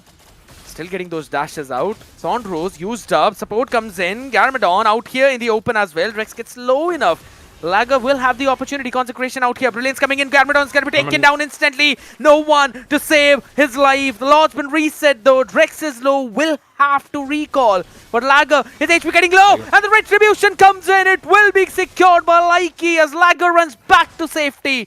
They should be able to steal away the purple maybe, but they do not want to overextend. They shouldn't overextend. For the first time in this game, they are in the lead. Like, not really, but it's super important to say that Urek once again is outscaling Garmadon. So if you are on equal footing, if you're on the same gold, and you are not on the same gold, of course team-wise, but Urek, he has 3 kills, whereas Garmadon only has 2. He is getting accelerated, and this game will be about him and about the rest of the team working together. I feel like Fake Time dropped the ball and Method Black got it right at this time around, because they are back in this game. You can't really burst down Benzi on the Uranus, man. This man has been so annoying. And I think so, Benzi has finally found the type of picks that he really liked to play with. If it's a Uranus, he can be just annoying on their faces. Out in the mid though, they want to catch Urek. Eventually sustaining a 3-man knockup yet again. There we go. Finally the Tsunami Slam, but there's no support coming in whatsoever. Eventually Laga will survive. The SOD misses on everyone. Himpika out here. Gori needs to run back. He'll be knocked back up yet again. Chaos Assault is there as the Unstoppable comes in for Himpika. He picks off Gori. And that would mean the tier 1 in mid should fall. Honestly, right now, this is just a mental warfare. Did you notice that as well? But Fake Time started playing so much worse.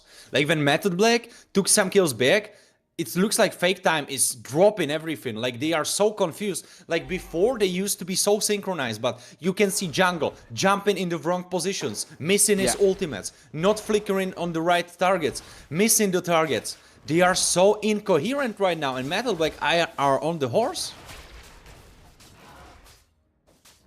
It's actually a tiger for you there, but yeah, I agree. I get the feeling of what you want to say. They've been running around and Fake Time haven't been able to catch them at all. And let's be honest, Impika has been finding some nice timings on this Lunux now. Going in perfectly with those Chaos Assault, isolating Gori as well as Jungle there. And Warren, having a look at the items, what can you make out of it?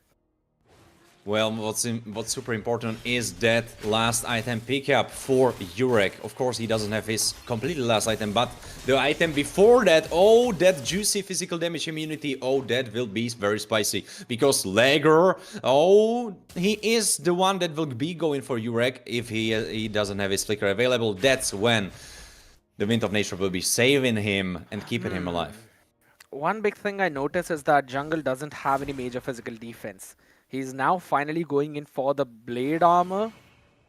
But by the time he makes it up, I'm pretty sure Horek is going to burst him down instantly as he's now going in for the Malefic Gun as well.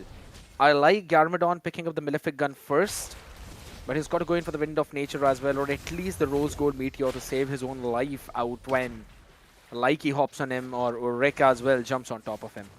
That's the trap we were talking about, or me especially, and that is Metal Black put Urek in super nice draft. And it's going to be all about him because Fake Time had to build magic resist, because if they didn't, they would get destroyed by 3 members of Metal Black and they would get shredded so hard. But now, when they invest so much in the magic defense, right now they don't have any armor. It's Urek time. And it's Benzi as well, sustaining through all of the burst that's coming in from the other side. I don't really like this fight that's been picked up from Fake Time right now to the open as well, though Lager eventually is able to pick off Likey. They isolate the players. Urek wants to run away though. Wind of Nature available, doesn't matter. Both the frontline and the jungler falls. Rex and Urek are the only one who can do anything. So Nami Slam still available. But do they want to risk a wipeout for this Lord? Well, definitely not if you are not in 3 there. Like, super big mistake coming from the side of Metal Black. They started the fight when there were only 4 members available on the top side, whereas Fake Time had all of the members. I'm not sure if Garmadon had to jump in with his ultimate, but that's something you have to take into account always. Whereas Metal Black had Himpika on the bottom side, defending that bottom tower, so he wasn't there. You should have dropped that play, because look at now, looking at the goal difference now, 3,000 gone. It's even. And it's been back and forth between both of these teams now. Lord is going to march down from the top side. I'd rather not have Method Black clear that minion. Oh my goodness. It's the mega minions on top side and Fake Time will not clear that wave. That means more time for the Lord to hop in, means extra wave chances. Jungle out there. Almost being bursted down by Likey, but it's fine. He's got a lot of HP to work with. And now they're also going to steal away the purple buff. I love it. Look at that. It's going to be a second wave being stacked up from Fake Time. I so love their macro. Bottom will be cleared up by Likey. But it's going to be tier 2 in the mid now being in the target there. Skill 1 sent in already. Tier 2 taken down. Method Black can't do anything. Consecration used up as well. Oh my lord. Oh, in 4 seconds, another Mega Minion wave will hop into, man. This is so difficult for Method Black to defend. Finally, a move moving up top. There we go. Thorn of Ruin used up. Tsunami Slam as well at the back of the turret. Lord still not moving in as Likey gets picked off. Make a kill for Urek as he answers back at the second one too. But out in the open, he cannot face tank Garmadon like that. Benzi is also being shut down slowly and steadily. They're able to defend that, and if the Urek will have to move back to safety as Rex hops in as well. The knockup comes in. Corey will have to sustain. He's got to save the life of Garmadon there. And he'll be able to do so. Oh, it's all about Urek. I've been telling you this whole time. It comes down to that 19-minute mark. He is online, he's fully ready, and I'm telling you, he's out DPSing Garmadon in all of those fights. Just look at him go. I expect that if Metal Black are able to take this one game to victory, it will be all by his deeds, all by Urek's deeds, because look at him, 6-2-1, 7 out of those 12 kills as a carry, as a gold laner, as a late game gold laner especially. He is doing so much work. But of course, let's not forget about the rest of the team, because they are making the space, especially Benzi and Drex.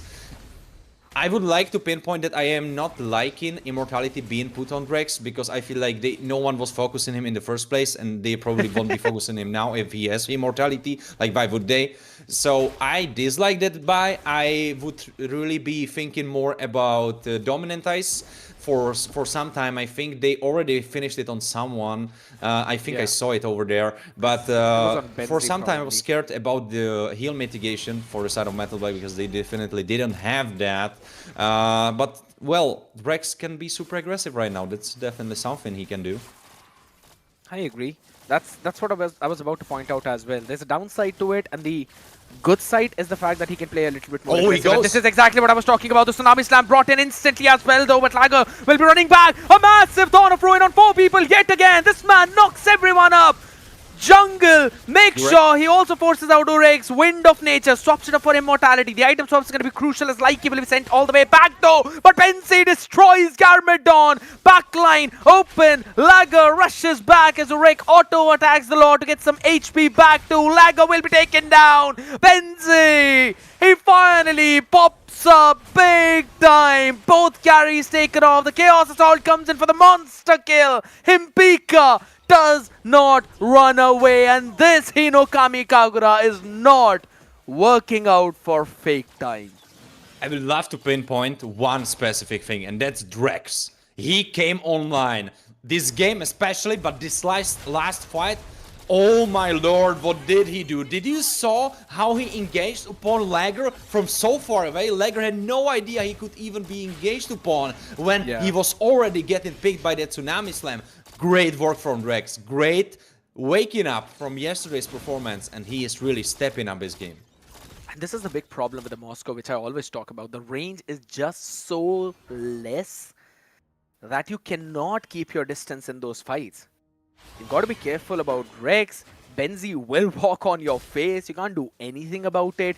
Urek will outrange him after both of them make the Malefic gun.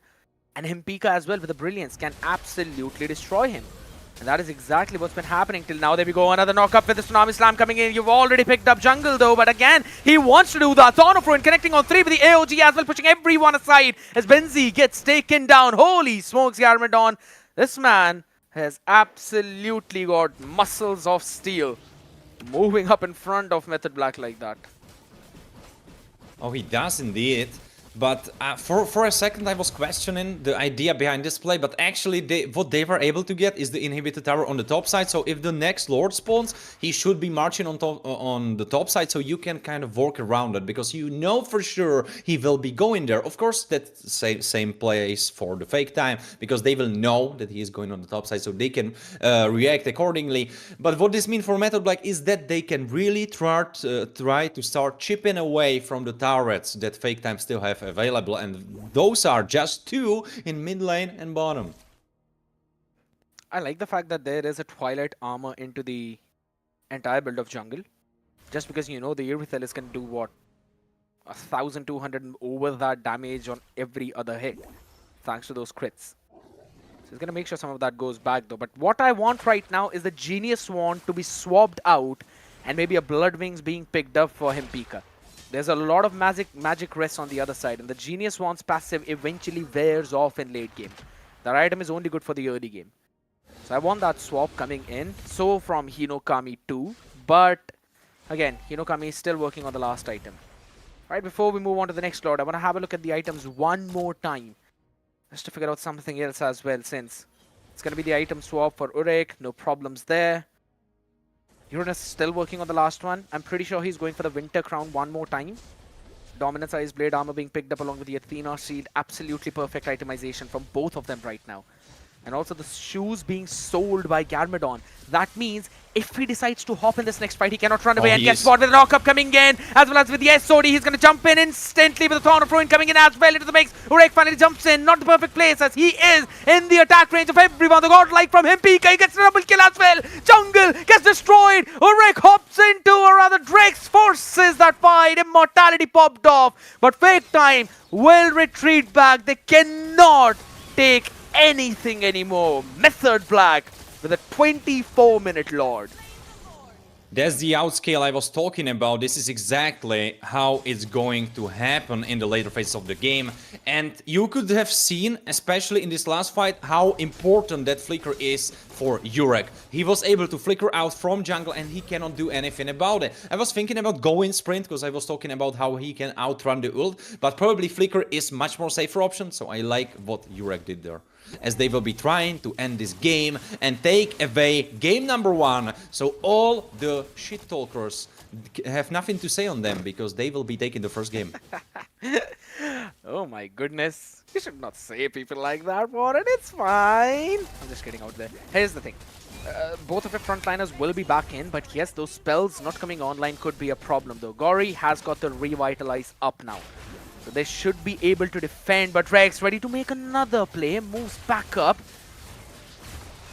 They're taking all the minion waves, hold on, look at where Likey is. Likey, that could be a mistake though, but he's got the immortality swapped up as Lord will eventually be taking the hits of the tower. Likey gets taken down, the SOD in the back line, they will have to move back. Method Black cannot end the game. That is a big mistake from Likey. Honestly, thinking about it and looking at the timers, I think it will be completely fine. I must disagree that, like, he dies, of course, but what is there for Fake Time to do? They cannot really do anything, and he will have full 15 seconds after after he responds to get to Lord. So I think it's completely fine, actually, given the scenario that they are in right now. Also, the only tower that is left to be destroyed is the bottom one. So for Method Black, they should realize that they are not going to end in next Lord. Oh, wait a second. He's out there in the open. Himpika can eventually be targeted. That's exactly what they're doing. The Thorn of Ruin connects onto 3 people yet again. The AOG, the backline, forces the flicker out of Urek as well, and that isolates Drex. With that, Fake Time now get another pick. 70 freaking seconds for him to come online. Yes, they have the priority in the size, but guess what? It's going to be taken away instantly. Another force out here in the mid tower should be taken down. Winter Crown comes in. Benzi would be able to run back. Consecration used up, but he can't do anything. Only the top and bot inhibitor are standing. 5 seconds for Lord, and Method Black cannot go for this contest. And they shouldn't go. They shouldn't go. They should just decide, all right, we got beaten for now, but we will just defend and hold and wait for a 5v5, because we tried 4v5 once, it didn't work out. We will not try 4v5 once again. Please don't do it, Method Black. You were doing so good until now. 56,000 HP for that Lord. The SOD catches Likey. That is massive out there, and guess what? They actually have left the Lord. They want to go for the end. Benzi is soaking up a lot of damage. The stun should be there. The slow as well. Urek, Himpika, making sure that they are standing out there. There we go with the Chaos Assault coming in as the AOG used up defensively, but Gori, or rather Hinokami, wanted to go with the Breath of the Sun. Second form, Clear Blue Sky, has been cleared off from the Land of Dawn right now.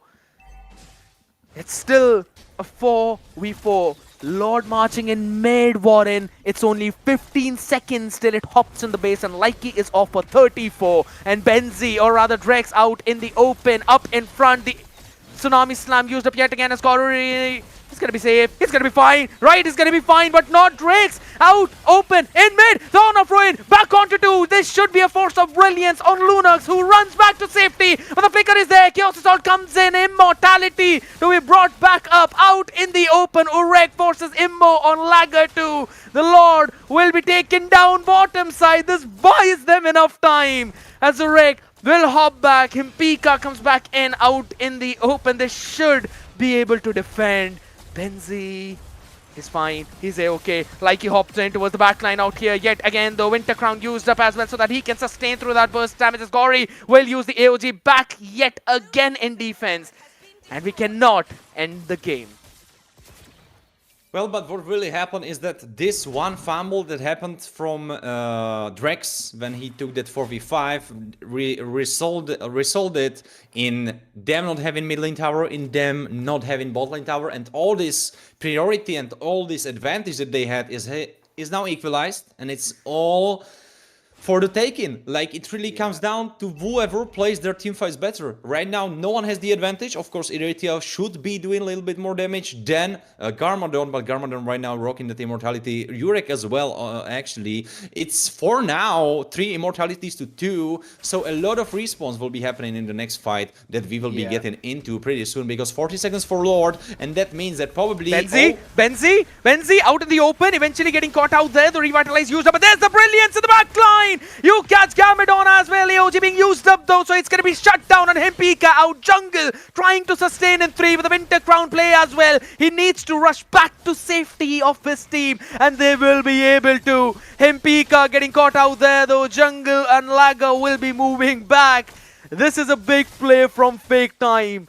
And as you rightly said, a lot of immortalities, a lot of respawn. But at the same time, this is a free Lord for Fake Time again. I don't understand, like, what happens before Lord spawns, that Metal Black always decide, at least for the last 2 Lords, that they need to do something troll. Because Benzi, like, what was he even doing there? Like, he decided that he wants to walk at night to the worst neighborhood. Yin Yang overturned yet again on the other side as Drex will try to run back to safety. The SOD not really connecting, so Likey will be safe. So will be Drex. In mid though, there's Urek. Yeah, he actually wants to go in for the fight as well. Lager will move back. Rose Gold Meteor's passive popped off. No one to be taking the Lord. Here's the thing, Warren. I want Hinokami and Himpika to sell their genius wands and buy maybe a Bloodwing, and guess what? Likey needed to buy an immortality. He was caught lacking 2, 9 and 7. That means it should be a free Lord out in the open for Fake Time now. Oh, it will be for sure, but Metal Black needs to realize that and drop it, because they need to wait for Like. If Like respawns, there is a chance to play back, there is a chance to fight back. But don't do it, Benzi! Don't go 1v5, don't do it, Benzi! He's going, Oh, he's going, Himpika, he goes in for the brilliance as well. They want to try and steal it with the Lord as well, but the red tree comes in for Lager. He will be safe. He will be A-okay, but look at top side. Irithel out there. Urek wants to end in the game, but there's 3 people in front of him. He wanted to go for a big shutdown, but that is Hinokami Kagura, 6th form. Burning bones, burning this Irithel alive. No fuel in tank to respawn on time with 67 seconds in the cooldown. Lord marching from mid. Likey will be there, but I don't think so. They've got time to win this one. I don't even think Like can make it in time. I think this is just 3-man defense against 5. And Slor, now nice move from Benzi. Oh, he's frying. He's frying. He's a genius. No, not right now though, because he's been pushed back, and look at the back line! Hinokami! Destroying Himpika yet again with the 7th form as the Sunflower thrusts in instantly with the Umbrella. AOG connects, Likey falls, base is open, and finally, after 32 minutes and 23 seconds, Fake Time will be confirmed as the final team to qualify for the main stage of MEC Fall 2025. Well, that's a sour taste to leave in your mouth if you already know that after the first game it's not possible for you to qualify, so you are now kind of fighting just like for your honor or something like that. So that's a little bit sad for the side of Metal Black for sure. But that's something that they have to deal with, and for at least they can make it a good practice for themselves. They can take it like, all right, yeah, this happened, but we can still take the best from that. And honestly, I think that what we saw from Metal Black today is completely different Metal Black than what we saw yesterday, and then what we saw 2 days ago on the first day of the qualifier.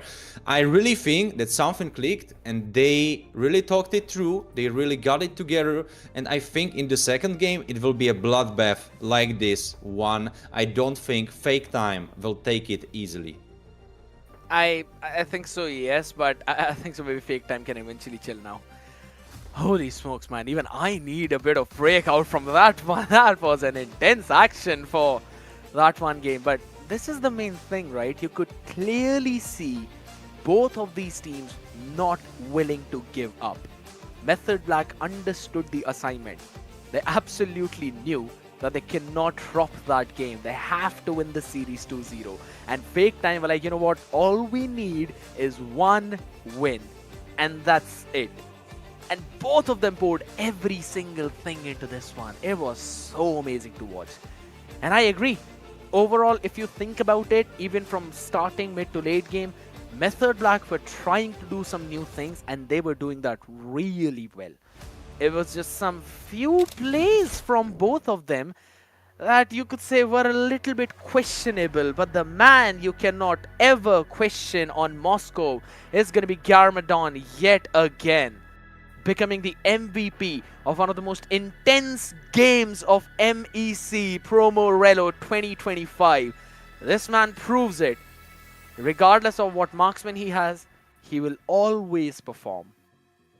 And that's going to give you even more sour taste in your mouth if you are looking at it and you are Jurek. You are just thinking about that backdoor almost working out for you, and then you see your basically like opponent that you are matching throughout the wall lane, that's typically the one that you want to get ahead of, and he has the MVP. That must be such a bad mental state that Jurek and the rest of the team probably are in, but especially Jurek, because what a performance on that Iritial. Unfortunately, in the end, it wasn't enough, but I must one more time say how much better Method Black were looking today compared to the days before.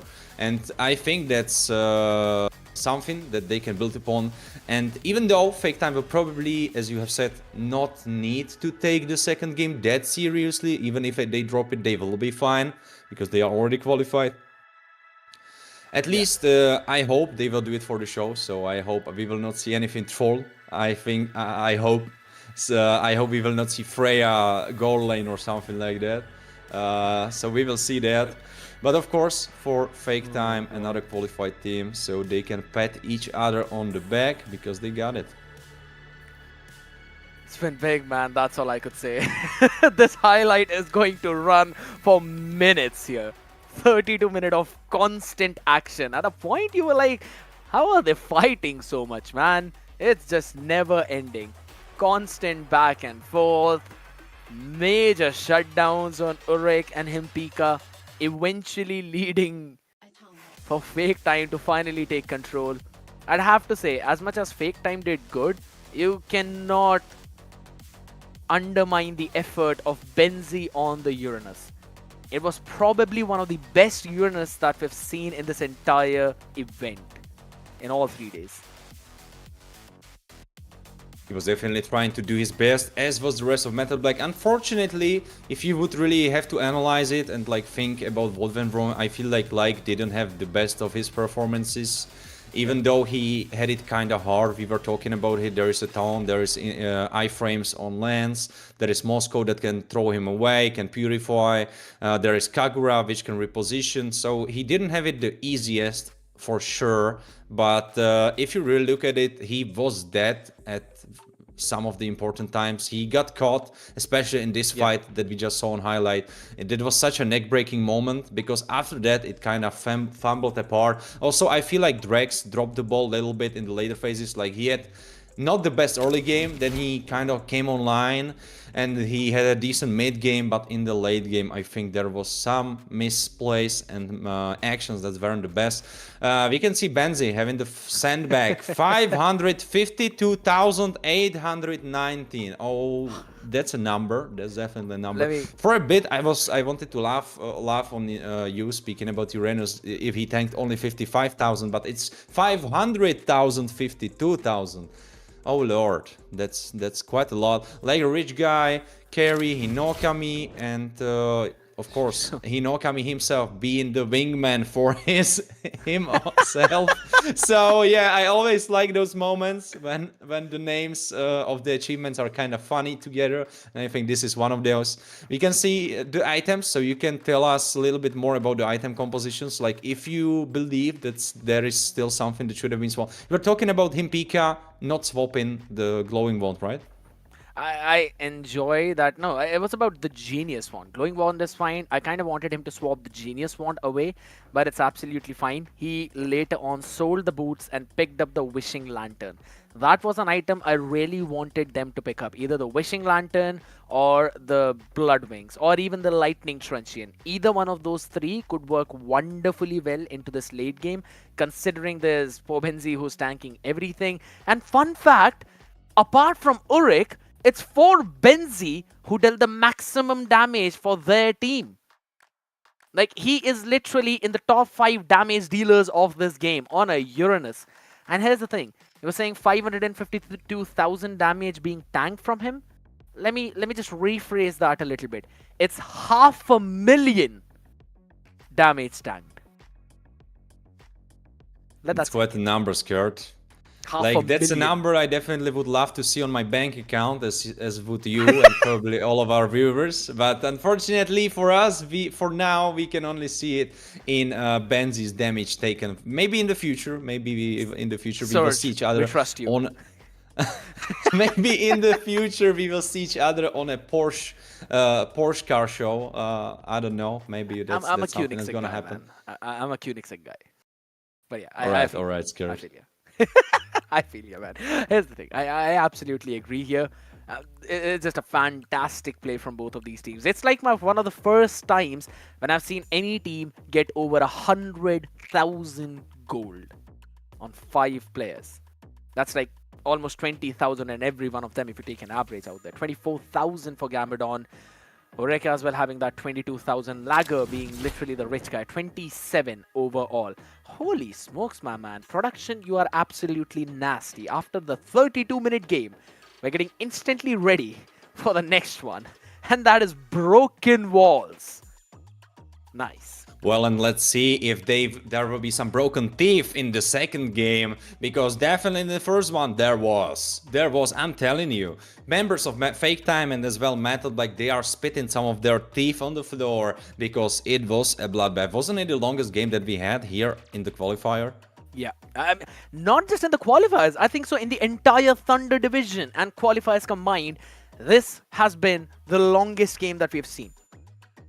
It just blows my mind with the plays after plays. Absolutely phenomenal. You could just create an entire highlights of this day with just that one game in. That's how many plays there were. Oh, for sure. But right now, let's refocus ourselves for the second game, because there could be some highlights happening from the second game as well. We will see to that if that's something that's going to be and coming to fruition, or it will not. Why do you hate me so much? How are you feeling? Oh my god. What's so funny? What's so funny about the game, second game and the draft? You said I want to see the second game in the similar fashion as the first one. You're like, why do you hate me so much, man? Give me a break out there for a little bit. I hope it's a fast one. Whoever picks that up, I hope it's a fast one. All right, so we are going Granger and full early game, Kalia mid, Zhuxin mid lane, and just flip it like 10 minutes, we end in. All right, that's something that suits you? I'm happy. Yeah, I'm happy with that. We see that Scared would love that. So yeah, players, if you are listening to the stream, of course, it's like 3 minutes late because you probably already picked your champs. So yeah. It's 3 to 5 minutes late out there. So yeah, I agree. There's a big delay, but guess what? At least they're not delaying in terms of banning out those heroes. Angelo Grok, fair, fake time. On the other side, it's a CC ban. What's gonna Method Black do? Here's the thing, regardless of what really happened out here, I'm pretty glad that Benzi finally found something that he can use up in that EXP lane so that he can give a lot of room to his team. I think so he was struggling a little bit out there previously when he was being put on the playmaking heroes. You could give him something that can tank a lot, you can give him something that can sandbag a lot, like the Esmeralda, like the Uranus, and he would be able to perform phenomenally well. So that's something I believe Fake Time would really need to understand, that they would need to ban out Benzi's Uranus or maybe something along the similar lines if they want some easy time in the game. For sure, but the thing is, do they realize that? Do they know? Did they catch it as well? Because definitely Benzi knows, but the thing is, did he tell them that he's feeling much better on those picks? Is that something that we will be seeing from Method Black? Of course, this is the last game of the qualifier for them. For Fake Time as well, right? Even though they are already qualified, but this is the last day. We will be, after this one, seeing only the last series, which already cannot change anything, because unfortunately for Big Mistake, that will be a story after this one, so let's put it to later.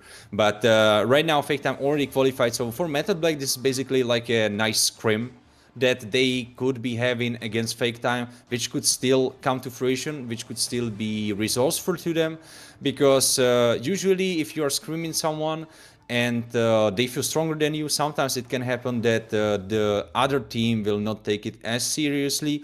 Whereas right now, if it's on the stream, I feel like even though the game kind of doesn't really change anything, it still will be a high action game, high effort game, because I don't think anyone from Fake Time wants to look bad on the stream, so I think they will take it still very seriously. Alright, fair. We'll have to see again. On this point, picking up a Granger Eve so early on out there, just to try and counter the Kimi on the other side of Method Black. It's, yes, as you said, it's revealing a lot of cards for the side of Fake Time. But I think so I kind of like that early Eve pick. Get that extra bit of shield out there, will outrange the Kimi in terms of the main team fights. While you also have picked up that early Granger for Garmadon. So he's going to be having his fun time. But here we go. I like this early Dragon pick, because eventually you'd want to ban out Benzi's hero pool, specifically the ones who can create a lot of problem for that Eve. And Yu Zhong being picked up early on out here, I think so that gives them a lot of room to work with. At the same time, it could also help Garmadon out here, because Irithel being banned out, I think so they're also going to ban away the Harith. So it's going to be difficult for Urek to pick something to counter this Granger in that gold lane.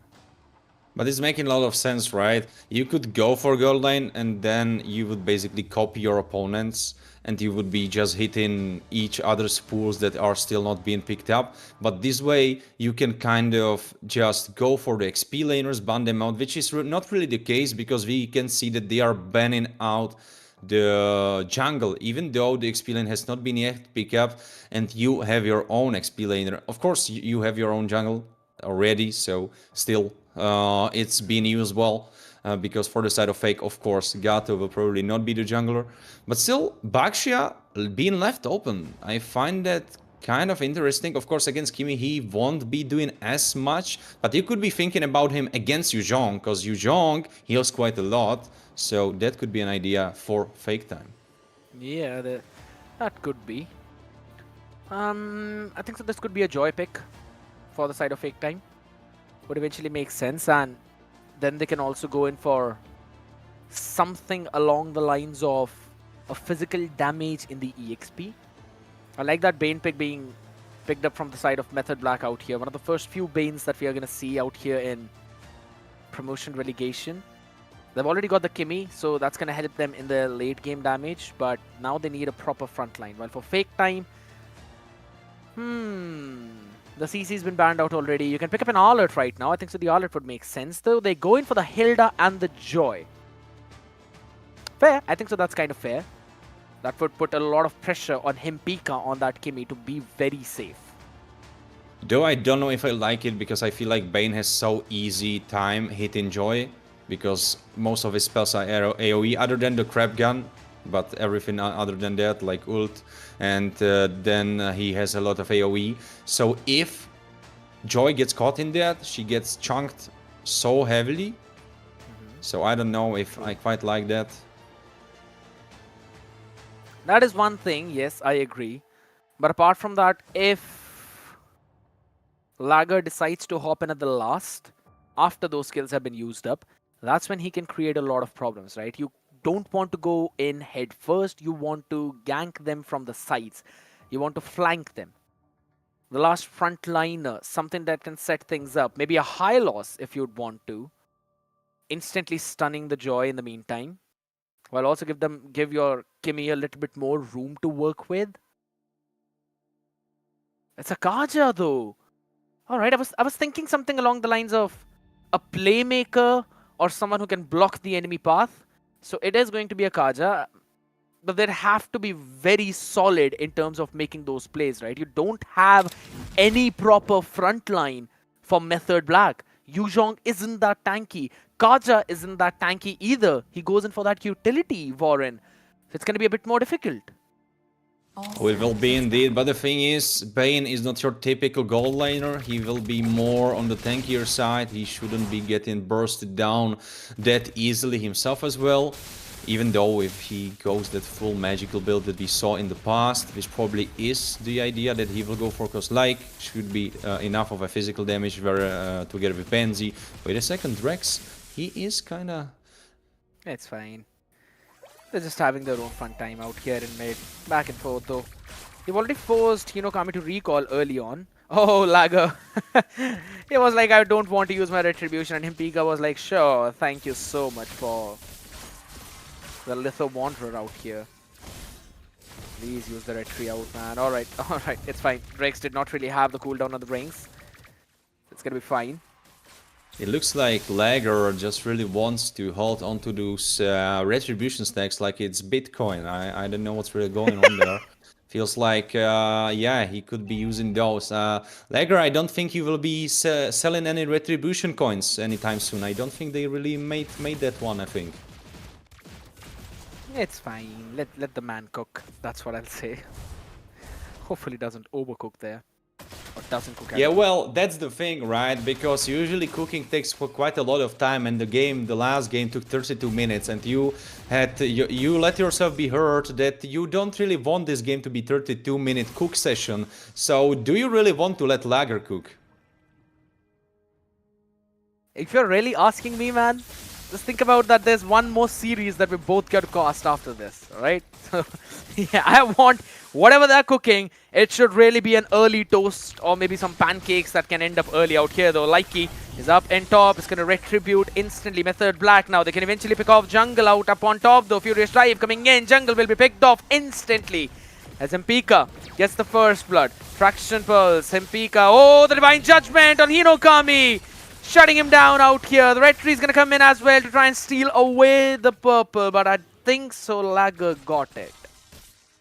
Honestly, I love it. Like, Lager, of course, he still got the purple buff, but the action coming from Mantle Black, that's Mantle Black, that how you want to see them coming online, being available, being active. And look already on Drex's position, he's already trying to fish for something, but maybe too deep. Yeah, Drex, he needs to run back to safety out here right now. The Lager eventually catches him instantly with electrifying beats out here. Good punish whatsoever. Real world manipulation at the very edge as Likey runs back to safety.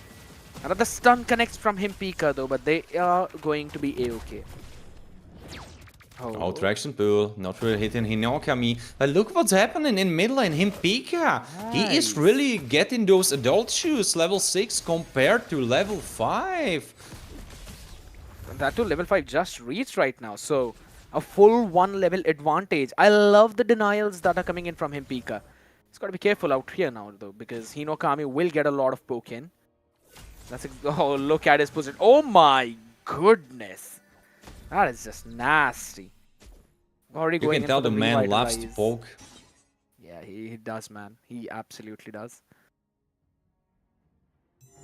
Anthracite finished for Garmadon, so this this wonderful revolver slinging, or like, is it even a revolver? Like, I know Clint has one, but is Granger's gun like a revolver, or is it like something bigger?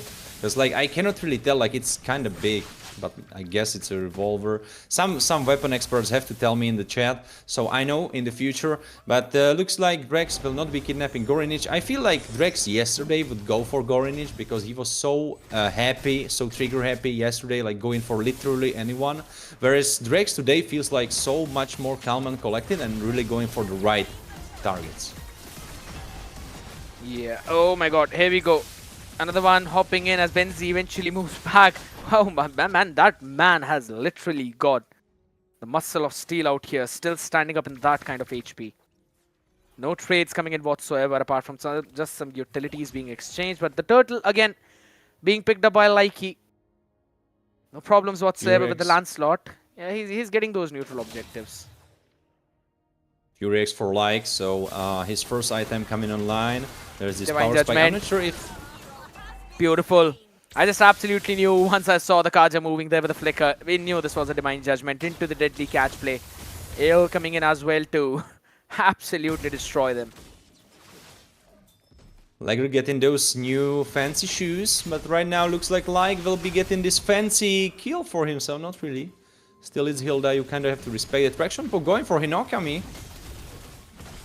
Yeah, right now they still want to take this one out in the open. Jungle will have to move back as the AOG comes in to push all of them behind. Ale to do a ton of damage. The Likey eating up a lot of shots from the Death Sonata along with the Rhapsody coming in from Garmadon. Bit of a slow action, but Method Black still keeping the advantage. Right now they are 2000 gold in their pockets. Probably most of it is sitting on Himpika with that big level advantage. Even though, looking at it now, Hinokami was able to run it back or like equalize it a bit, because right now they are sitting both on the same levels. I'm not even sure if the advantage is still there. We will of course know when we will see them in action. Oh, alright, yeah, Himpika level 8, so it's still there, but of course, like with every other level, it will be less and less important because each level will need more XP. Oh, CC Myun needs to pop that Yuzonkel, but he will have it available, his Dragon form, for the fight for Turtle. I don't think so they'd be able to go in for any kind of engage out here. Jungle is there. Yes, Divine Judgment available for Drex. Though AOG comes in, pushing everyone back. Lagan's been picked off though on the other side, so that means it's an easy retribution for Likey. No problems coming in whatsoever as the Phantom Execution does enough damage for Jungle to fall off. And they trade it for Benzi. Himpika answers back for Gory. Not really able to sustain through any of that. The mid-tier 1 will fall as Method Black take full control of this early game. Is it that Fake Time is not really trying that hard, or is it just Method Black, like they are coming online? Like what is it out of those two worlds? Is it like a combination of both? Probably that is what is happening. But I don't feel like Fake Time, like they are doing mistakes, but I don't feel like those mistakes are coming out of laziness. It feels like Method Black are actually just finding very good opportunities for their side. Yeah, they're doing really good in this game. They're playing for the win conditions. Urek is farming up pretty well. I'm pretty sure he's already got the Holy Crystal for himself. Hold on. Lager. Divine Judgment on top of him. Traction 12 being used up as well. He's been stunned down and finished off. Benzi as well doing a fantastic job, and I was just praising Urek, and he gets ganked in by 3 people. Urek will be lying on the floor. Probably someone made a nice scrap salad from his insides. Probably we should be seeing very soon insides of Jungle, because he is getting super low. Yes, I agree, but I mean, he's a Hilda, man. The longer he stays in the bush, the more HP he gains. So I don't think so there's going to be any problem. Look, those bushes are his home. Probably better than the fountains out here in the open. Art of Thievery used up Himpika. Will be able to flicker out of the harm's way though. Another flicker being burned up on the other side. Jungle rushes back as they still do not get the tower in bot. But how far can you rush away from the Divine Judgment of Drex as this god eventually takes them down one more time? Rek answering back instantly with the Deadly Cats too. Has he made the Holy Crystal though? I want to have a look at those items. Pretty sure he's dealing a ton of damage though. Yeah. Holy Crystal, Lightning Truncheon. That is your Bane coming online.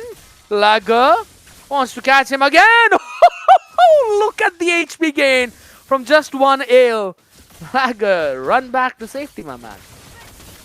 Well, not really, because there is Drex and he wants to pick him off. But looks like Drex will be fine under his tower. Depends if someone will be joining to defend Drex. Lord will be spawned onto the top side as Metal Black have picked it up before. It will be marching on the top side, trying to get some towers. Big fight happening. Yurek getting bursted down. He didn't have his flicker available, and that opens up hands of fake time to deal with this Lord, because Metal Black have only 4 members on the map. Nice pick off coming in from the side of Fake Time. Really needed to shut down that Bane out in the open. Though, hold on. Lancelot needs to run away. Phantom Execution to save his own life, as Benzi, with that Furious Strike, will be able to make sure the jungle is zoned out. Now, there comes the Black Dragon form. The re-engage from the side of Method Black with the Thorn Rose coming in. There is no Phantom Execution available. It comes back online at the right time as they want to try and go for the outplay, but Hino, Kami and Garmadon making sure they are punished for that as he gets a double for himself. Wants to go for the third one as well, as Himpika was not in that fight. Neither was Urek as he joins in, and jungle gets obliterated with the deadly catch. And the next one in line is going to be Gory. No chance for him to survive. Tries to kite as much as he can. Cannot do that as Lagger joins in at the very last second. Almost being shut down. The traction pulse comes in. Himpika will be destroyed as there's a monster kill for Garmadon. And the Rhapsody, the Sonata of Death, is being sung to perfection. There could be a discussion in the last game if, of course, MVP is awarded to the player in the winning team. So of course it went to Garmadon, but there could be a discussion to be had if not Fake Time but Metal Black were the winners. Of course the MVP could be going to Yurek. But right now in this game, well, Garmadon, it's his game. It's his game. He is really showing us why he is getting all those MVP awards, because he is frying. We can look at the fight once more. Mega kill going for Himpika, but I think they overestimated their fighting chances, because once more they kind of overstayed their welcome. They didn't respect Lagger and they got punished for that. Metal Black, I said they are stronger. Wait a second. Yeah, right now they're still going in. Godlike coming in, and there we go. Rex shut down instantly out as the Black Dragon is used up defensively. My man can't really jump back into that fight with such an HP though. It's going to be a Sky Piercer instantly taking them off, but we have a pause. And what a time. And before we move back to us, look at that map. Look at where you've got that Lancelot playing in. He can take down the passive from up top though, so that could be a smart play. That could be an idea to do that, definitely. Well, it's only for our imagination what's going to... no, not what's going to happen, well, for now. But what was the reason? What was the reason for the pause? Probably some internet connection problems, maybe, or some device problems, something like that. Didn't really look like someone, maybe Yurek, I guess he kind of walked in the middle, like not having a carry in the wall, so maybe that was the one that had the issues. Of course, Yurek, without his flicker, he is not really that mobile, so he needs to be careful about his surroundings. And also, the rest of Metal Black really need to engage upon their opponents first, because if they don't do it first, then Joy has a free reign over them. And if she doesn't get caught in the deadly catch, well, then it's completely fine. Yeah, I kind of agree. Yes, the thing is, I'm just glad that it did not happen right before this team fight broke out, right? That's one of the things that you hate the most. You'll have to figure out where your own position was and then go in for those kinds of plays as well. It kind of gets annoying, but it's fine. Kudos again to the League Ops out there, managing everything so very well. But if you really think about it, right, Method Black cooking up in this draft, it was really good. Specifically that Bane in the gold lane as well from Urek. But I just feel I wanted to see that a little bit early from them, right, in this entire event. The coordination has also been working with them for this one, specifically with the Kaja pick out. They're going for those pickoffs. They're doing a good job. But as we were discussing Warren in the early game, once we reach that mid to late game mark, it will become very difficult for them to face tank the burst damage. They do not have any solid roamers for them. Yes, they've got a very good utility roamer in Kaja, and they've got a nice playmaking EXP laner in the form of Yuzhong, but they are not tanky. So if they cannot burst down the enemy front line or the back line in their one play, then they will lose the entire fight. I think the most important thing to be said is that, of course, they are not tanky individually, but together, if they are able to let themselves be focused one by another, then you can kind of mitigate that effect, because it won't be that one person get bursted down, but it will be kind of like you mix and match the damage on top of all of your members. So that's something they need to really think about, because Benzi cannot do it alone. He needs to work in tandem with Drex, and also those engages, they need to be happening first, because if you go for re-engage and you are Metal Black, there will be no fight to re-engage upon, because you all be dead by that time. Exactly. And Urek will need to play a bit more carefully out there in the open. Cannot really get caught out like the way he just got did, right? Yes, Mbika is there in terms of your marksman damage, like with the Lancelot, should be able to steal the neutral objectives, but Urek needs to be there for those deadly catches. Whenever Lager is running on top of them or Gori is running on top of them, he needs to be there to try and push them all off.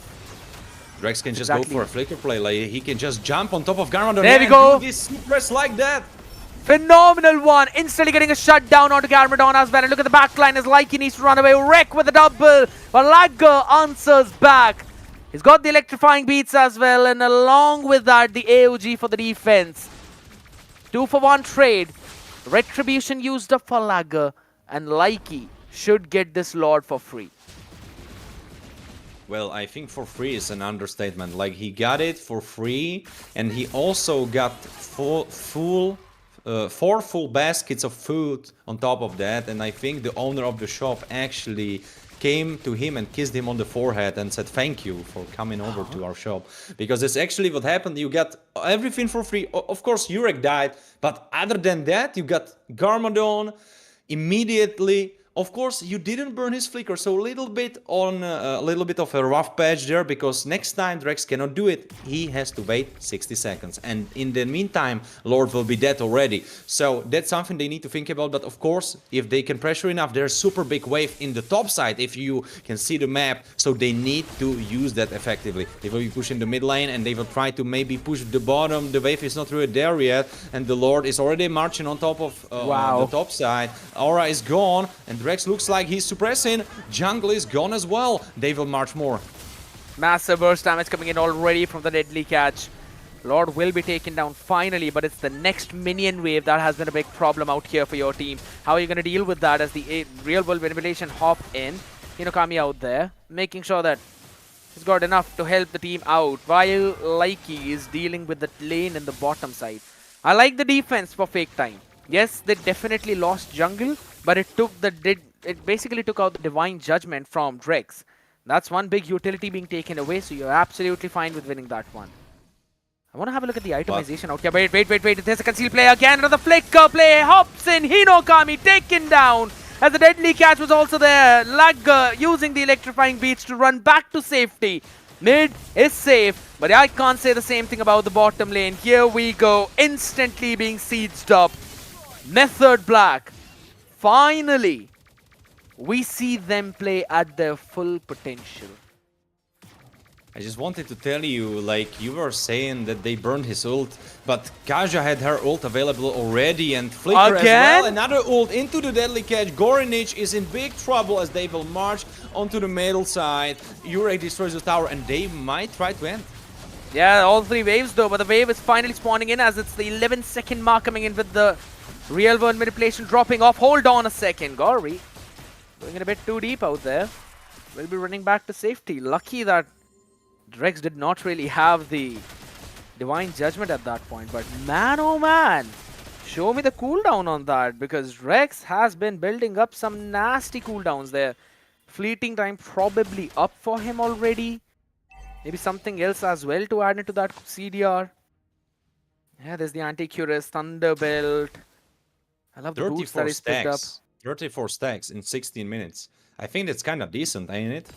It's good. It's actually very good. That basically means one extra physical and magical defense item for you, because that's one hybrid defense for every stack that you have. Jungle, Wait a figure second, out Benzi. where he is. Oh, it's gonna be bursted down instantly. My goodness. There we go. But the Lord's gonna be secured in by Likey. They're gonna rush back as well to safety. But guess what? It's a full fight being used up. Lovely deadly catch to try and dissociate everyone, but they do not have enough.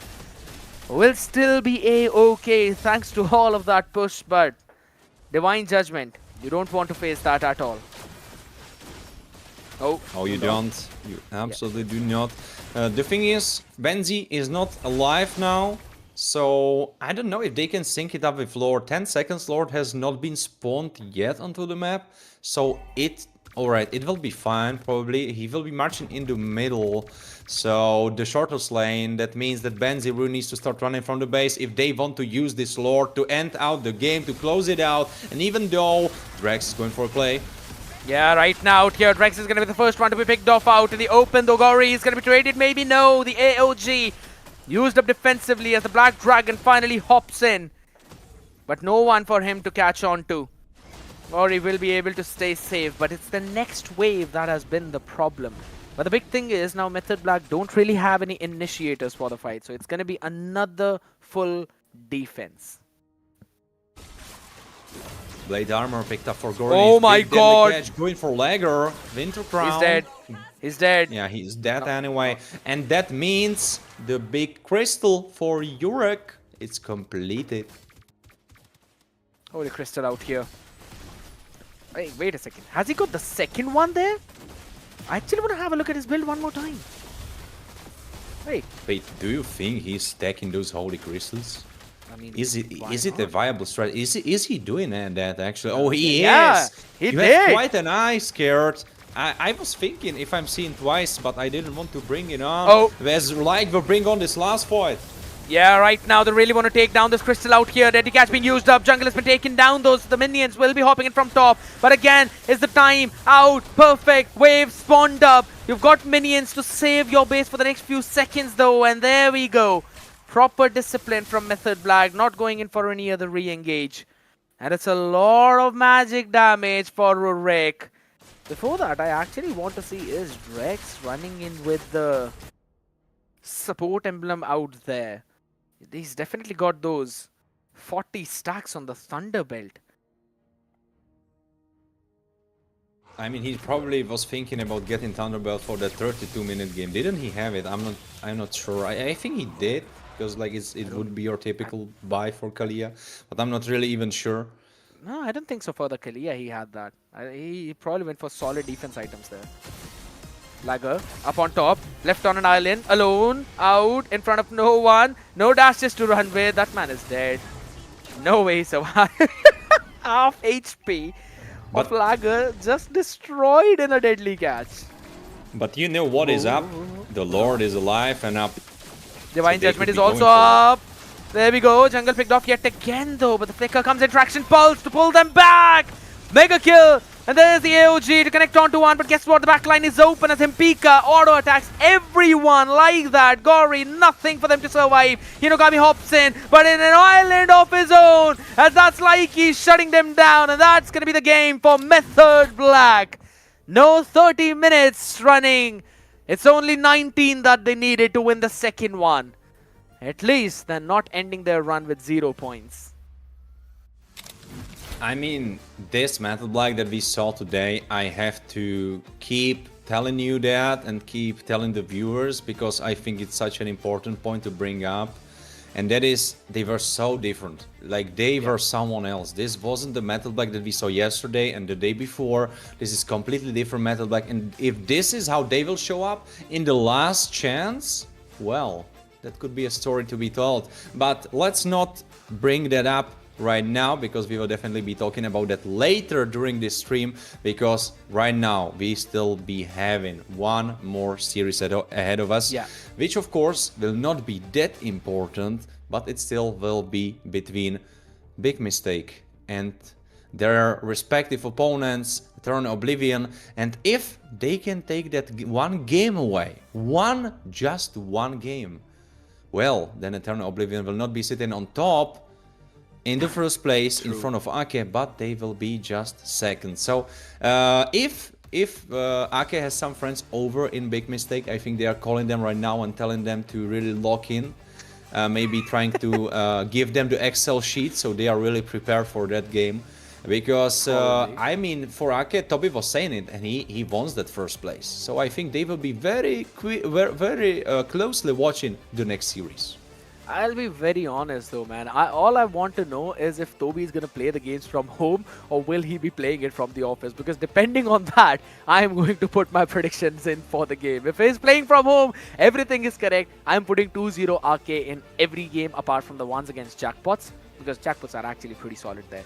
But on the other side of the spectrum, if he's not playing from home, yeah, that's a 2-0 on the other side. I'm going to give them a little bit of leeway with a 1-1 though. But man, finally, Himpika out there performing to his fullest potential on the Kimi.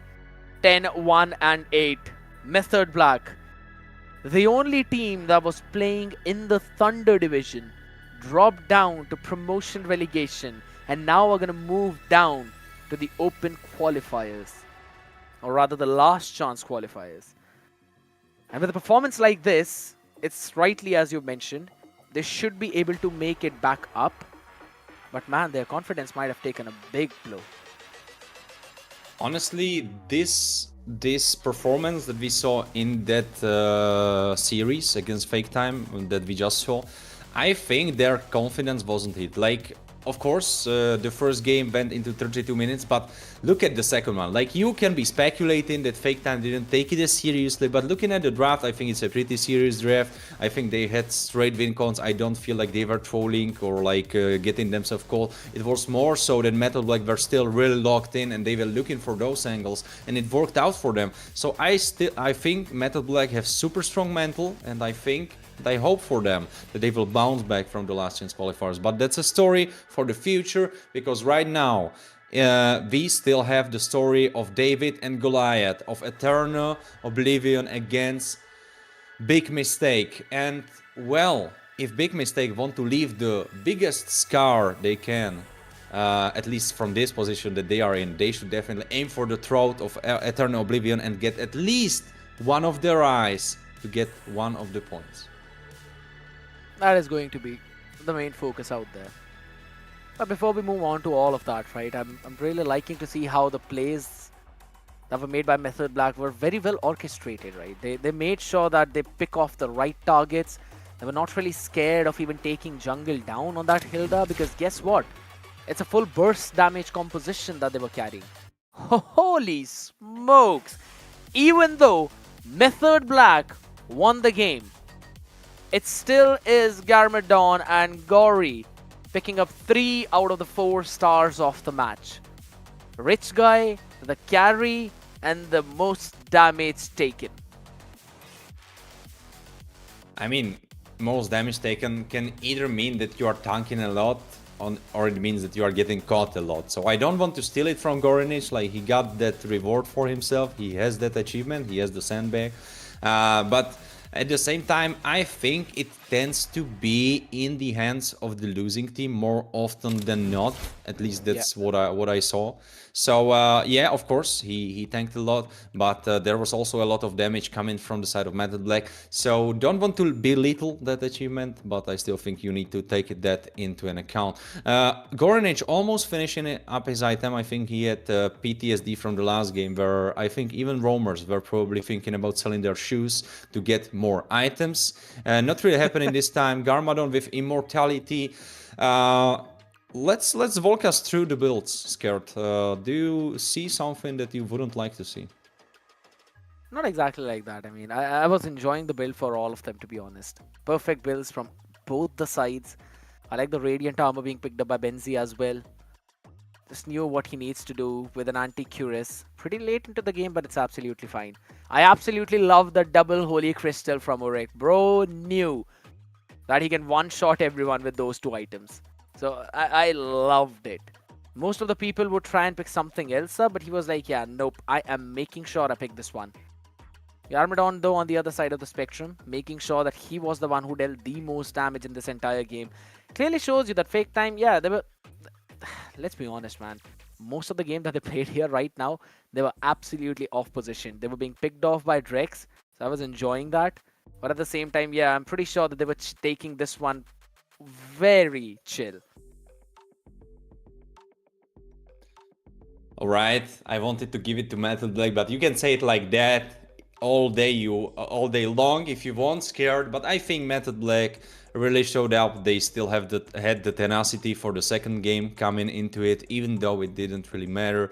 And I think we can see the same tenacity coming in the last chance qualifier if we will be seeing them there.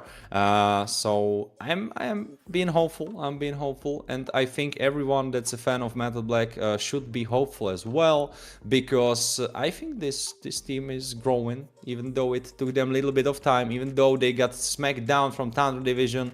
I think there is a chance. But let's talk a little bit about Fake Time, right? Because they qualified, so they will be the confirmed or one of the stars, at least one of the teams that will be playing in the regular season. So how excited are you about them making it? How excited are you about this roster coming into the regular season? Is it going to be a roster that you will be rooting for? Was Garmadon a guy that kind of stole your heart? It was probably Gory, man, I'd have to say. With the way how he was frontlining for the team and how he was holding down the fort, I was absolutely enjoying that. But one more thing that we first have to discuss is the fact how Method Black, yes, even though things did not end up in their way, at least they ended this promo relo with a win. And I think so that is what matters, because it will help them set the momentum up for the last chance qualifiers. And ladies and gentlemen, to talk us through it now, we're going to have Urek here on board. Urek, welcome. Finally seeing you after a long time there. I know you were probably a little bit disappointed with the results, but how are you holding up and how is the team holding up now? We're probably just gonna disband. But I'm pretty good. All right, you know what? You've already hopped in to drop the bombs out there. Now, talk to me through it as to what really went wrong for the team. Why were you not able to perform throughout the promo relo? I would say we didn't really practice. Didn't play that much. We found Fist 5 in like 3-4 days before the tournament. And I don't know, we already also had communication issues. And yeah, I think that's it. All right, Warren, go for it. Well, after you drop the bomb, I think my question is kind of unnecessary, but I will still ask. Like, it felt like in the first and second day you weren't really like playing accordingly, but in the series that we just saw, even though you lost, it felt like you were kind of sticking a little bit better to your plans. It felt like you were working better synergistically. Was there like a big talk happening from yesterday to today, or like how do you think this happened? Or it's something that you don't even think really happened? Like, can you talk us through that?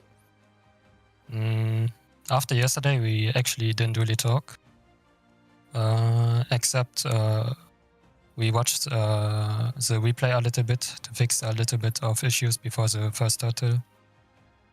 And I don't know, I guess today just the pressure fell off from our shoulders, so we played differently. I mean, you guys did everything that you could in that first game. I'll have to say there were a few moments where I could see you guys pulling it all up. Specifically you and the Lunox in that first one. It was fun to watch. But I think so in the second game with the Kaja and you playing on that Bane, we saw a very different Method Black. And I really like that. Can we see some of that more in the last chance qualifiers? I don't know yet. Maybe, maybe not. Because that really fit your playstyle out there. And do you like Bane more than that? And what's the idea behind that double holy crystal, my man? You just went full magic bonkers. What's the idea behind that? I just tried it in Ranked. It worked, so I just tried it here. All right, fair. Warren, you've got any last few questions for the man? Well, I must say that I had my question answered. That was really what I was going for. I really wanted to know more about this transformation. But you can definitely talk us as well through what, of course, you don't want to flame your teammates that you wouldn't want to do that, but you can do that like in your DMs and in private. But what do you feel like was your biggest issue? Like you said, you fixed the turtle, but like, can you talk us through that? Because we have some opinions, we saw something, the viewers have some opinions. What do you think were the biggest issues that took you down? Our ability to end games and to find positions, find space on Lord fights. Yeah, I guess. I don't know. Got it. Fair, Orek. I know it's not really the best result, but it's just a little bit of consolation. I still wish Method Black all the very best. Hopefully you guys make it out of the last chance qualifier, and hopefully we see you one more time again. We'll all be rooting for you as well. Thank you so much for the entire game that you've shown us, and I really enjoyed your Bane, man. A thumbs up for that one. Good luck for the future. Yeah, thank you for having us. Yeah. It was always a pleasure, my man. Thank you so much for being here. All right. Bye-bye. Bye-bye. My goodness, man. It's heartbreaking to see. You could clearly see that the man was sad out there, Warren. And I really wish things were a little bit different. But it is what it is now. As we have Method Black moving all the way down to last chance qualifier. I believe it's time to celebrate if there's fake time out there, people. And you know what? We're going to give everyone some time to celebrate, as well as a little bit of rest to Warren and me, myself. We'll be hopping back after this short break to see the very last game of promotion relegation. Don't go anywhere. We'll be back soon.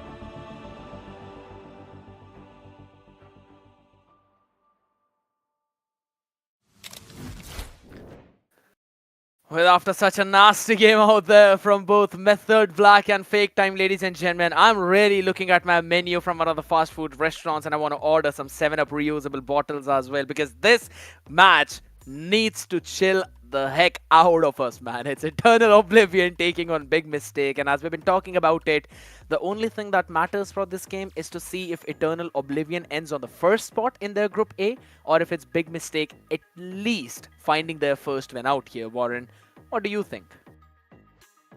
Well, I think the cats, not cats, that would be very weird, but the cards are definitely stacked in a way of Eternal Oblivion.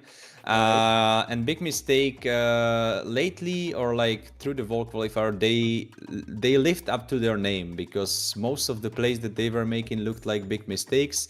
They weren't really flawless. So maybe a curse that they kind of brought upon themselves. Not that I would want to joke about that, but they kind of made it by creating that name, didn't they?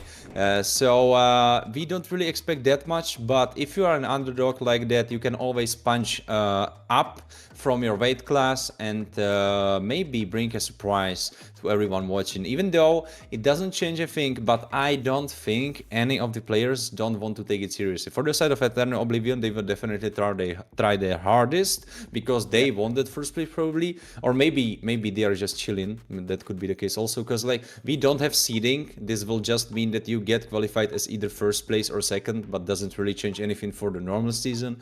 So it's not a big deal. But I am feeling like Eternal Oblivion would want to steal it away from Ake, especially after Toby said that he wanted that first place.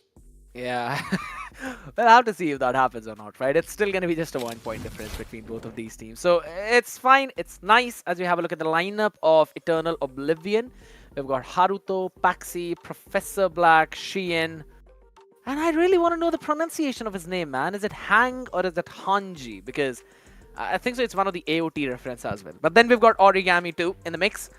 It's a pretty solid lineup coming in from Eternal Oblivion. We have seen them perform previously as well. The record's been going pretty decent. 4 points till now, winning a series 2-0, and then the next one it was a 1-1. So they haven't really dropped a series yet. They've been doing a fantastic job. Teeny Bamboozle was a 2-1-1 for them against Ake. They were absolutely amazing.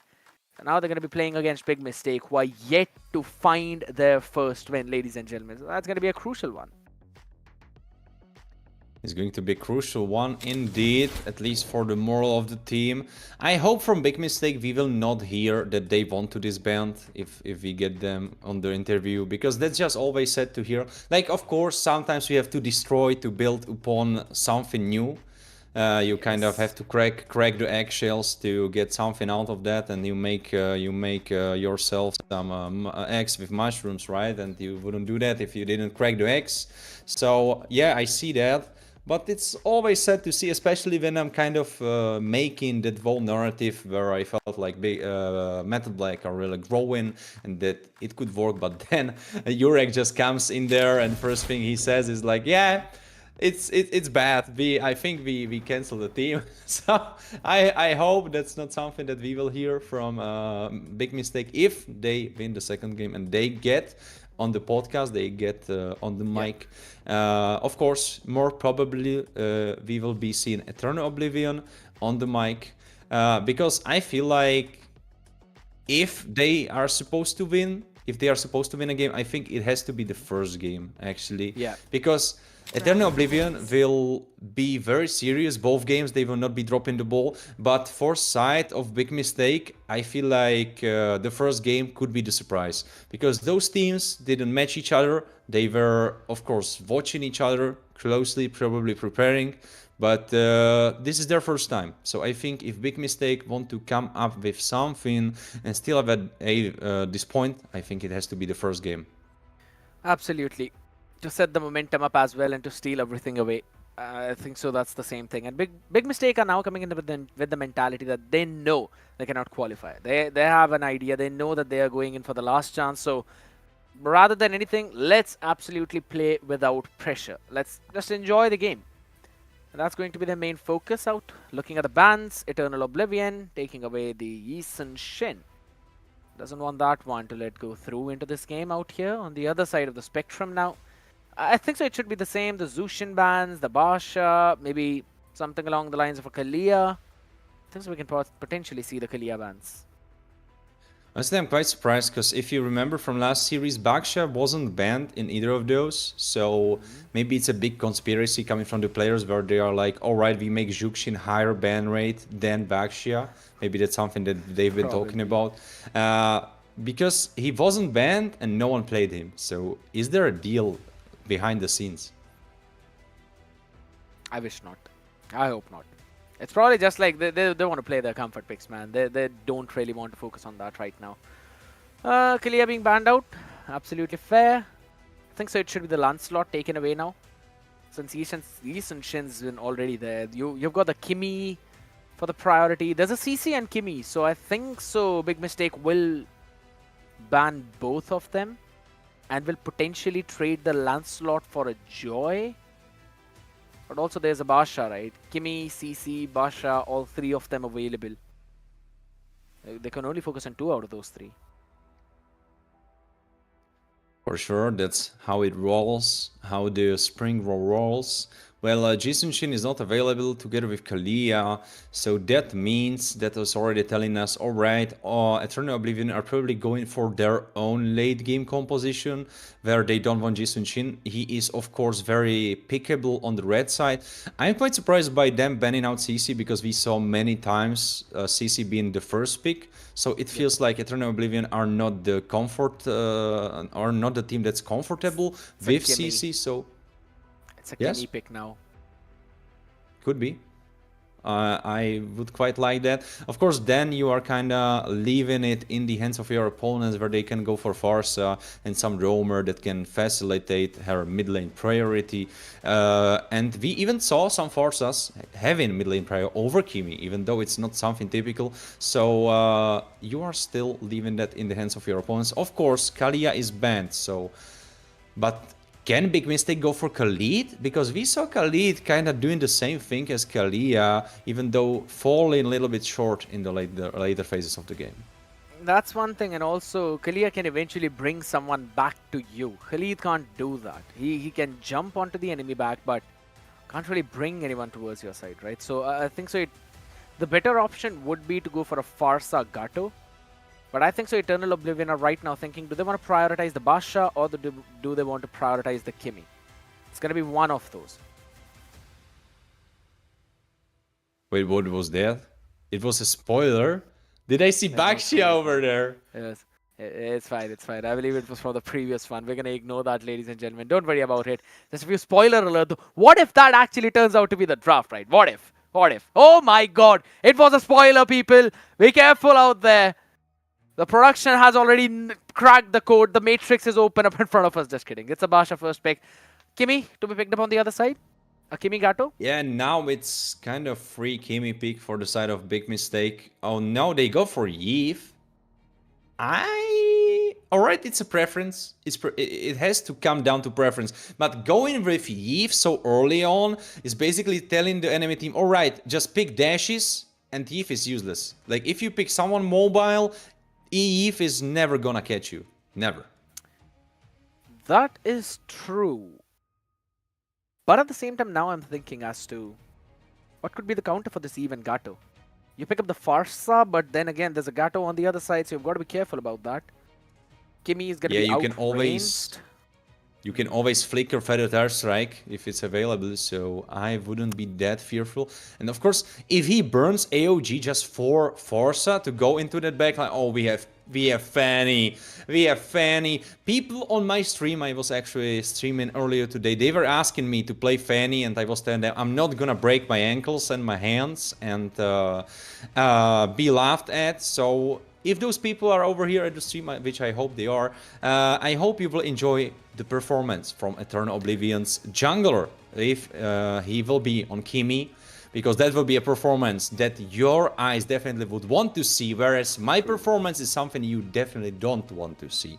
So I am happy that Eternal Oblivion are picking it up, because already with a spicy pickup. Because with Fanny, it's always going to be playmake after playmake. It's never going to be like, alright, we are farming 20 minutes and then late game.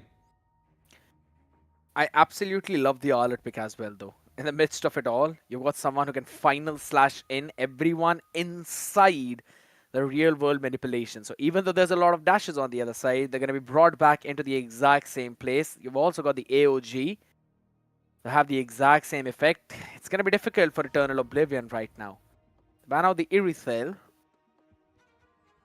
Focusing on the gold. Kimi Novaria banned out so that there's not enough range, but I still feel there's an opportunity of a Lunox to be picked up in the mid lane. I think so that should be the wise choice for Eternal Oblivion. Or a Selena. It's been a while since we've actually seen a Selena, you know? Selena against Yves, that could be the idea for sure. But the thing is, Or a you are already... What? Valentina. Valentina seems like a better choice in this case. 3 major ultimates to be picked off from. Yeah, I like Valentina much more. Also, I wanted to say that Selena kind of relies on her skill shots, and if you land those, then you are the best player in the world. But if you don't land those, then you are basically worthless, and you should be just building full tank, and that's like your best use that you have for the team. Wow. I really hope you didn't say that, man. And I'm glad that you're not watching my Selena out there. But the pick for the side of Big Mistake, Arlet Gatto. You need the jungler, you need the gold laner. I think so you can keep the gold laner for the later one. Jungle, you can go in for a Joy. You know there's a Fanny on the other side. They actually go for a Bane in this pick. Alrighty. You want to go for the disengage. I like the idea. I mean, previously we saw the Bane coming in from Urek. It was good. You want to go for the exact same thing. Big Mistake really want to play in that one specific area of the box, and that is the real world manipulation. Like the Wombo combo coming from Big Mistake is super huge. And also to execute the Wombo combo, it's not really that hard. Like you hit 2 and it's winning you a fight. Like you don't even need to hit 5 man. You hit 2 or 3 and your fight has been won. Of course, Yuzong, when he is CC immune in that ultimate, that's going to be rough. Kagura repositioning you and repositioning herself. That's going to make it even rougher, if you can say. And also, I kind of like the idea that they were probably watching the last game and the last years, and they were like, all right, Bane works super well against Joy. Fanny is low-key like Joy, but like AD, like she does physical damage, but she's like Joy. So I like the idea coming from the side of Big Mistake, going for that Bane gold lane, and it will be secured with that Hayabusa, who has little bit scary 40% win rate, but like scary on the part if you are the team that has him. True, that is true, but here's the big thing. I do not like the Yuzong Kagura pick. I understand the idea. Yeah, I absolutely do not. Here's the thing, right? I understand the idea that you want to go full dive on the other side. But that's what Big Mistake wants. Dive onto them. They've got the final slash ready. Dive onto them. They've got the real world manipulation ready. AOG ready. And if things go south, they can just deadly catch out.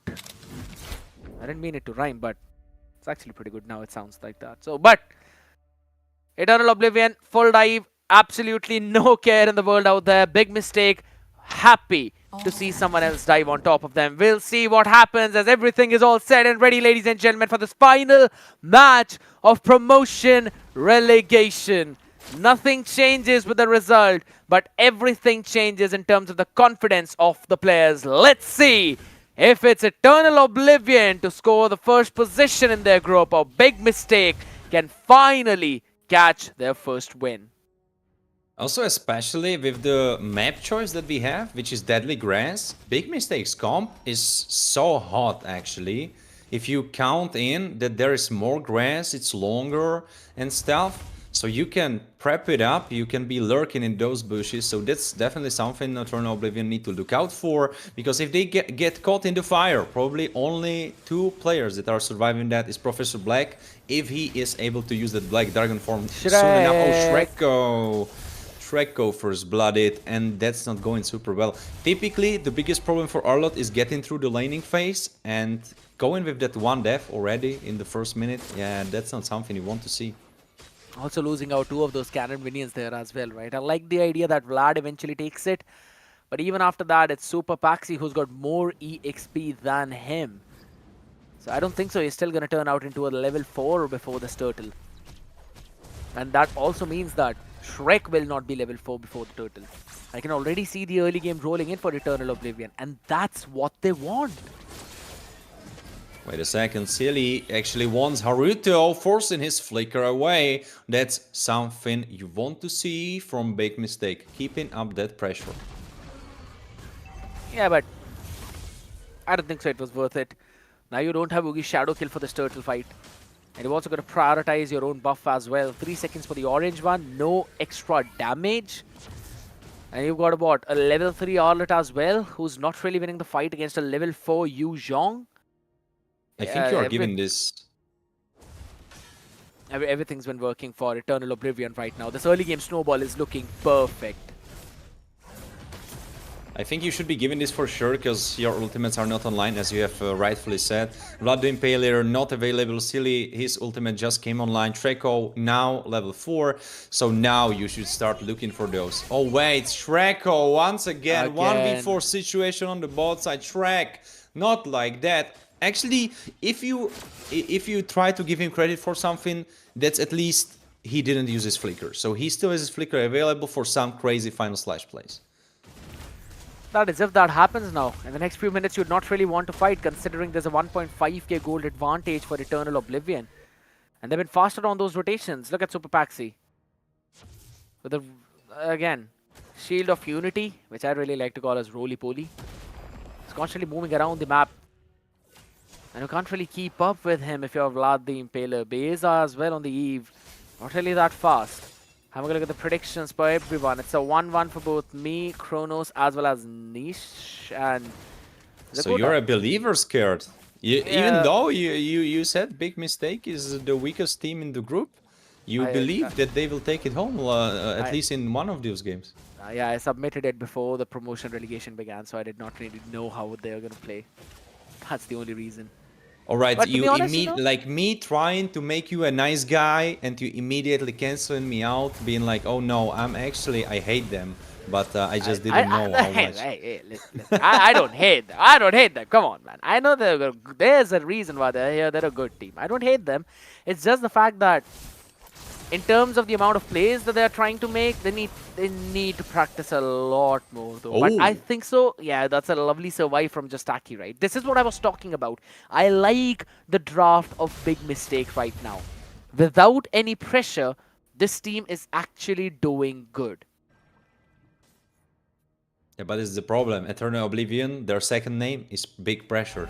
It's like their family name, you can say, as they will be taking the first, actually second turtle of this game.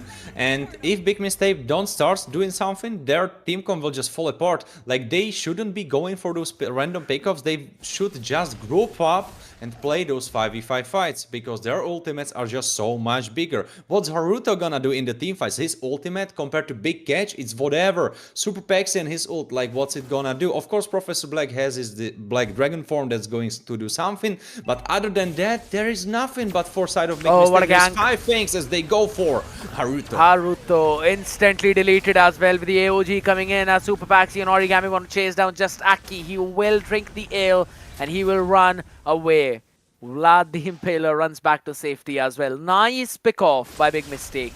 This is what they really need to do, and guess what? They're getting something more than that as well. The yin-yang overturn, but guess what? The boyfriend is going to catch the girlfriend out in the open. Ooh. Silly, massive play out, but you cannot outrun the Mikasa Ackerman on the other side. Flying everywhere. This is Hang. He's making sure that he shuts down everyone on the other side. And that's the thing, right? Is it Hank or Hanji, as you have rightfully said? I hope if we get him on the mic, he will be able to answer that. So that's definitely a question I'm keeping for later. But right now, let's talk about the game still, of course. 2,000 almost for Eternal Oblivion. That's a little bit scary, because if you think about their team comp, the biggest issue that could be for Big Mistake is that their opponents will snowball. And right now, it's happening. Henji or Hank is like so ahead, actually. Aki! He's not even using the deadly catch. I have no clue what he was waiting for. Could have just thrown it in. Using up the flicker as well in that moment. That is insane. And on the back of it now, he just picked up the Holy Crystal too. So I thought maybe it'd be fine. But looking at the mid-level advantages coming in on the other side right now. Silly's finally level 9 to a level 10 Hang to a level 10 Black Dragon. Man, things are looking pretty tough for them right now. Also, Vlad the Impaler went in for the Radiant Armor just to try and sustain through Super Paxi and Origami. But the main damage source are going to be Haruto as well as Hang with the skill damage for them right now. Just Aki is going to be taken down. No way he's surviving. Overextension from the man. Yeah, Big Mistake are actually making some big mistakes. That's what I've been telling you. There's a lot of mistakes that keep happening, and I must disagree with a statement that you had like 2 minutes ago, and that is that Big Mistake shouldn't want to fight because they are in deficit right now. But looking at how the game goes, the deficit will be just bigger and bigger. And the longer you play against Eternal Oblivion, they have better macro than you apparently, which something that you could have known even before this game started, because probably you watched their games, you had to be truthful to yourself, and you have to tell yourself, well, they have better macro. And if you let them play the macro, they will just cut out pieces of you until there is nothing left. It's a GG. Deadly Catch used up preemptively out there. They're still trying to survive as the AOG comes in, but catches absolutely no one at the edge of real world manipulation. You're able to trade off Super Paxi. But apart from that, you've lost 2 of your own, including the turret up on top. So that's still a big macro win for Eternal Oblivion as they increase their lead to 4.2. It's also one pattern that you can see with stronger teams, that even though they are losing, they know how to fight back and they know how to like punch back and not give it freely. But right now Big Mistake are not really doing that. They are kind of like laying on their back, letting the things happen from Eternal Oblivion, because they are just like going in their fridge, taking their milk, taking their cereals, and stealing their bananas. How do you know that there's no pomegranate there or watermelon? Please I don't know. I that. think because someone already ate it from the side of Eternal Oblivion, probably. I thought I was making it worse, but it's fine. The Lord is up right now. Eternal Oblivion with a 5.2k goal lead, and it's as you mentioned, they're doing whatever the heck they want to do in this entire game. Full map control whatsoever. Massive level advantage of level 13 to 11 on Silly. There should be a free Lord, no problems there. Malefic Roar being picked up as well along with the Wishing Lantern, so no more proper frontlining coming in from either Shrek or Vlad the Impaler.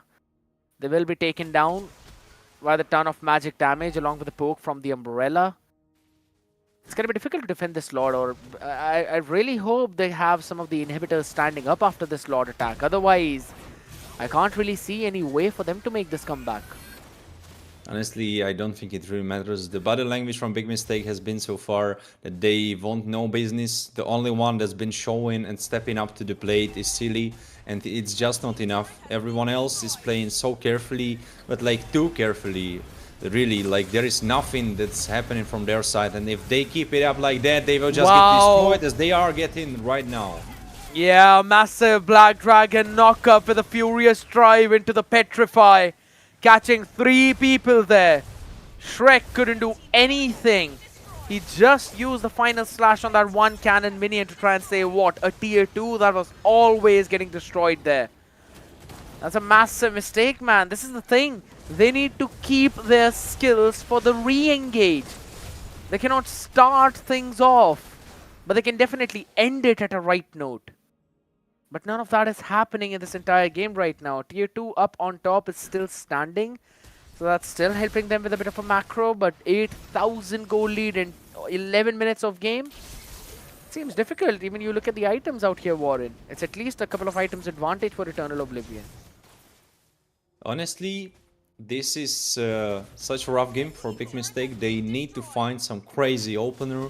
They need Eternal Oblivion to really fumble something. And if it gets to like them pushing your base crystal, you still have all those big ultimates. And the big part of them about them is that they do not only deal damage, but they have a big part CC about them. So if you can manage to layer all of your ultimates on top of each other, then I think there is an opening. Of course, this opening is pretty small. It's like if the window is open for the ventilation form, and you kind of trying to get through that into someone's house. So not really the best experience. But if Big Mistake can find the squeeze, then they can come back. What have you been watching recently, Warren? Man, I mean, like, I just don't want to bring down the fans of Big Mistake, because I think, like, there is the chance. Like, what do you want me to tell? Like, of course, it's looking dire, 9,000 gold difference, that's rough. If this is ranked, then I am blaming my teammates, reporting all of them, and I'm going AFK. But, well, you probably don't want to do that right now. Honestly, like if you are in Big Mistake's shoes right now, you should be thinking, all right, yeah. Rek has a different idea. Yeah, he. Oh wait, yeah, he does indeed. But what I wanted to say is that Big Mistake should right now be looking forward to that one mistake that could happen from the side of Eternal Oblivion if they don't end it cleanly. They are right now taking their sweet time. The thing is that right now they should be thinking about the draft of the second game already. They should use the time, talk it through, kind of analyze where it went wrong already. You could think me crazy because the game is still going on, but right now this game has very low chance of succeeding in the form of Big Mistake win. So right now you're just kind of fishing for that mistake and thinking about the draft for the second game already. That could be the idea. That could be the most efficient way to use up that time of this game, because 10,000 gold difference. It's again, again, the final slash used up preemptively. Instantly into a yin-yang overturn out there right now. Revitalize coming in as well. And as you've said, this could very well be one of the big ends out here. Eternal Oblivion. The discipline from this team is impeccable. Just Aki being taken out. And now you don't really have your wave clear. Another final slash used up out here. Shreko running away with a flicker. No chance for making any major play out there, because now you've got a flying Fanny. Hanging steadily going in for the cutthroat. Vlad the Impaler taken down. It's the Granger getting that one pick. On the other side of the spectrum, real world manipulation, but the fight is outside of that. Origami with another one. Deadly cast to zone them off. A good amount of damage, but still, it's Haruto. Unstoppable for this man. They've got the advantage. 3 down, minions in mid. The base is all open as Super Paxior. He's going to jump back in along with Hang. He wants to take one more down, but again, no one to save the crystal. Eternal Oblivion. The textbook play coming to fruition. Yeah, I didn't really know that Professor Black is teaching on weekend days, but apparently he is. So, well, if you wanna get taught some MLBB, you can definitely ring him up and book some lessons, because, yeah, Professor Black is still teaching. Even he's not resting. He's not having 5-day work week. He's having full 7-day work week apparently. He taught them a lesson together with the rest of the team, and Big Mistake, they didn't really look ready for that, what happened in the Land of Dawn. And I don't know what has to change for them to be ready for the second game. this is just rough patch. It's as I was trying to say before the game completely ended, it wasn't even like they had some advantage that could be used and utilized to come back. Whereas, for example, when we saw the series before, even though when Fake Time was losing, even though when Metal Black was losing, there still was something to come back from, to come back with. But there was really nothing. Like everyone was losing, no advantage there. Everyone was like overstaying. For example, their gold laner. So many times it was so apparent that they are going for Bane and he just didn't respect it at all, and he stayed for that wave. And if they went for the dive, he could just do the deadly catch into knockup, stall for time, go for that ale, heal himself up. He could flicker over that. Like there were so many tools he could still try to outplay his opponents with, but it looked like he kind of forfeited at one moment. And especially in that last fight, like I don't want to really be focusing on him specifically, because all of the team were doing mistakes. So it's not really personal, but in that last fight, he could have done that deadly catch so much sooner. I think it could have been like a 4-man wipe even, but he just decided not to. I don't know what was going on there. I think you saw that scared as well. As much as it was those deadly catches as well, I 100% agree with that. I mean, if you look at the Wombo combo, right? Real well manipulation dropped in. You go in for the final slash after the RWM has been dropped. You add on to what? The deadly catch and all of that. It is a fantastic combination to pick people off, but there was just no coordination between the team. The players all were trying to make their individual plays, and there was no proper coordination. I think so that's something that they would need to really work upon right now. I've been seeing constant problems out there for Big Mistake, and this entire game was like one big summary of what has really happened to them in the past 3 days. Again, here as well, he has had deadly catch for what? Probably hours, man. I wanted to see him use that pretty often, or rather a little bit more early. Out here, again, the angle pretty much weird. Could have gone in a bit more towards the right to send it towards the left one. It's just those small macro and rather I'd have to say so micro mistakes which eventually were capitalized on by Eternal Oblivion. Shrek constantly using the final slash to bring minions together and clear it all up.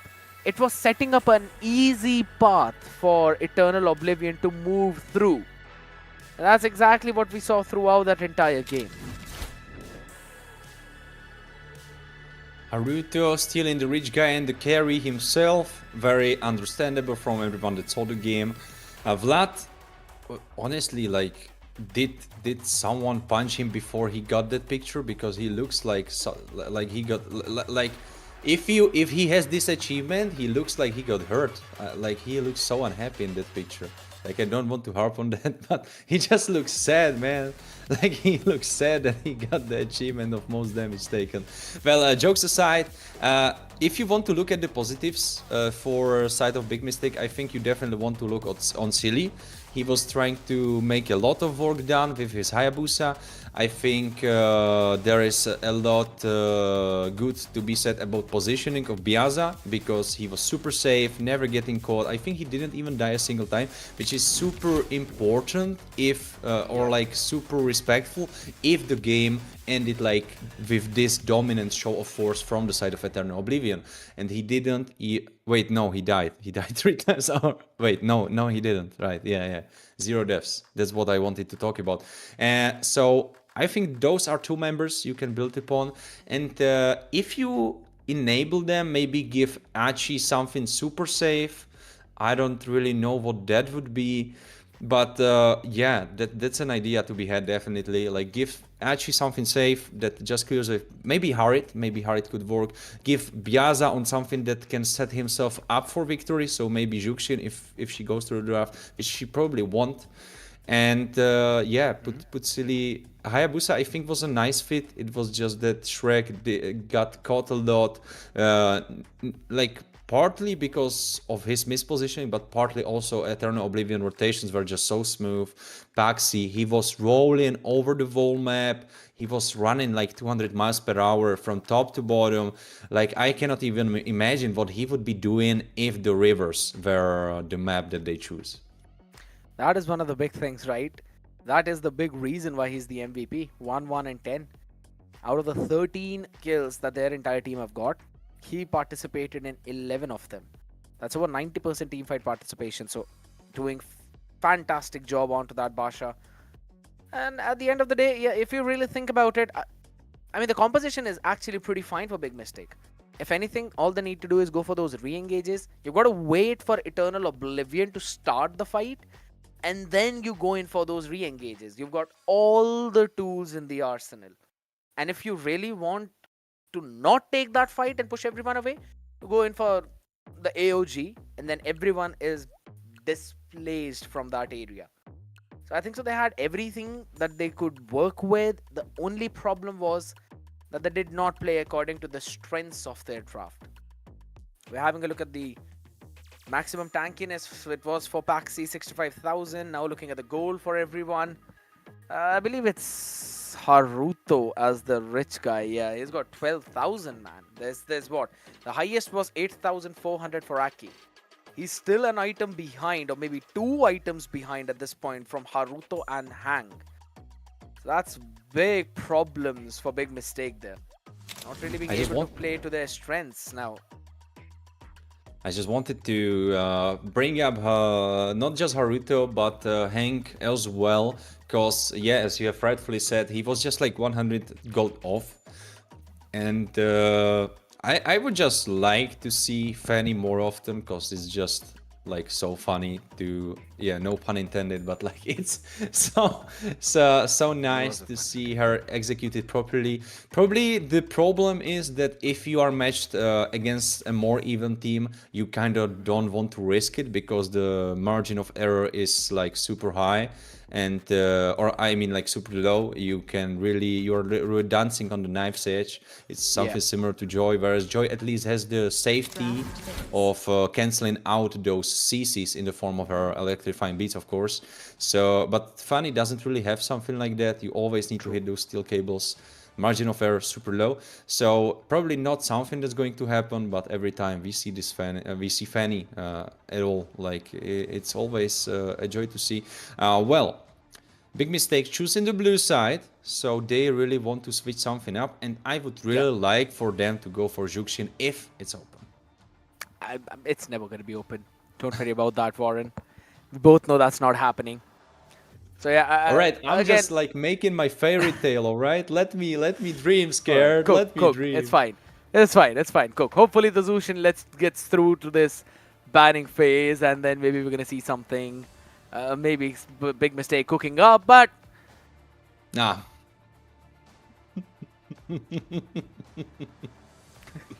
Take a couple of more names, man, and they're gonna be banned out too. I'm waiting for you to do that. I swear, if you say Hanabi. Well, actually, I met her in rank today, and yeah, I think I will start banning her. I kinda hate her. What? Why? Man, like, I went with my Lapu Lapu, and she doesn't take CC. She's CC immune in her shields. Yeah, I didn't really like that part. That's the best thing about Hanabi, right? But yeah, we're not really gonna see her. Let's be brutally honest. It's one of the biggest kiting metas out here right now. It doesn't really have the mobility to work around with that. But yeah, pretty good for that anti-CC, if you really think about it. But since we're talking about that anti-CC, right, and something that can actually pan very well in this meta, the Yi Sun Shen taken off the chart again. Basha on the other side, banned out by Big Mistake. Don't want to face what Paxi showed in the previous game. I'm expecting to see a Lancelot to be banned out. Maybe, or unless Big Mistake want to pick that up. There's a Kimi available, Kalia as well up for grabs. So this draft is still pretty open. So far, indeed, we will also see Basha being banned out. It's a Kimi priority. It's a Kimi prio.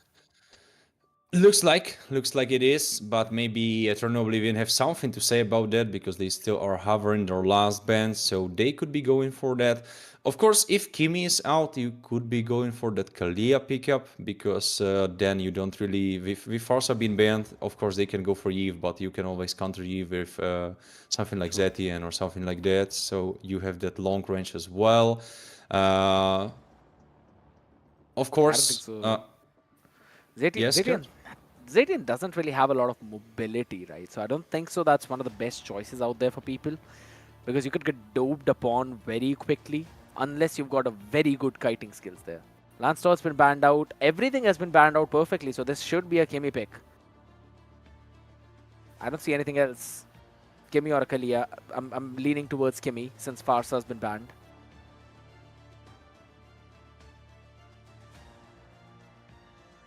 That's true. That's definitely something to think about. Yeah, it's Kimi. All right, Scared. You are the prophet. You are the chosen one. I'm beginning to believe. Wow. Wow. You are the Indian Neo.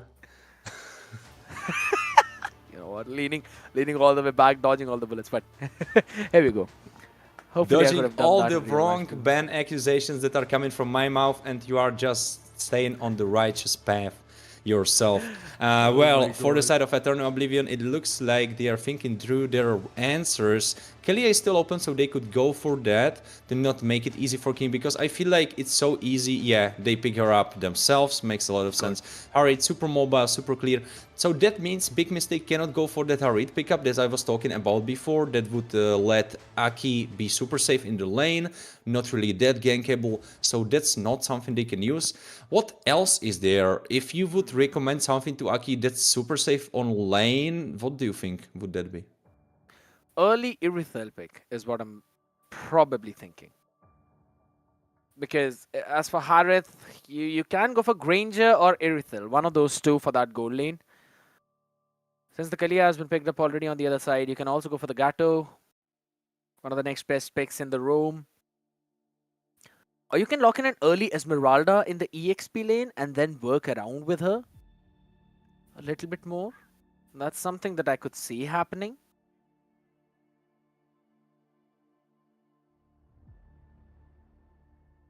I don't think so. Uranus would be a good choice here, though. Doesn't really have a lot of crowd control to work with. Harith needs to be stopped. Oh, for sure, he has to be stopped. The thing is, if you go for Gato, you have very hard time reaching onto or like hitting him. So it's kind of rough. Oh, Franco, all right, what a spicy pick. If Big Mistake want to go down, they will go down with a bang. It's Franco, and if he hits those hooks, it's going to be spicy. Those bloody hands connecting. Oh, wait a second. Eternal Oblivion, they are speaking about running it back, probably. Wait, why was there 0% win rate, Fanny? Oh, the game that we just had didn't take in... wasn't... Yeah, I see. It's going to be updated soon. It's fine. But here's the big thing, right? You pick up a Fanny into a Franco. That is bold. That is very bold. So my big question is now, if you engage with a Tsunami Slam, then guess what? Vlad is going to be free to use up the Bloody Hunt whenever he wants. And if he uses the Bloody Hunt first, then Hang, or rather Baxi, will be free to use the Tsunami Slam whenever he wants. It's like, if you use the ultimate first, then we're going to be second one. I love the ban on the Irithel. Harith could have been in a lot of trouble out there with her, so now you've been taking care of that, so it's good. But this is the main question. A Ruby can also be picked up right now by Big Mistake. They already have the Kimi for the marksman. That could be the idea, and it would also go into that angle where Aki would be a little bit more safe, not by the nature of his hero per se, but by the nature of him probably going more tanky path. Like, we wouldn't expect him to go like full damage. Like, I don't think that's even a thing with Ruby. Maybe in some random ranked games. So he would be pretty safe. Could be making those engages, making this front line for Kimi. So that's something that they could work around. Of course, still he would need to respect, which he didn't really do in the last games.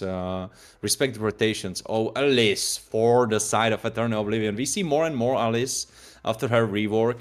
So honestly, I quite like it. Jungle showed me that it's a formidable pick that you need to take into account. True.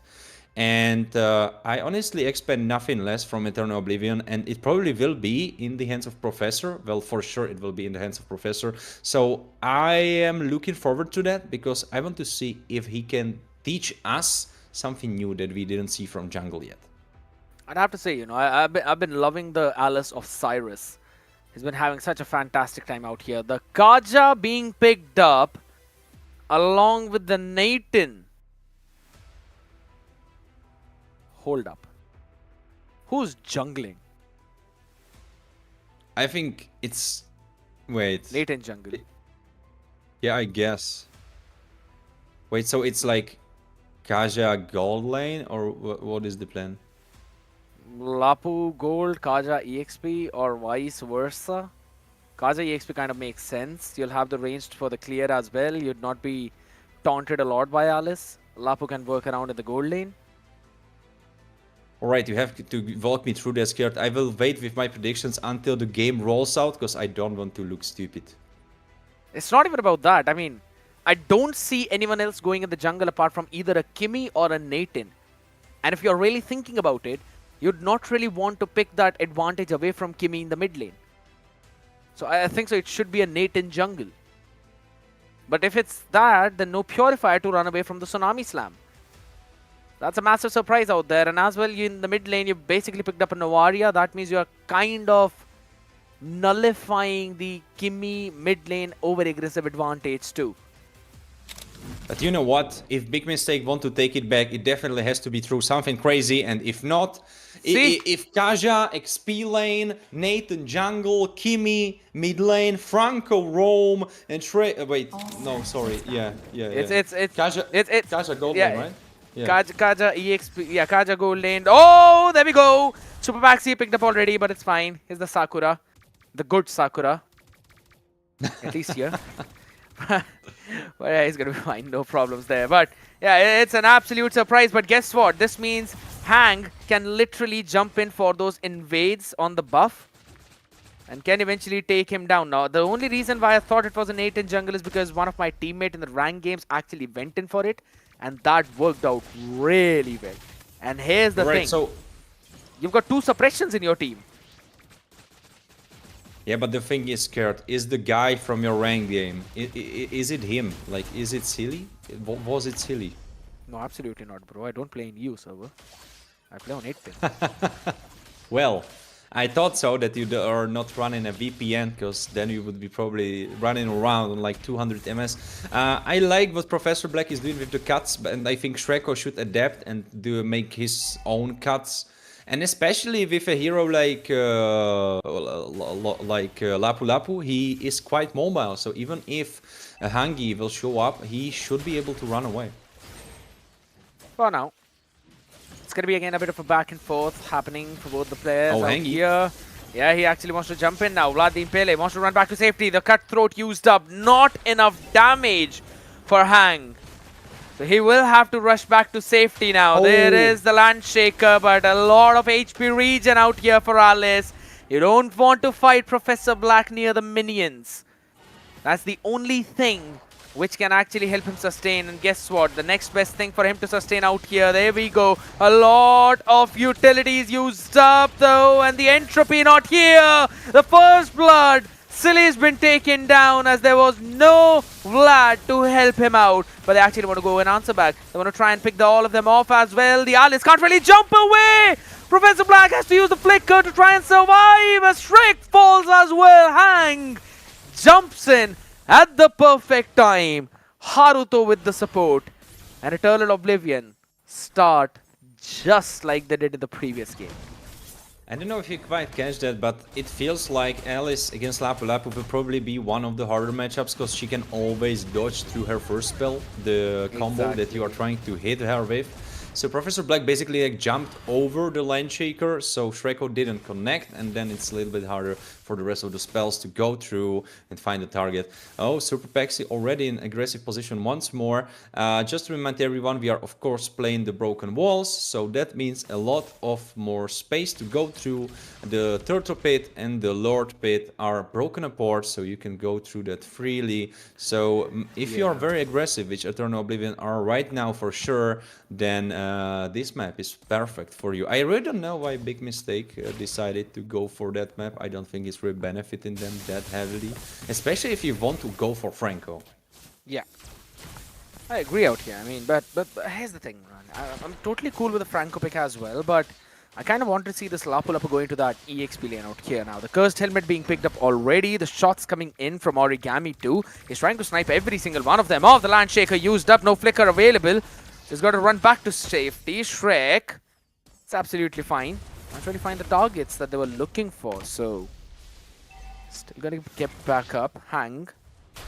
Getting his own buff out there. As towards the top side, Professor Black is going to have his own fun time. Vlad not really getting those iron hooks on point. So apart from the first one, hasn't really been very useful in those fights out here.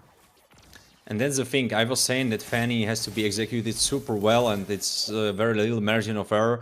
But if you are playing Franco, I don't think there is even margin of error. Like, there is literally no space for that. Like, every hook that you land, that you use has to count. If it doesn't, your usefulness drops dramatically. Like, then you're basically just a stun bot.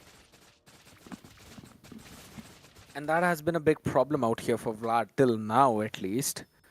And you can clearly see how aggressive Eternal Oblivion have been playing. They know that they can take all of this space. And they're just doing all of that.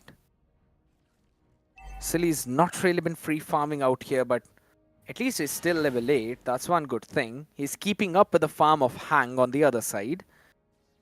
As they also help in with the clear towards the gold lane now. It's going to be a 5v5 again. A big Astral Echo out here. Stun onto the 3 connect as well as they still try and take Aki down. He will survive. And a big CC on the other end as well. Tsunami Slam to bring all of them back out there with the Landshaker connecting onto a big Raging Sunstorm on the other side. Or rather the Raging Slashes as Professor Black will be chunked down. Forced to use the Flicker to survive. Shots coming in from Origami. Not enough damage to survive.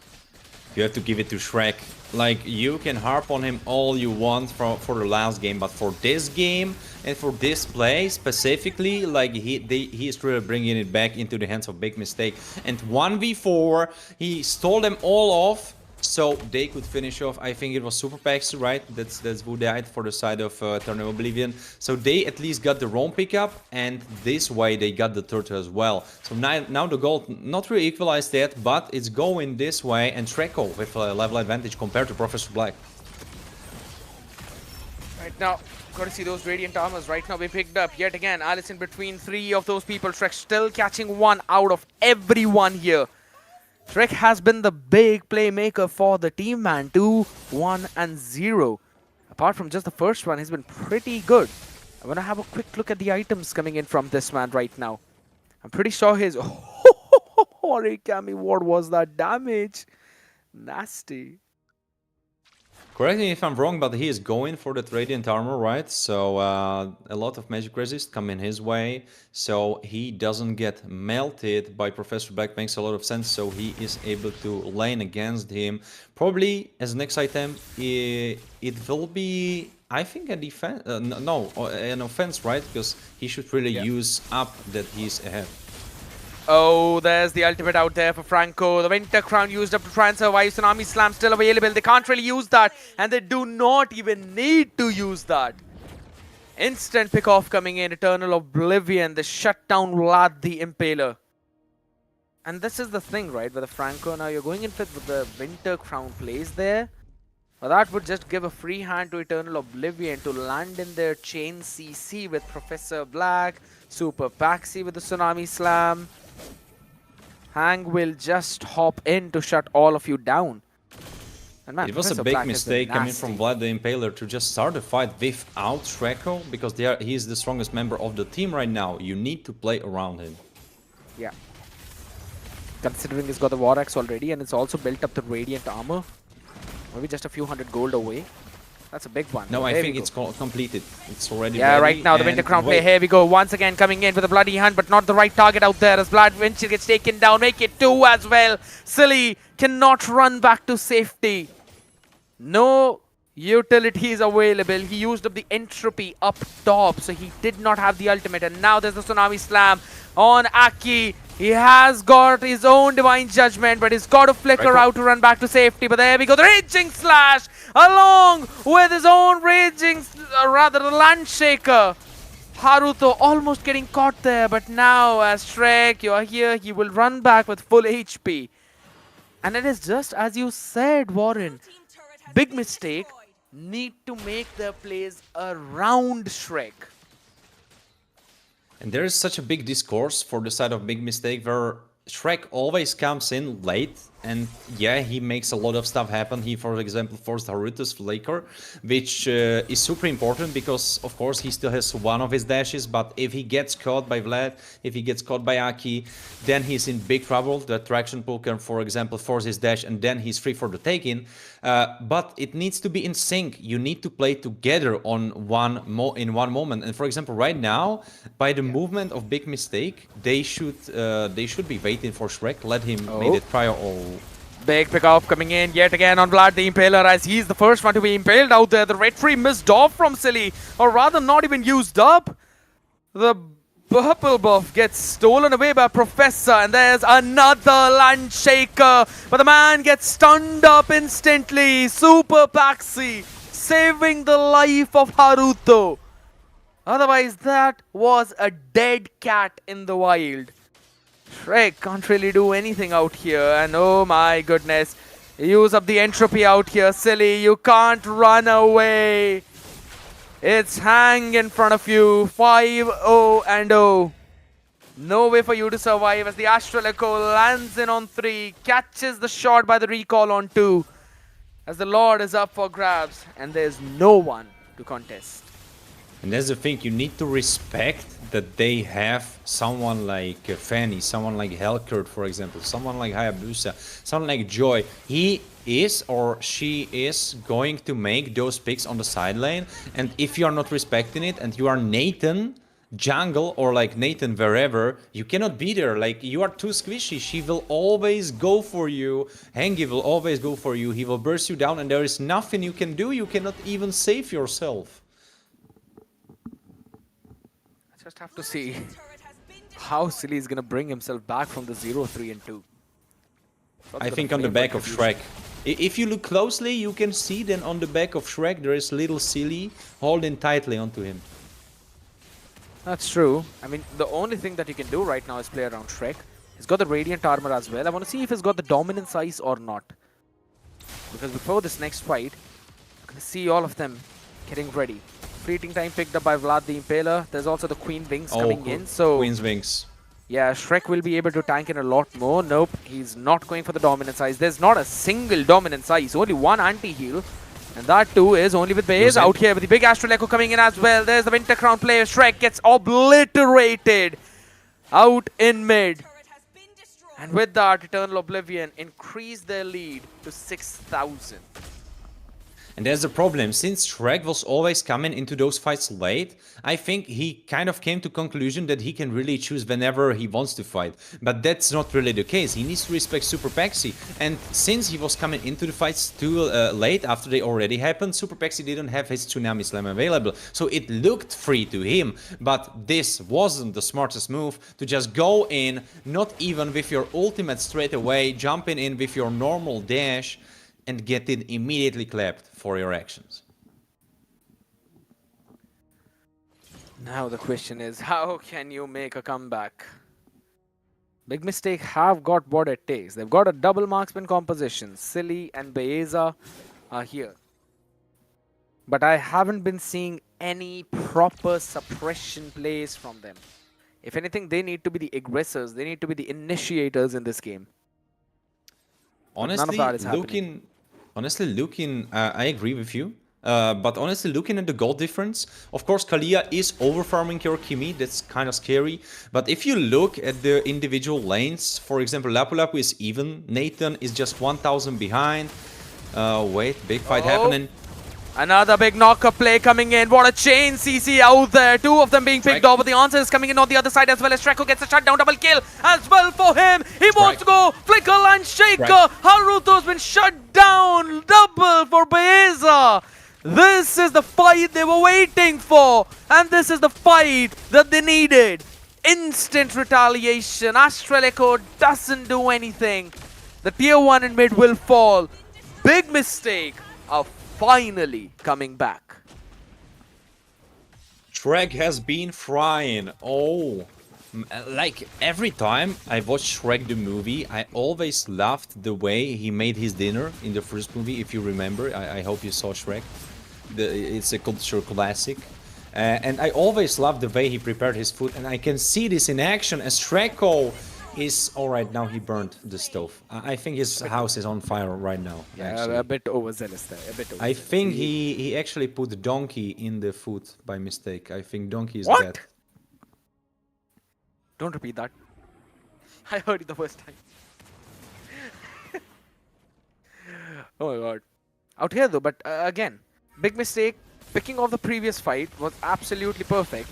But on the back of it, now eventually dropped the ball yet again. They had an advantage as well. Shrek trying to zone out everyone. And I think so one of the big reasons why he's being picked off now again and again is because just Aki and Vlad the Impaler do not have their main defense items. Like, they're absolutely paper right now. I understand the Thunderbelt build coming in from just Aki along with the fleeting time. It's nice, but I wanted to see Vlad the Impaler going for a tanky route. I wanted to see him prioritizing the Dreadnought armor into the Radiant armor just so they could tank that magic damage as well as a bit of the Fanny Steel Cable Cutthroat combination. But none of that is happening. Also, if you compare it, we just had a glimpse of Kaja and her Thunderbolt stacks. It's just 13. If you compare it to the Kaja that we saw before in the series with Metal Black against Fake Time, she had like 40 or 60 stacks around this minute. So, like this comparatively, like Aki is not even using the item, and Shrek went in completely random, burning his flicker. Landshaker used up though, but at the back line, that's where you have got the Alice standing up. Winter Crown play coming in. He's going to run back to safety though. The Fanny's going to be shut down instantly thanks to the Bloody Hunt. They will lose their inhibitors, but it's a 1-for-1 trade. What a hook! Super Baxi having to burn his own flicker in the process to survive. Will eventually try to run back to safety as Origami with just a recall. Oh my goodness. The damage on that is crazy. Honestly, if Vlad keeps hitting those hooks like he did in these last 30 seconds, then you can probably come back from that. Because those bloody hands paired up with hooks, if you hook literally anyone other than Professor Black, they are dead. They are just dead on spot. I mean, to be honest, even if you hook Professor Black and then you instantly go for the Bloody Hunt, he'd die too. Silly is on the Nathan. And I'm pretty sure he's built up 3 items right now. So he's going to be bursting them down instantly. Look at that. Holy Crystal, Blood. 4, actually, and moving on to his 5th. He's working on the last one, and I'm pretty sure that is going to be the Blood Wings. So he is farming up. They'll be able to burst anyone who comes in contact. And also, make no mistake, look at his gold. He is basically equal to Hank. 11,000. That's the big thing. Twilight armor being picked up as well for Shrek. I kind of wanted to see an Athena shield there, but I do understand the idea. Any damage that you receive over 1,200 is then going to be changed up, or maybe it's 800. I'll have to get a check on that fact one more time. Bit of a homework that I myself need to do here, but it's absolutely fine. On the end of it, at least you're tanking a lot. Yeah, but Yo, studio, don't show us Kaja and her Thunderbolt stacks. It's just sad. I will start crying. Like 13, when there is 17 minutes, like, please stop it. I will be sad and all my hope for big mistake will be gone. Hey, please show that one more time. Thank you! So beautiful people out here, man. A big shout out to all of you. Cardinal and so cool. Lovely work. We just like to annoy Warren sometimes. It's fun. I mean, I already got my cup of tea, if you know what I mean. Like, I got my fevers today, so yeah, I like my day is already fulfilled.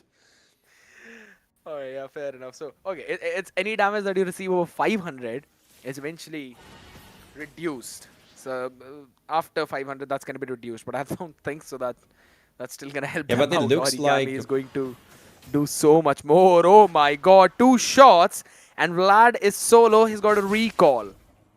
yeah, that's exactly what I wanted to pinpoint. That maybe Shreko is tanking, maybe Aki will be tanking too, because he has his own suit of armor. But Vlad, he is getting destroyed. Like, he doesn't look like a roamer. He looks like a sack of meat for Origami to shoot at.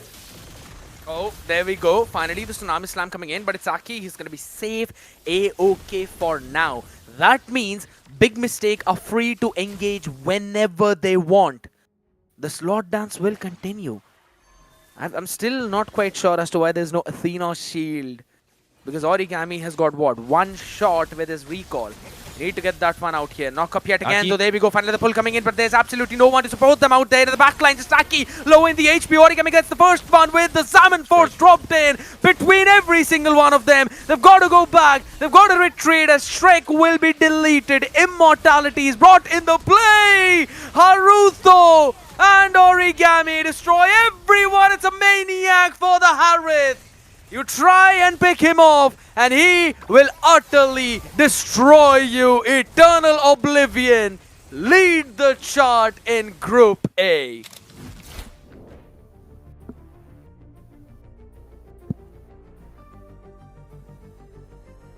Massive is all I can say at this point. Absolutely, for Absolutely sure. massive. Go for it, Warren. Take the stage. Yeah, I mean, Eternal Oblivion with such a strong show of force, they really showed their performance. They were very dominant. They went on to be first in the leaderboard thanks to their actions. And all that can be said is that the second game definitely looked better for Big Mistake, but it just wasn't enough. Especially in that last fight, I feel like Kaja just waited with that ultimate just to ult up, I think it was Super Pexi on that Kalia. Not really the target you want to go for, and he still had his flicker available, so he could went for Haruto, he could have went for Fanny, he could have went for literally anyone else. We were even before talking about how if you look out Professor Black, then you can kill him before he can even use his Winter Crown and so on. But that didn't really happen. Haruto actually with that 617 getting the player of the game. He wasn't that visible, at least for me. I was very focused on Professor Blake jumping and making those engages. But he takes the cake for this one, because I think we will see that in the damage graphs, where I know for sure that he will be very high up in there. I think so. It's actually going to be Origami in terms of the damage chart. The carry should go to Origami. Nasty shots with the recall, man. And lovely sandbag coming in from Professor Black.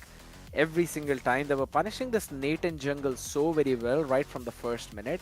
And again, it goes down to the itemization in game. I've been mentioning it so many times that some of the European teams really need to work upon those small item controls in this game. Like, I understand the Winter Crown and Fleeting Time play. You'd really want to get those extra suppressions on point. You want to be the initiators in the fight. But one of them should have gone for that. Second one should have gone in for the full tankiness. Because they were absolutely paper, my man, throughout the game. Oh, for sure. That's something really important that you pinpointed already in the game, and that is that if you don't go for those defenses, you prioritize the fleeting time, then of course your ultimates is available more often, but you weren't really using them. And the thing is, of course, you can ult like 3 times, but if out of those 3 times, 2 of the times you just die and you don't really use it, then what for you are really getting that fleet in time for and getting that extra CDR, because that was the story of the game. That was how it went around, because Kaja was dying super quickly. Then every time Origami sniped with his Novaria, and he got Franco, like half of his HP was already gone. There definitely should have been Athena shield, there definitely should have been other defensive options, because of course that's fleeting time is something you would go for in your typical ranked game, but I feel like if you are on this higher echelon of play, then of course people will be landing the skill shots, people will be more concentrated, so you need to be able to withstand that. You need to be able to make that front line. And if your tankiest member is your Lapu Lapu, I mean, that's fine if you take into account the Bravest Fighter combination where he gets extra defense, but he shouldn't be the tankiest member. He should be one of the tankiest members, in my opinion. I agree. And on the back of all of that now, if you really see all the stars of the game, yes, Shrek was the man who eventually became the sandbag of this game. Considering the build, it was absolutely ludicrous to see what was happening. Vlad had no magic defense until the last minute of the game. Aki had a radiant armor into a twilight armor, and the Thunderbolt stacks were less than 20 against a lineup like that. I basically got no clue what they wanted to cook with that one, but yeah, that wasn't working. Everything was on the shoulders of Shrek in that entire game after that. Silly was being caught out as well. The coordination looked bleak. And on the other end of the spectrum, Eternal Oblivion were looking so very strong in their combination of fights. And Professor Black, Haruto's Maniac was thanks to Professor Black's Winter Crown play. He instantly, if I'm not wrong, either flicker forwarded or skill 1 tapped forwarded. Right? He TP'd there and then pressed the Winter Crown. Or rather, it was the Thorn of Ruin that stunned up the last 2 people of Big Mistake. And Haruto capitalized on that. Ended up jumping in, instantly picking them off. Having a look at the damage taken out here as well. Again, Shrek was on top in terms of the damage dealt as well as damage taken. This man was doing everything for the team. Oh, he was indeed. Shrek was one-man army in it and really stepping up to the plate when it was the most needed, but unfortunately, as we have talked about it in the game, he wasn't on point with the rest of the team, where he kind of just went in there after everything happened. He tried to make a play happen, but he either was always late or the team was too early. That's the thing. I think so. It wasn't really just about that as well, right? I mean, Eternal Oblivion just knew all they need to do is take care of Shrek and then they can finish the rest of the people off easily. And they were just trying to avoid him at the later stages as well.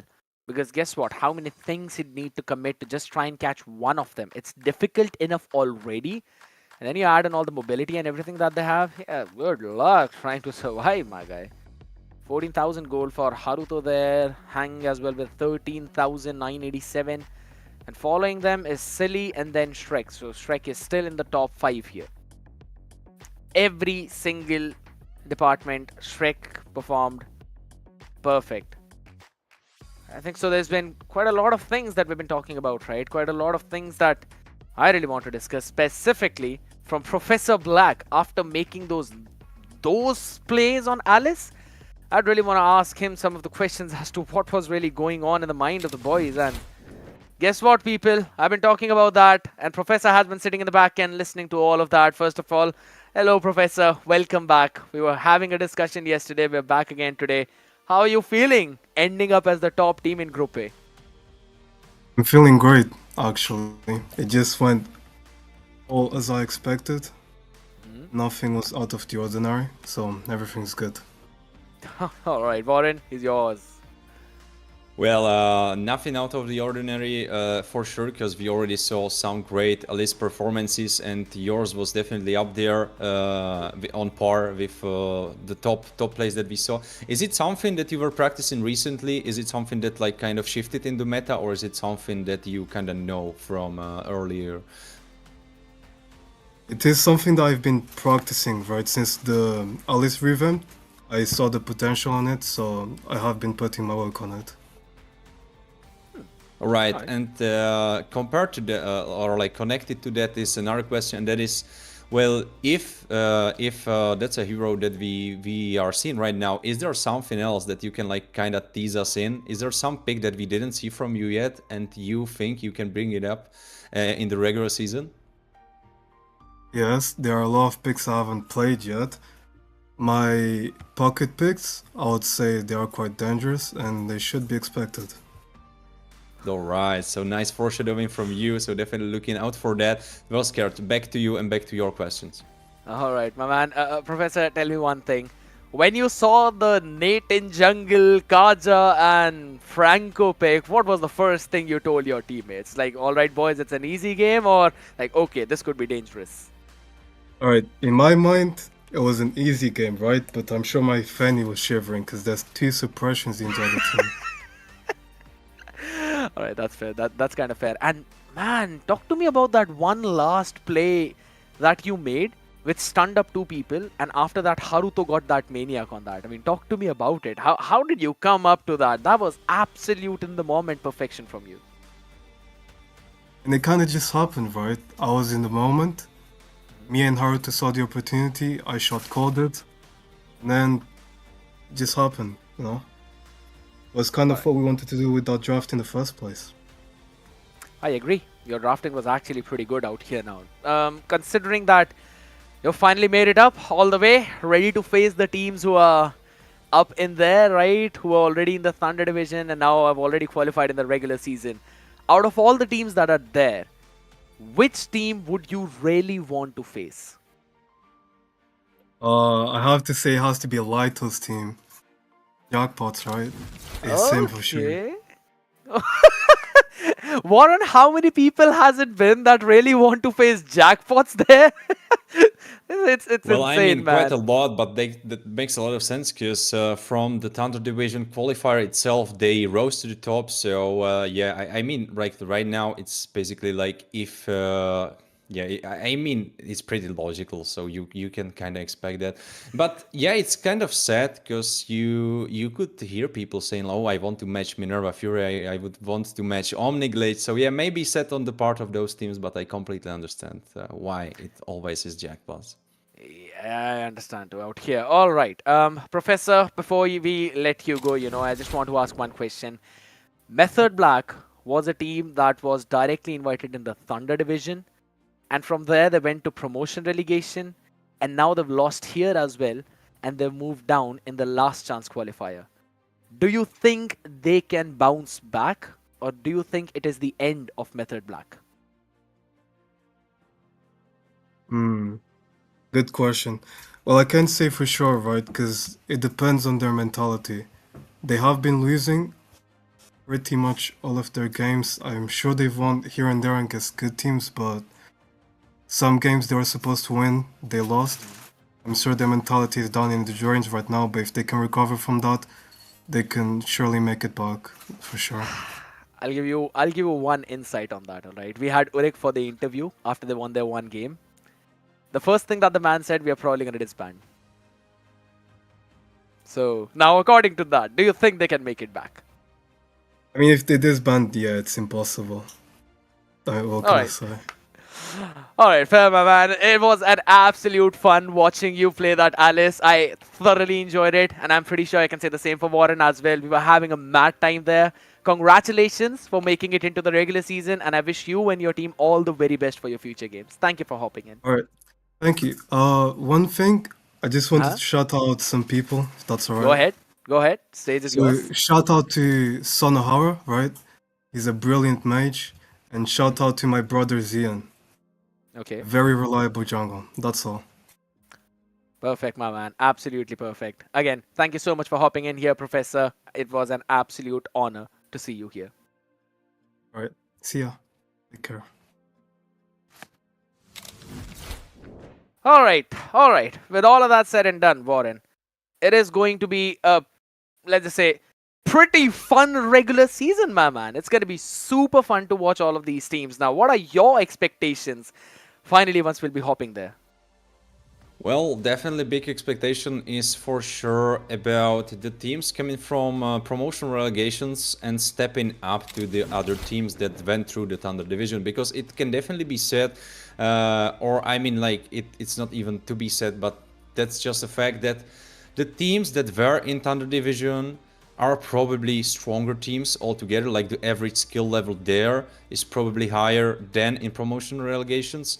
So that means that the clash between those two will be so exciting to watch, because for example right now we can see Eternal Oblivion, and of course we can see them compared to Ake, and in the group B we could see them compared to Metal Black, but it will be very interesting to see them how they can step up to at least the top of the leaderboard that was in Thunder division, for example Minerva Fury, Omniglitch and Jackpots especially.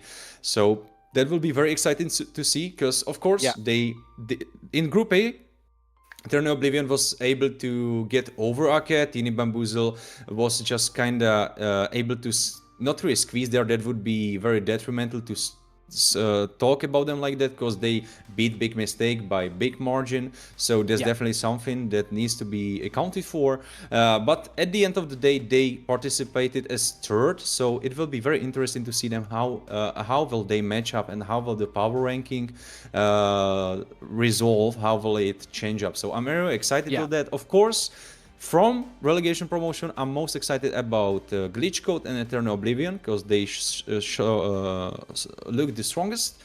And honestly, maybe even a little bit more for Glitch Code, because looking at their group, they were by far the most dominant. So that either means that their group was less average skilled. Yeah, less competitive, you can say, or that means that they are this dominant. So very excited about that, looking forward to that. I think so. It's a part of both, right? I absolutely agree out here. But now that we're having a look at this, I want to have a look at all the teams one more time that have qualified for the regular season. If you can move on to that, because everyone's been doing a fantastic job. Every team has performed really well. And we have a look at the slots for the regular season, people. Jackpots, Minerva Fury, Omniglitch, Stolen Angels, Void Kids, and Revenant Order, all the way from Thunder Division. Eternal Oblivion out here, Teeny Bamboozle, Glitch Code, Fake Time, and then of course, we've got two more teams out here, Ake and... Holy smokes, I've got to figure out what the logo of that team is, my man. What's the logo of the team on the bottom left or bottom right? Right, extra. Fake Time? Fake Time, I've said it. Hey, someone give me the confirmation for that. What's the team right next to Glitch Code? Memento Mori. Alright, fair. Thank you so much for that. It's Memento Mori, people. Yes, please do not kill me for not making that fun up out here. But all these teams looking pretty solid. And I know, Warren, you've got a lot of things on your mind. We've got a lot of teams for last chance qualifiers as well, people. Before we move off out here, there's some big information I want to tell you. The last chance qualifiers are going to be open to everyone.